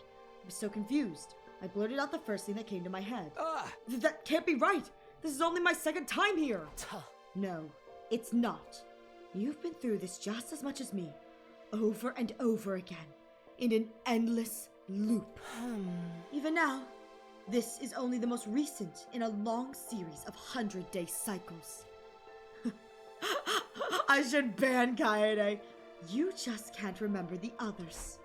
No, it can't be. I will say, if you do think that seeing this route for Kaede will be bad, please ban her. Like, theoretically, you know what I mean? Please tell her if you think this route should be experienced, you know, on its own. Please tell her. Okay. Please tell her so that, again, you know how it is. It's just, we don't want to ruin a really good thing for her. Strictly speaking, neither of us are time travelers in the way you think we are. This isn't a matter of us leaping back in time. It's more that we're trapped in a time loop. Oh! That goes for me, and you too. You're the same as me, Takumi. You're not a time traveler. You're a time looper. He's like, no, my time traveler!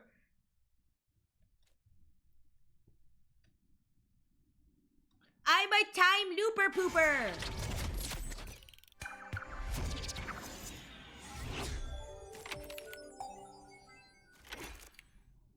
Oh, I'm clear! I'm clear! Strictly speaking, neither of us are time travelers in the way you think we are. Okay. This isn't a matter of us leaping back in time. It's more that we're trapped in a time loop. That goes for me, and you too. Check the flowchart? Okay.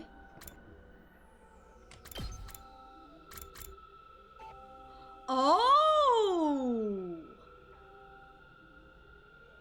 Unlock conditions. Reach endings 34, 36, 72, and 76. Reach story lock 3. Oh! Reach lock 3, which we just did. Okay. You want to know what the criteria is for that lock? Yeah. Basically reach two-ending and slasher and chewing box of clams. Okay. So slasher and clams is what we're looking at. And then reach story lock 3. Remember those endings? No, I don't. However, Yuzu, Yummy Yummy Yuzu, has provided me a list. So what am I looking at?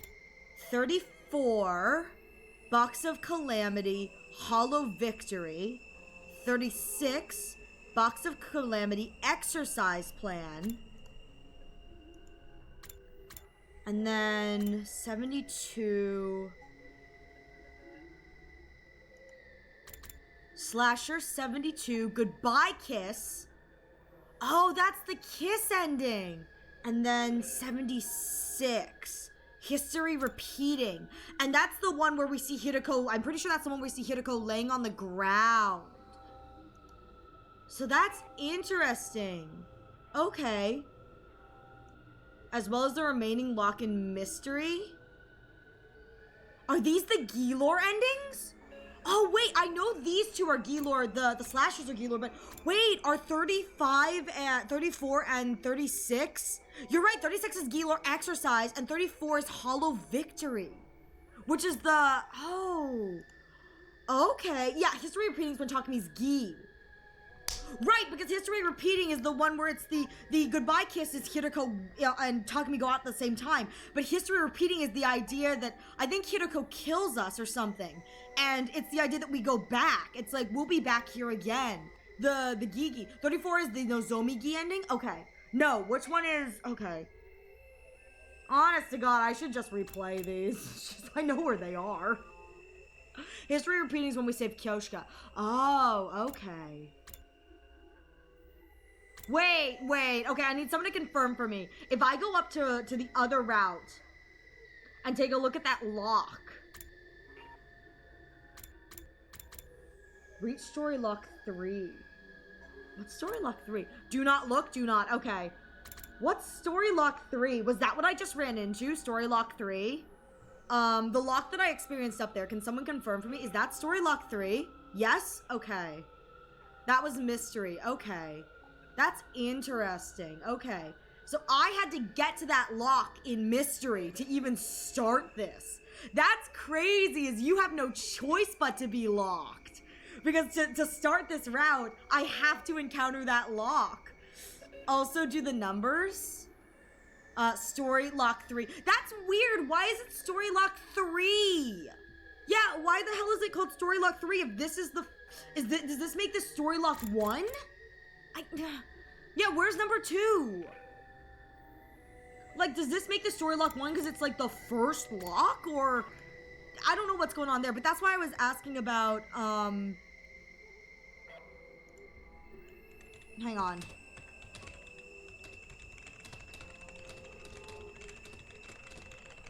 Sorry about that. No, story lock 3 is mystery route, so no, do not look. I'm not looking at anything. No, I'm texting Kaede. Kaede can confirm. I'm texting Kaede. I am texting Kaede. She can confirm. I am texting her. You can ask her if I texted her. The timestamp is 10:11 p.m. for me. I can confirm I was texting Kaede. I saw a note from her, and I'm sorry. If I get a note from her, I'm gonna check it just in case it's important. Story lock criteria, story lock 1. Story lock 1 criteria, reach the endings, and story lock 2. I don't get what these endings mean! Why is there another lock? Wait! Why is there a lock? Why is there a lock here? Why is there to God, if I get locked already, I'm gonna throw hands. That's crazy. Oh my God. You're the same as me, Takumi. You're the same as me, Takumi. You're not a time traveler. You're a time looper. A loopy boopy. So mean, Roots. Oh, mean, Eve. So mean. The moment I heard those words, my head seemed to fill with a blindingly bright light, and I remember all! What the? Oh! Oh! Oh!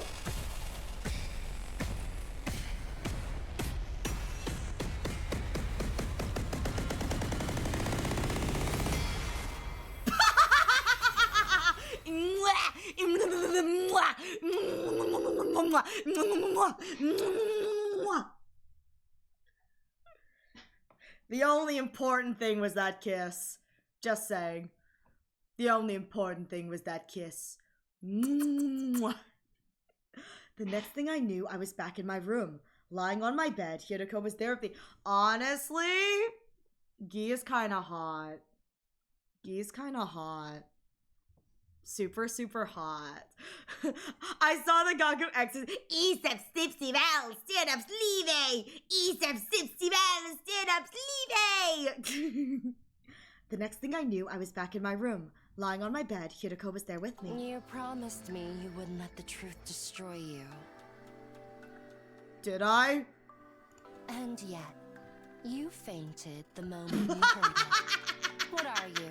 A salmon roe? Wait, why is that insult actually really funny? What do you mean by that? You're soft And squishy and fall and apart, fall yeah. apart when the heat is on. She had a point. I hauled myself up and got to my feet. Sunlight was streaming in through the window. It must have been lying there all night. I remembered about the other times I've lived through these 100 days. About what happened in those others. I guess we should call them timelines? Oh. But not all of them, right? Yeah, it's all a little fragmented. Oh. How many did you remember? 10? 20? More than that? Ah. No, not even that many. 4! I remember 4 endings. 4 endings and 2 routes. That's all I got. You're still just a beginner. A beginner? Come with me. Hey, where are we going at this time? You wanted to hear the whole truth, didn't you?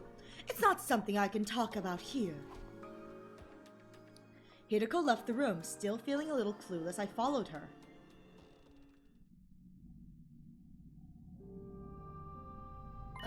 The parking lot? Okay. We should be safe here. First, I want to hear what you know. What timelines do you remember? And how much do you remember about them? TLs? That's the abbreviation for timeline I've been using in my head. We can use the full version if you want. I'm not really sure how to explain which ones I remember, though. Oh. Any key points or characteristics will do. Okay, but honestly, I don't feel too good about this. Too many of the timelines I remembered ended in tragedy. So many of our friends died in those alternate realities. They were murdered. Killed in ways so gruesome and cruel that I didn't even want to say. I mean, this Gaku kill is peak, but like... It hurt just to think about them. Oh, now that I think about it, I guess upside down kill makes me think it's Nozomi, but it's not Nozomi. Nozomi would hang them and then cut from the angle where everyone else was upside down backwards, like strung feet wise. Anyways, I started to think they'd been better off never remembering it at all. On the other hand, I warned you, once you know the truth, there's no going back. But you said you could handle it. You promised not to let it destroy you. I did say that. Now I had to stand by it. In spite of the pain it caused me, I began to speak. Okay, here goes. I slowly, hesitantly, I told Hiroko what I remembered about the other timelines. The Gi parasite. They're so sexy! My baby! My sweet baby! the series of murders caused by them. I mean... Listen, the Gi just want a little snacky. Is that you wish to ask? Little snack. Little snacky.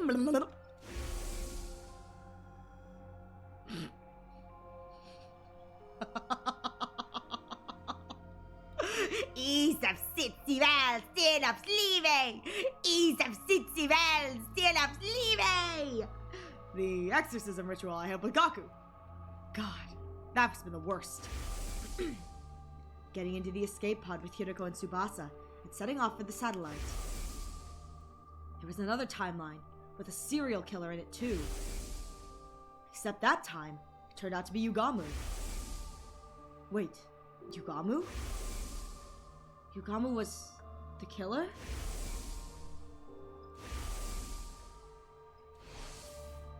I felt a sudden jolt of pain in my head. My memories must have been getting mixed up. Are you alright? Yeah, I think so. He's thinking hard. He's gotta use his thinking muscles. He's not very smart. I squeezed Hideko's hand to reassure her and carried on. I told her about another timeline where zombies started appearing. The Zams! We tried using Yugamu as bait at first. But after that, oh god, right, the Gaku like, come, hug me, love me, kiss me, Tsubasa! It's like, good lord, Gaku deserved that death. I forgot about that. Gaku so deserved that death. Gaku fully deserved that death. It was so horrible. I will say, I forgot that Kako in the zombie route, she always ran on all fours, and I don't know why, but I find that adorable. Like, feral child Kako. I'm so here for it. Also, Moko looks constipated. Kako being an animal. Listen, Kako's just a little feral kid. Shout out to Moko, who looks constipated, like she's running for the bathroom. I love it so much. In the end, I got caught by them too, and... Oh, that's the Kyoshika ending. And it goes inside my brain, It goes inside my brain, la la la la la la dum. Wait, did it always look like that? Oh, I guess it did. Hi, buddy.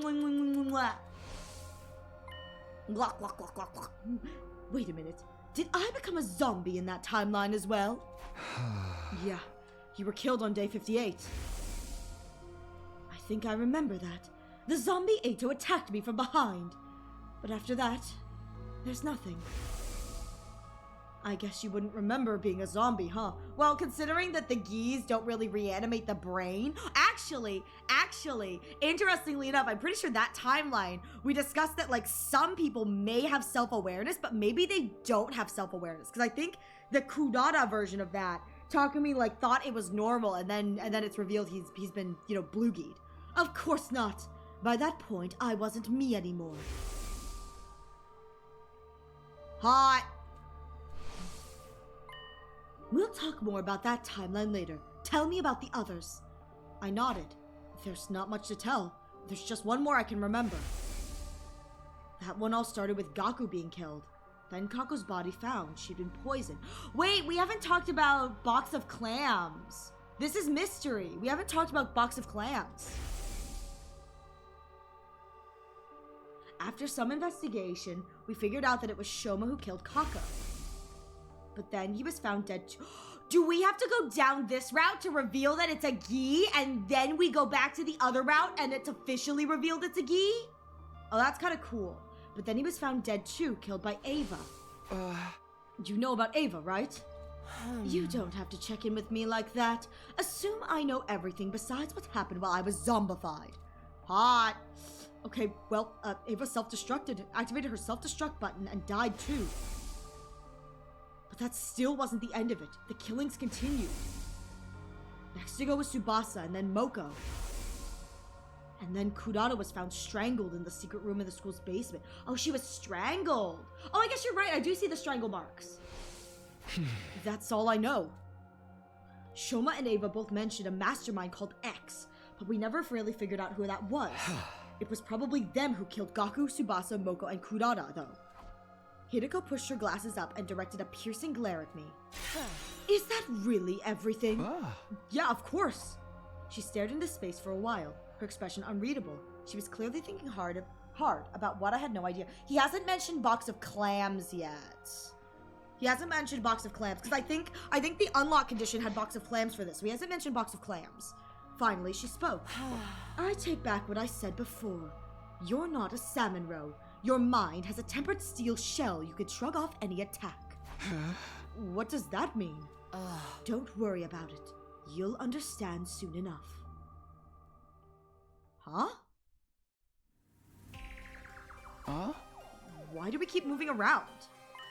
To throw off anyone who might be trying to eavesdrop on us. Is someone really doing that? Hey, don't call me out, Hideko. Probably not, but it pays to be careful. So going from place to place is safer than staying put and going through the whole story? Hideko nodded. I suppose it's my turn. Ask me anything, apart from my credit card information. I need your social security card, your credit card number, and the 3 numbers on the back. That's what I need. Smiley face. Okay, well, first of all, I want to know about your memories. When did you start remembering other timelines? Do you remember what happened on day 3? That's when you decided to keep it a secret that you'd come from the future. And you made up the story about reading Eito's diary to explain how you knew what he was up to. My memories returned right after that. Although, I don't remember anything either. So far, I've only managed to recall 140. Holy shit! I've only done like 13, I think there's 13 routes. I've only done like 10 of them? 11 maybe? Jesus! 146! So just so you're aware, that's crazy. Yes, I've been through at least 146 loops. I believe I added it up to her being mentally 40 plus. That explains the wine. That explains the wine, honestly. That explains the wine. And most of them made it to day 100. Now we know how many DLC routes we're getting. You're so right, Jave. Oh, I want more. I want more than 146. I want more. Doing the math, that's 14,600 days divided by 365. That makes 40. I've been living at this school, in this loop, for at least 40 years. 40 years. 14,600 days. It's hard to even wrap my head around that length of time. I say this in jest. Don't hit the note theorizing, please. I say this in jest. How old does that make Kaslana? That was making my brain freeze up. I just stood there completely dumbfounded. And that's only the bare minimum. Accounting for loops I haven't remembered yet. The real number is probably even bigger. Ew, 40 years with Gaku and Shoma. This is only speculation, but I think something similar is going on with you. Oh god, Takumi really is a 40-year-old man. No wonder he just wants to eat. That's like peak 30 to 40-year-old behavior. I go to work, I do my work, I come home, I take a nap. I go up, I go to work, I come home, I take a nap. Like, that is so, like, honestly, me too. The older I get, the more I go, I just want to take a nap. There's a good chance you've lived through these 100 days just as much as I have. At least 146 loops, 40 years. It's all happened. You've just forgotten about it. I didn't know we had tennis courts. That's kind of cool, actually. Hang on. We changed locations again. I was still dazed and confused, so Hideko picked up the conversation without any prompting. Across those 146 loops, lots of different things have happened, obviously. But apart from a few explanations, the enemy attacks always occur on the same days. They do! That's why I insisted we go to second to last Defense Academy on day 6. Day 7 would have been too late. That's when Murphy attacked the school. Likewise, on day 8, there would have been attacks on both academies, which I also know. Yes, if that happened, somebody would be sure to die. Can confirm! either Darumi or every member of the SDU2, except for Nozomi, because, you know, we play favorites. Getting the entire Special Defense Unit together by day 6 was the only way to prevent that. Did you tell Side and Nigo all this? Yes, including the part about me being a time loop.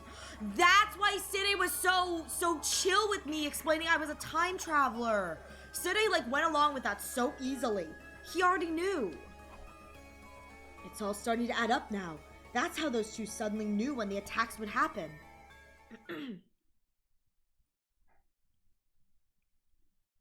Why didn't you tell me about the loop?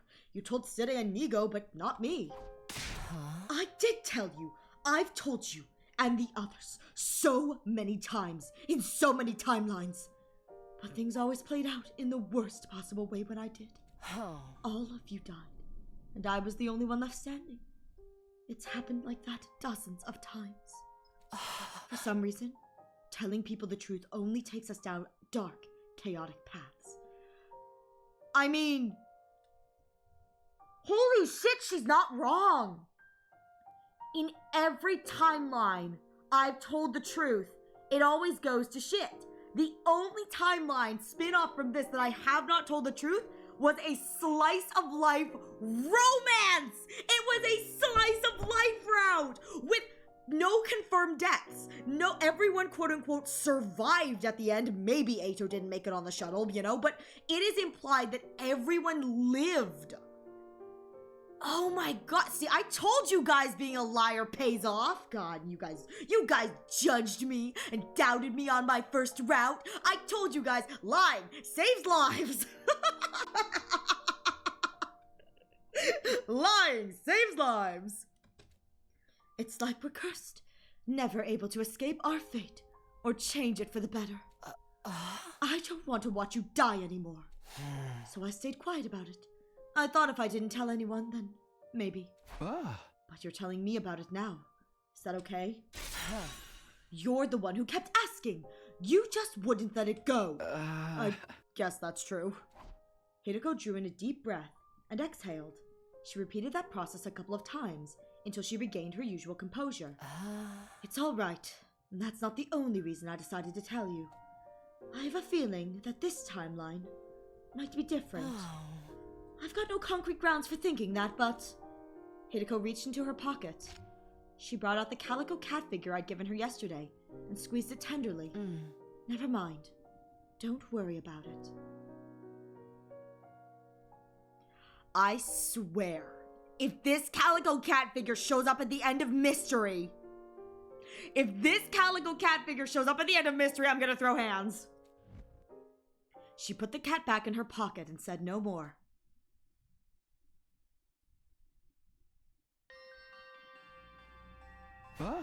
This explains a lot, but I still don't understand how we got stuck in a time loop in the first place. Before we get into that, let me tell you some more about the loop itself. Yes? What's up?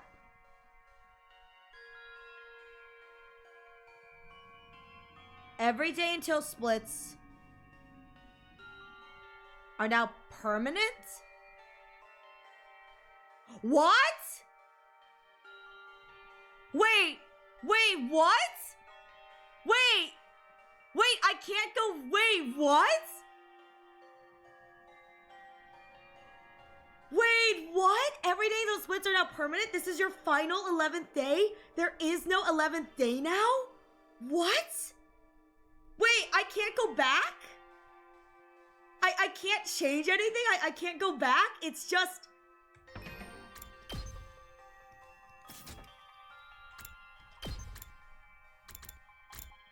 Like, story-wise. Oh, okay. There are no more 11th days. Oh, you're right. You two don't confuse it. You're right. This is the final new one. Right, okay. You mean like route-wise. There are no more Route 11. Okay, yeah, but no deviation prior to this. I can't just... No, okay, what you mean is this is my final day 11 because all of the other routes I've done day 11 on, I've completed them. So every day is now my No, shut up! Shut up! I don't want to think about that. I don't want to about that. Before we get into that, let me tell you some more about the time loop itself. It begins on our second day here. More specifically, the night of day 2, right before Eito destroys Side. When the loop resets, it's always the point in time when we return to Eito. What are you talking about? I've never done anything wrong. I've never done anything wrong. Huh? And when, I was saying mystery, I was on like day 80 something. So this is truly precious. And when it does reset, it depends. There are 2 possibilities. Either when we die, or at 10 a.m. on day 100. Day 100. 10 a.m.? Yes. Right around the time the school launches its final attack. Oh! Also, after getting 1 ending from this route, you have every route name so you can safely check the credits. Oh, you're right! For whatever reason, even if we make it to the end, we still can't escape this place. When it gets to 10 o'clock, we'll be forced back to day 2 to do it all again. You said you remembered a timeline where we managed to get into the escape pod, yes? But do you remember anything from after that? Oh, that makes Rebellion a really weird ending. Because I can remember like 15 years into the future with Rebellion. I remember taking off for the satellite and watching the final attack through the window.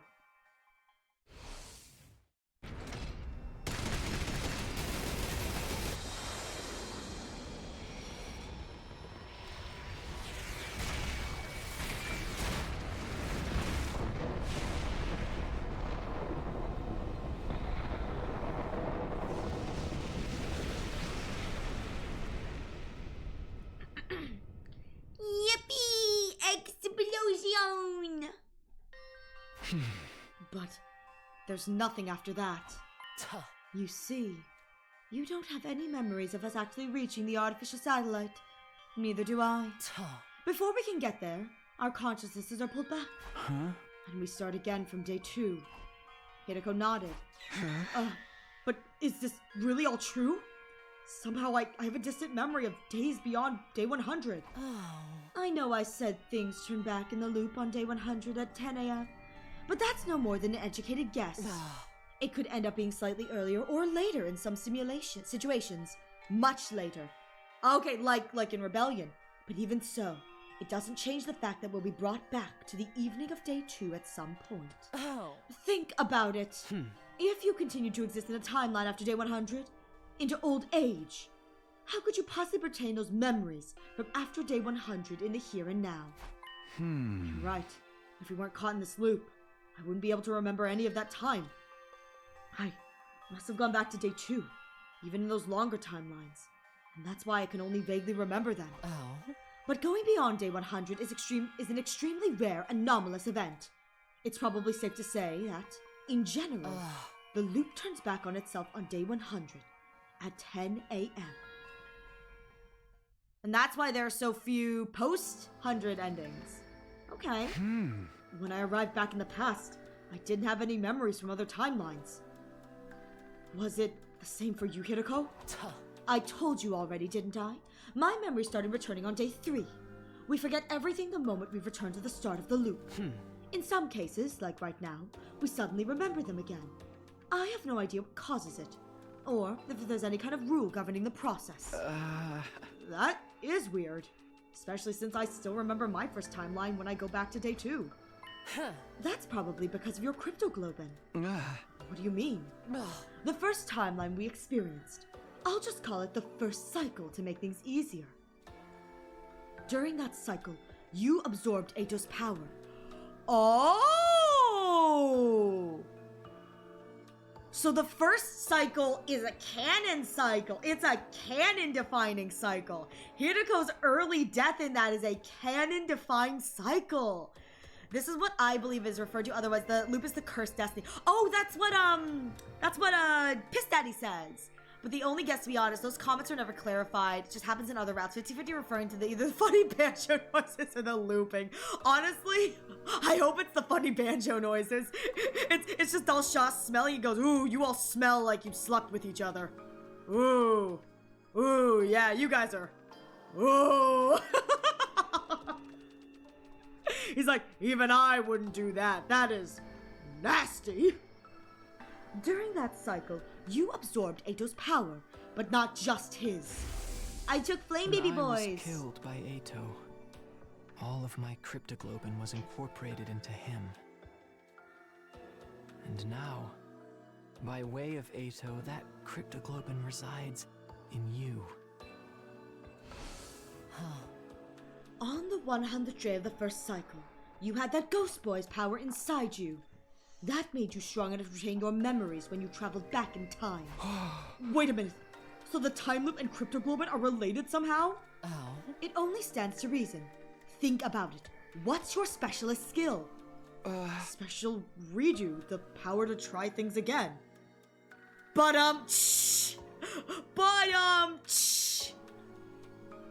Have we solved that bizarre message that got sent back? No, we have not. See? It all adds up. But what about you? Your special discipline skill is totally different from mine. You know how some people are really good at multiple subjects, like history and math. It's the same principle. So, you've got the power to redo things as well? I do. Then why haven't I ever seen you do it before? Technically, I've never seen you redo something either. The effects of skills that alter the flow of time are only visible to their user.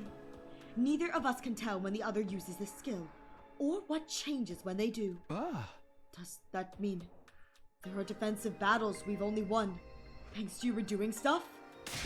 I've lived through this loop 146 times. Don't underestimate what I can do. Another fun thing, discipline skills are now fully explained. I can't wait to look at her thing. Is there a way to... The report card I don't think shows it, does it? No. Alright, when we get into battle, I'm gonna have to take a look at the stuff, because I really want to... I'll have to remind me next time we get into a battle that I need to look at all the stuff. Half of them are lore involved and only their user can perceive them. Worst case, I'll send them after stream. Thank you, Yuzu. Next time we get into a battle, improve grade analysis? What?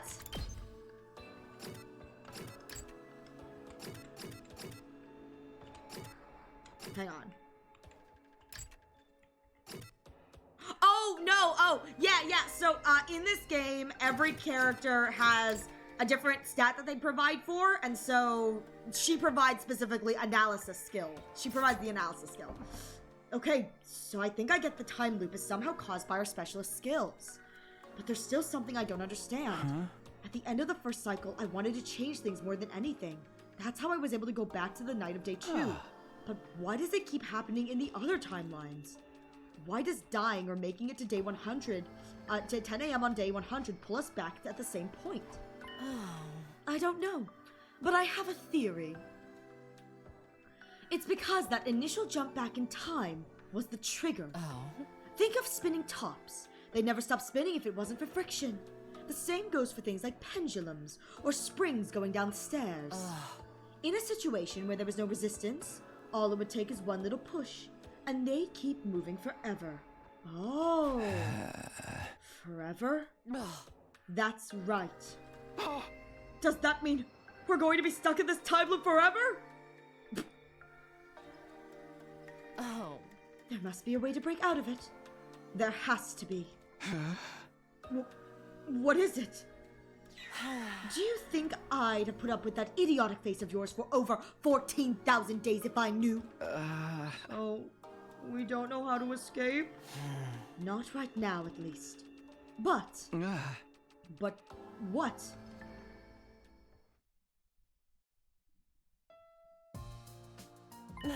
This is a first time for me. Oh? Huh? The timeline we're currently in is different from the others. I remember. We made it to day 11 without a single member of our team dying. In all 146 loops. That's never happened before. This timeline must be somehow special. Is that necessarily a good thing? Oh my god, you're right! She's right!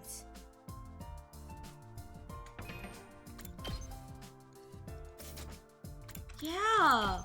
By this point, I've either lost Darumi, or I've lost Eito, or I've lost all of the SDU. Or all of the SDU too. That's crazy. Is that necessarily a good thing though?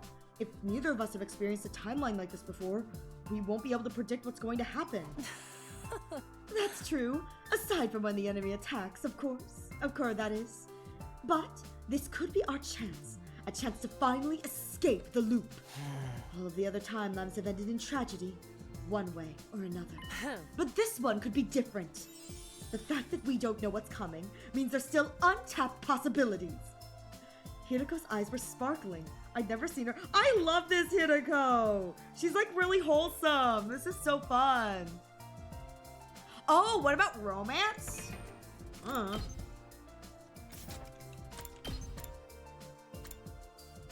I guess no one is technically dead. Technically. But I guess it's the idea that they don't remember this route happening because it's a spin-off branch of this one. So my gut tells me that they don't know what's going on in this because this is a split branch from what they just made a decision on. That's my gut anyway. Can't imagine after anything she's been through to feel hope again. I know, she deserves this. Do you remember what I told you on the night of the third day? About not killing Eito and keeping your time travel a secret from the others. I said they were probably the right choices. Because those choices are what created this timeline, where we finally have the chance to change things. Exactly. So then, why coming from the future? And the time loop too? If we want to preserve this timeline's integrity, it's best we don't tell the others. There's a good chance things will develop the way they did in other timelines if we do. It's our little secret. There was still plenty I didn't understand about this time loop thing, but I had a pretty good grasp on the basics. Felt like Hiruko had told me everything she knew about it anyway. But there were other questions I still needed answers to. What was it that Sire had handed Hiruko that day in the war room? You're right! That was the reason why we followed her!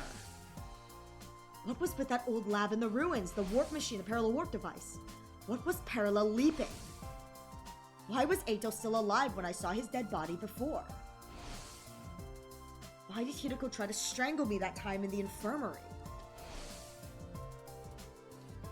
Who was in that drone she put in the revival-matic? Oh, right! All of these things. This was my first playthrough. I'm so sorry, you guys. I kind of forgot. I'm so glad they're giving me a recap. This was my first playthrough. My first route. Revealing the time travel lead to Route 1. We found all the secret paths. This must be the happy ending, everyone. This was my first route, you guys. So for people who have not been here with me since the beginning, this was my first route. This is my full circle moment. So, oh my god, there's so much that I kind of forgot happened because it's been, for the record, not only is this full circle, my first route was romance, my second was killing game. My second was KG. And actually, I would have accidentally gotten locked onto mystery if it wasn't for chat directing me away from it, because we were doing a challenge kind of run with that one. But my second route was KG. So this is a full circle moment for me, and it's honest to God, I could not have played this better if I tried. Being able to come full circle back to the route that I started on as my first route is absolutely amazing. Like, the feeling inside me is so wonderful. I'm like, it's coming back. It's, oh my god, I'm so love this. Romance ends with Ava dead. Oh, you're right. We're counting Ava as probably one of the people, which kind of makes sense. Oh my god. Who is in that drone she put in the revival-matic? And, perhaps strangest of all, why was she crying when I saw her on the roof? Are you crying? Are you crying, Hiruko? Are you crying? But, just as I was about to ask her, that should do it for today. Huh? Oh. You need time to process all this information. We can pick up this conversation again tomorrow. No, I'm fine, really. But Hiruko wouldn't listen. She turned around and headed back towards the school, refusing to say more. Man, Why is she always like this? You know you like it. With not much else to do, I went back to my room. Thinking about all those mysteries wouldn't do me a lot of good now. Not to mention, we'll still have plenty of battles to fight from here on. I need to keep building up my bonds with the rest of the team so we'll be ready for those challenges. Maybe I'll take a look around and see how everyone's doing. Oh no, maybe I'll take a look around. Maybe I'll take another look around. I took a look around my bed. Well, Oh, that was a new sit I won, I think. Hideko said we'd talk more tomorrow. She's finally started telling me stuff, so I don't think she's about to go back on that promise now. Do you have all your battle skills unlocked? All my battle skills, all of my metal shop, all of my bio lab. I have literally everything unlocked, full bonds with everyone, including 6-star. We had no choice but to trust her. I crawled back into bed and let myself drift off, wondering what revelations tomorrow would bring.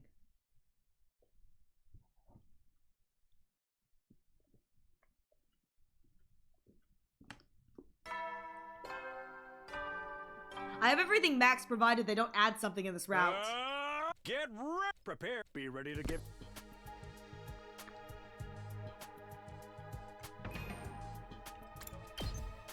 Hang on, hang on.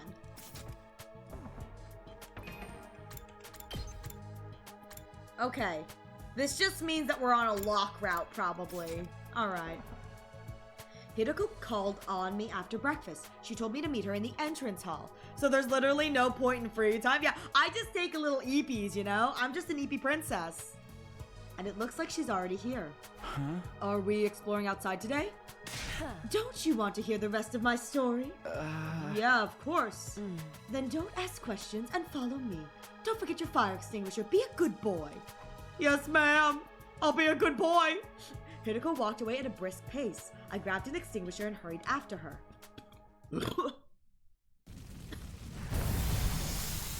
Sorry. The noise I just made. I'm so sorry. Oh my god. Hydrate or dihydrate? Thank you for the hydrate. I'm so sorry. That was such a weird noise. Oh my goodness. It's just like... So, where are we going? Oh? Why are you always so dense? I know what you want me to ask. We're going to the one place where I can properly explain things. You mean that old lab? Oh. Better than giving you a labotomy. I like Hideko. That was a joke. Yeah, I didn't think she was being serious. It's just so weird to hear Hideko joke about anything. Now, stop wasting time with your nonsense, and let's get going. Yes, ma'am. Yes, mommy. Nonsense? I didn't even say anything, mommy. You can tell she's actually hopeful. I know. I love it. I love this Hideko. She's so sweet. This is the Hideko I want always. But Hideko was already on the move, too far away to hear any protest I might voice. I love this Hideko. She's such a sweetie. I love this Hideko so much. Sheesh. I muttered my complaints to the air instead and followed after her. On the way to the lab, I filled Hideko in on what happened in my timeline with the zombie outbreak. Like she told me yesterday, she didn't have any memories of the second half of that timeline. Or more accurately, of anything that happened after she was zombified.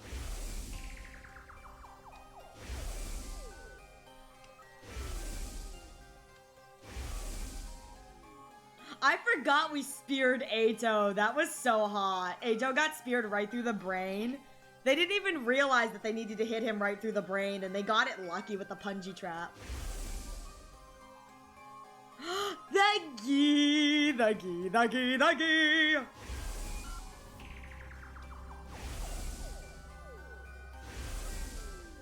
I love God, my baby, my gi boy. My baby gi. Does that count as back shots? I'd say yes. I'd say yes.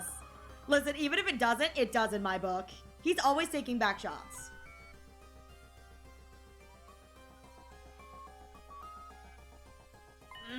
It's just like I thought. Those zombies were created by Gi parasites, and they're very hot. You look hot with one inside you, Takumi. He'll die with a wound. Listen. Eito would have loved it. Eito died with no regrets or thoughts in his brain. Because, you know, Gi parasite. It all began with Alpha 1 and Alpha 2 specimens. Darumi and Gaku brought that. Yeah, the bug, the size of a fist-sized bug.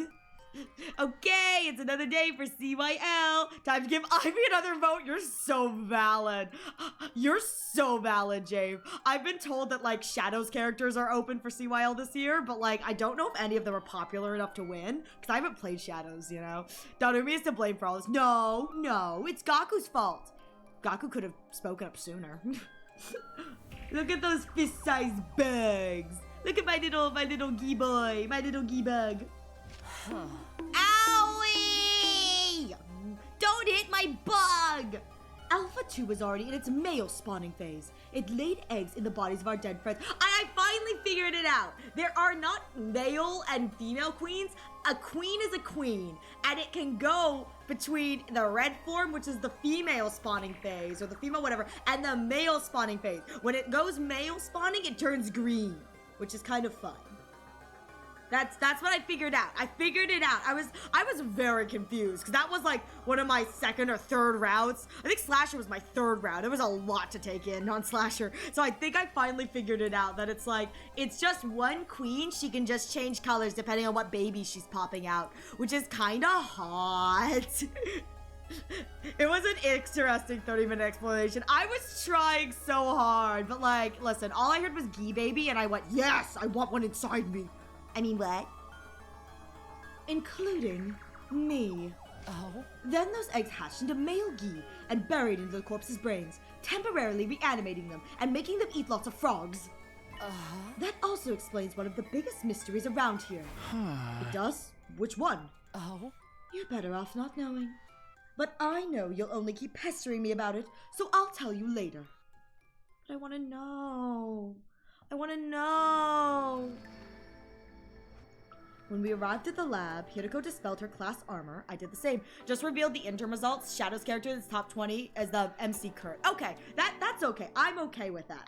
I don't think he's going to win, so like, I'm totally okay with that. Why did we change back into our regular clothes? You can't put on a leap suit while wearing class armor.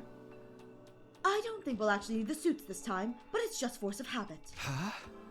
Why don't they work if you... Oh, that's a good question. She said, why don't they work if we have class armor on? Leap suits have the ability to repel hemoanima. They're not affected by attacks from class weapons, which we do know from Killing Game. But I will say, that stands to reason. The reason we can't put them on is because even if we're hemoanimate inside the suit, it, like, repels us. I guess it's like a magnet. If you tried to put one on in class armor, the two surfaces would fuse. Yeah, it's like magnets with the same polarities. Hey, it's like a magnet. Kurt is officially counted as a female character? Dang. I mean, okay, but dang. Wait, the suit. Where have we seen those before? Girl, I've been seeing them all over. Every time something sus happens, I go, Warp Boy? Warpy Boy? Warpy Boy? Shout out to the one route where I did not say Warpy Boy and it was Warpy. Love you, Serial Battles route. Took me way too long to figure out that one. Considering how much I talk about parallel leaping. That one was embarrassing. That one took me a while.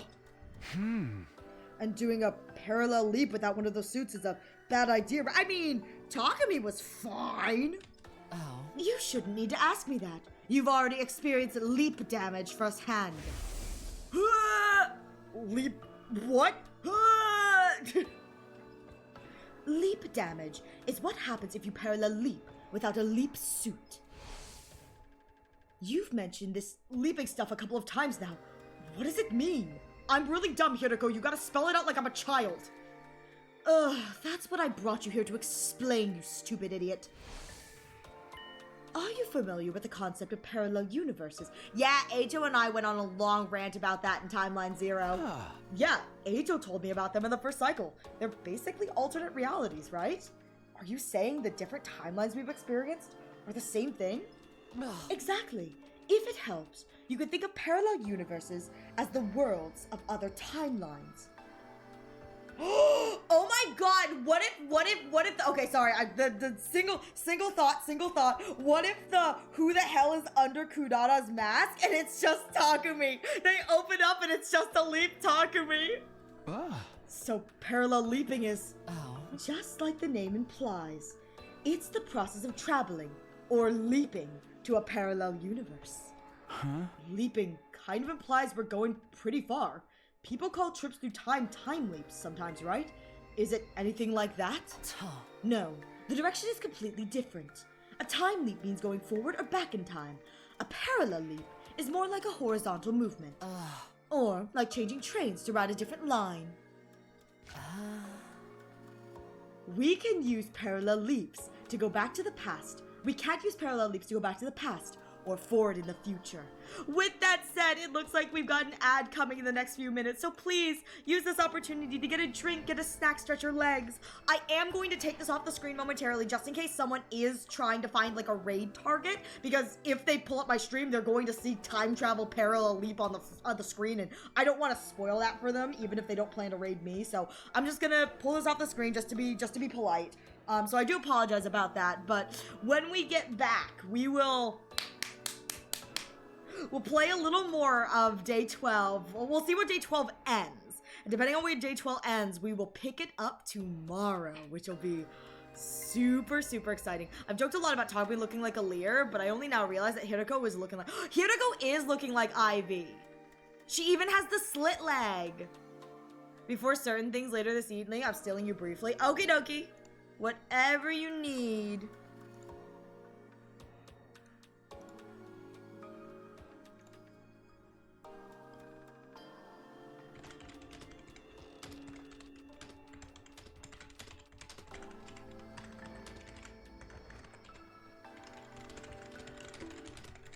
Alright. Okay. Huh.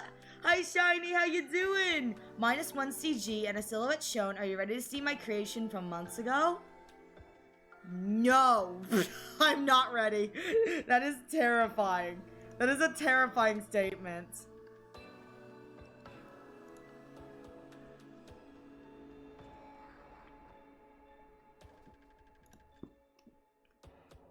My 100 of 100 creation? No, I'm not ready. Shut up. No, I'm not at 100 yet. Shut up. I don't want to acknowledge it. If I don't acknowledge it, it doesn't exist. I'm not at the end.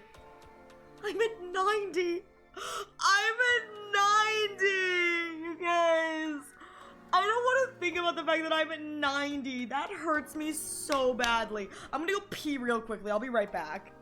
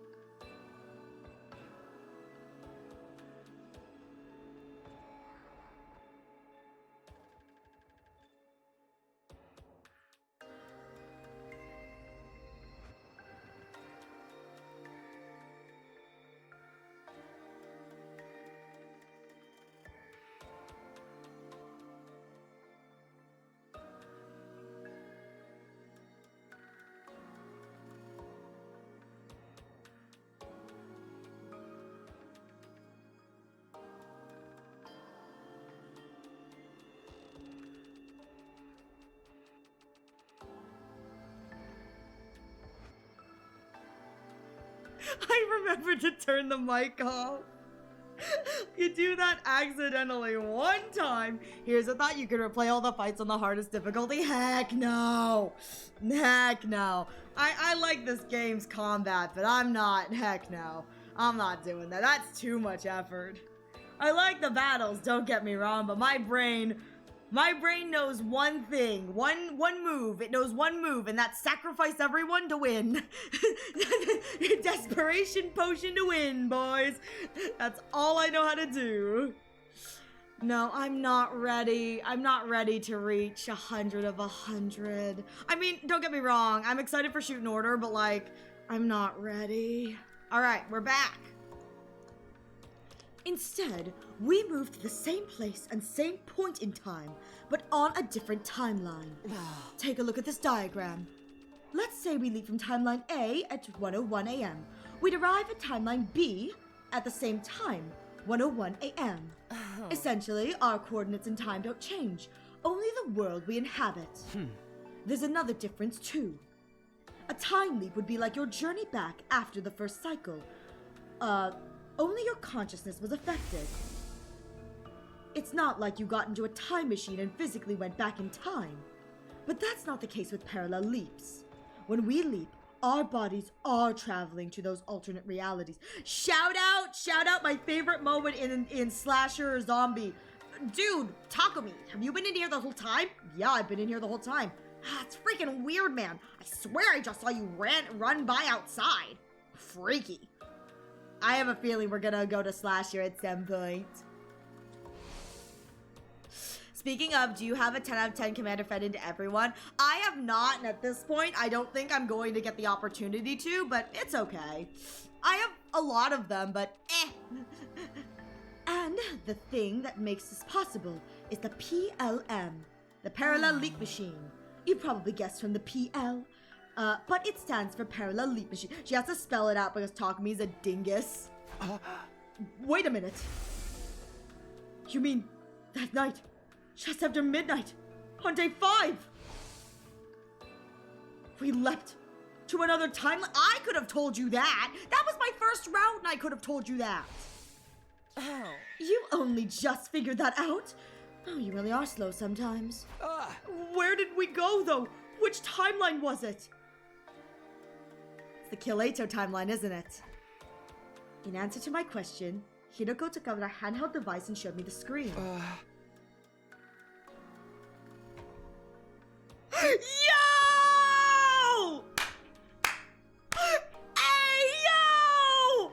I've seen that before! Hey, look at that! Look at that! I've seen that before. Hang on. Day 5. So we could have either gone here, which is second scenario. I think we ended up either here or here.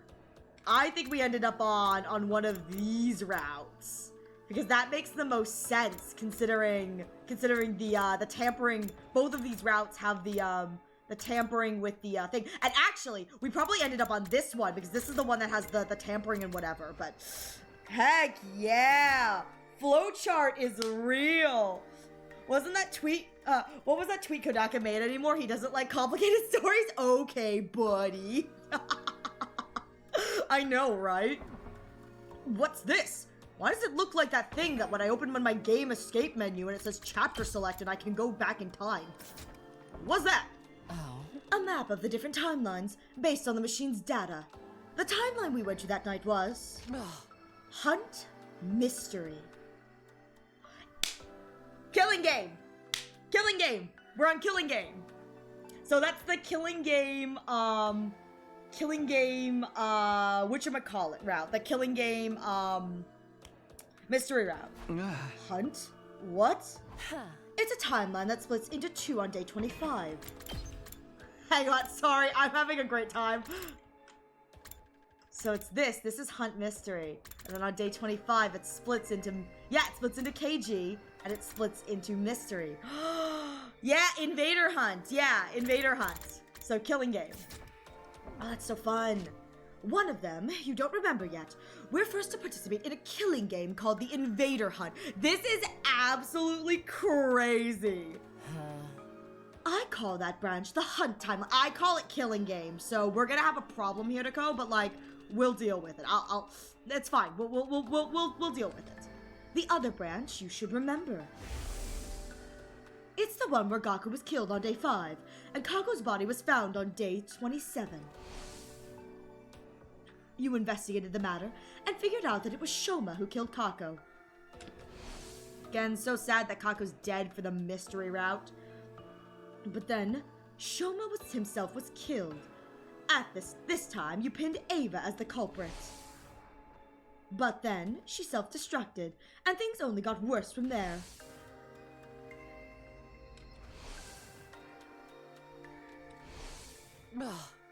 You were beset by a whole host of mysteries, but you still did your best to solve them.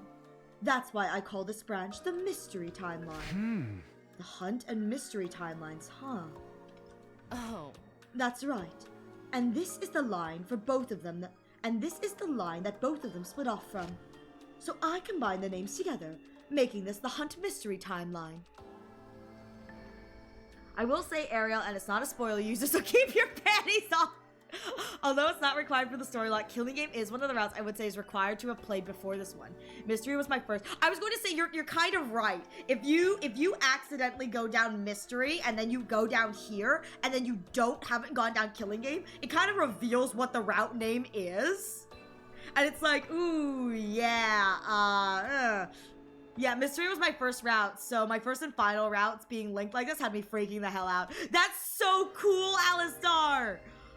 So that's so cool because that's cool that Mystery was your first, and now it comes back full circle, whereas for me, this is a branching spin-off of my first choice, so this is like home territory. That's so cool though!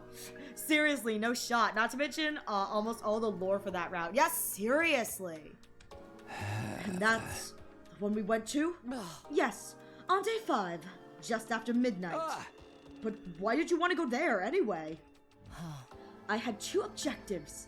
One was to prevent Gaku's death. The other was to do something about Omega. Oh, shoot. Omega is the Gi, right? Because they use Alpha 1 and Alpha 2 for the Gis and Slasher, but they use Omega and Theta, right? Theta or Delta, I think, in one of the other routes. I don't remember what it refers to, but I think it's another Gi thing. It was about Omega. Wait, what? Omega? Who's that? Am I Omega?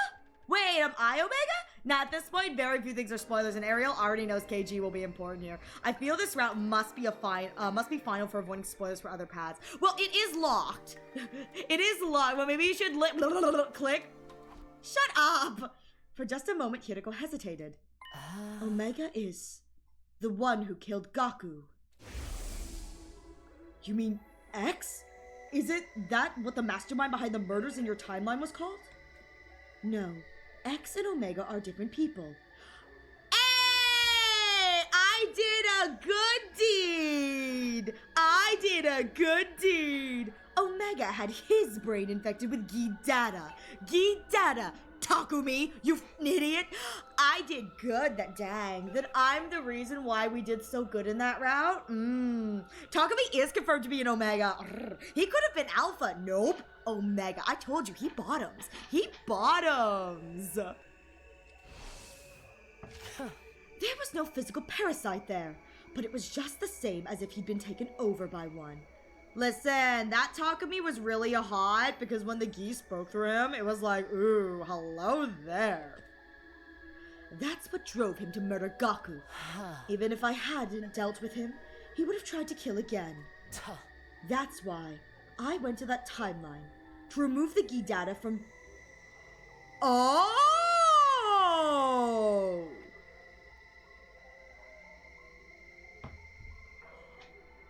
Oh!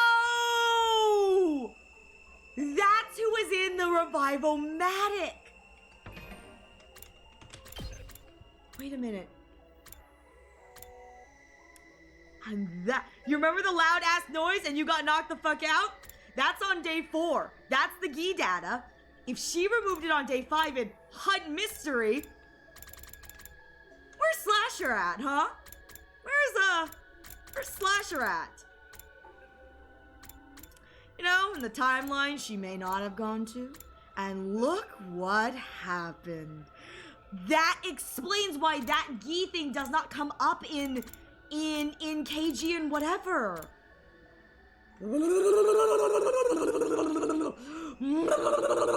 Oh my god. Oh my god, wait. Wait.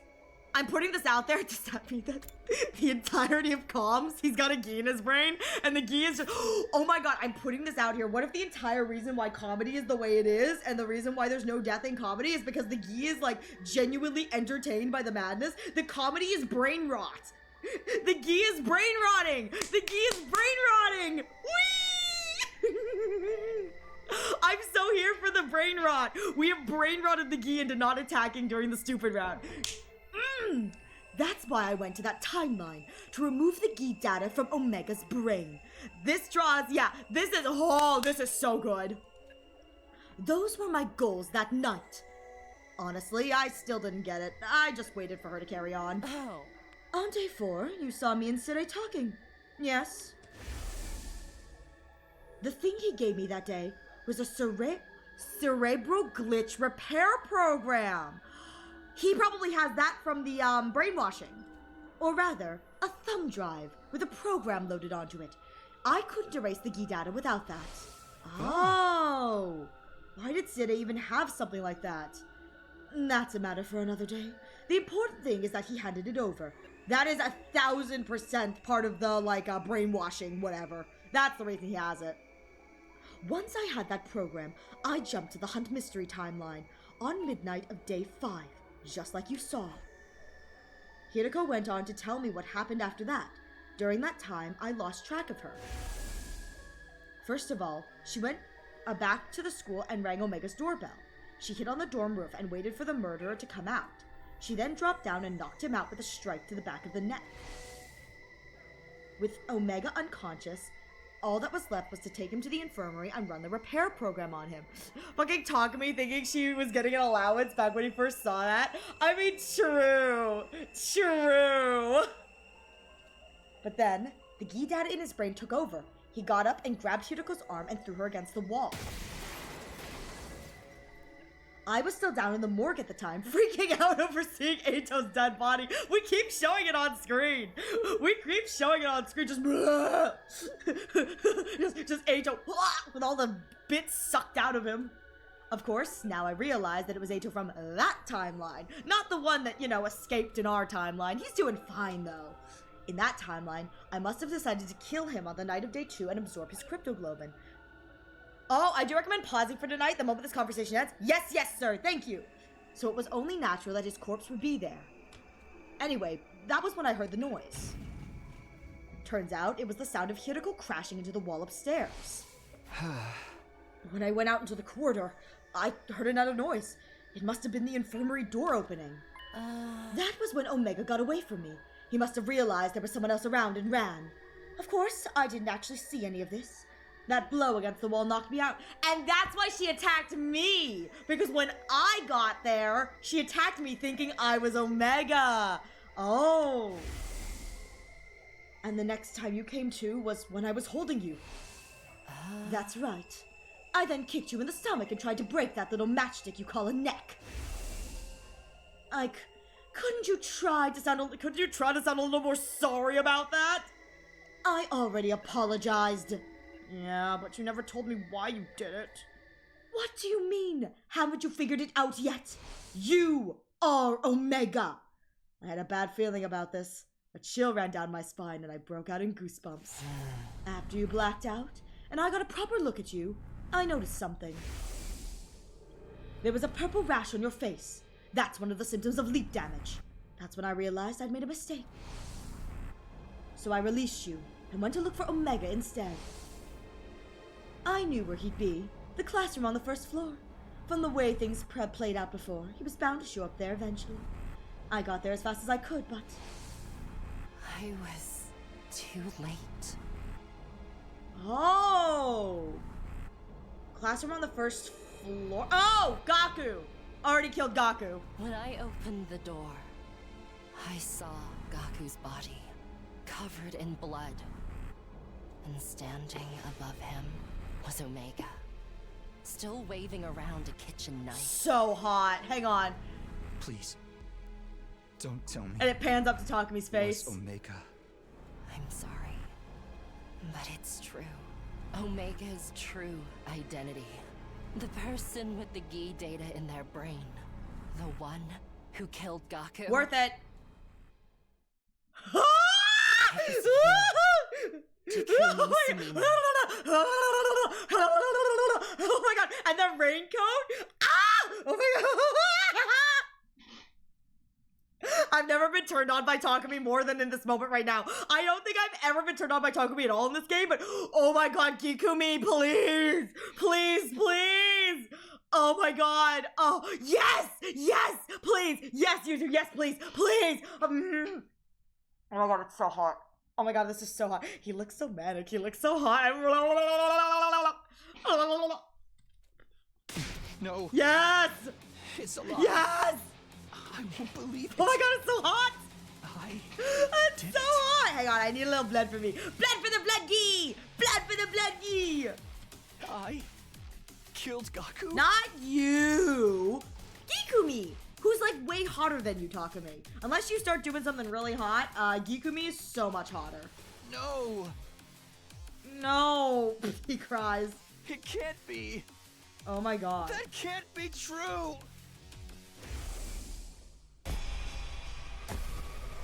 He remembers! Toilet!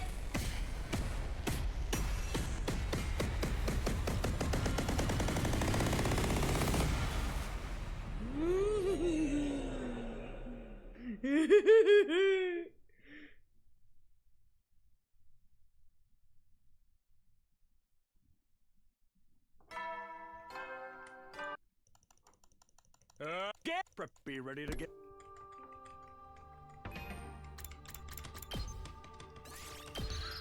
And that is where we are going to end tonight's stream. Oh my god! Oh my god, oh my god, oh my god, oh my god, oh my god, oh my god, oh my god, oh my god. This is absolutely amazing. I'm so invested in this. This is so good. Holy crow. There is so much going down. I cannot believe that one different choice I would have found this lock. This is so beautiful for me to come full circle. My first route and my last route are hopefully intersecting. I'm hoping that this will be my last route if it lets me go back and do mystery before I finish this, but oh my god. This is absolutely amazing. Thank you everyone so much for being here as we continue to play through things. Oh my god, I'm in absolute awe. I'm having such a great time. This is absolutely amazing and chaotic, and I cannot even. So with that said, we are going to be raiding out, so please stick around so we can support somebody else. I'm so far for everyone that there's no way that anyone else is less further than me, so let's find someone to raid. Let's see.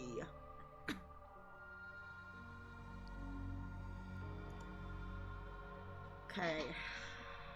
Rated that person. Rated this person.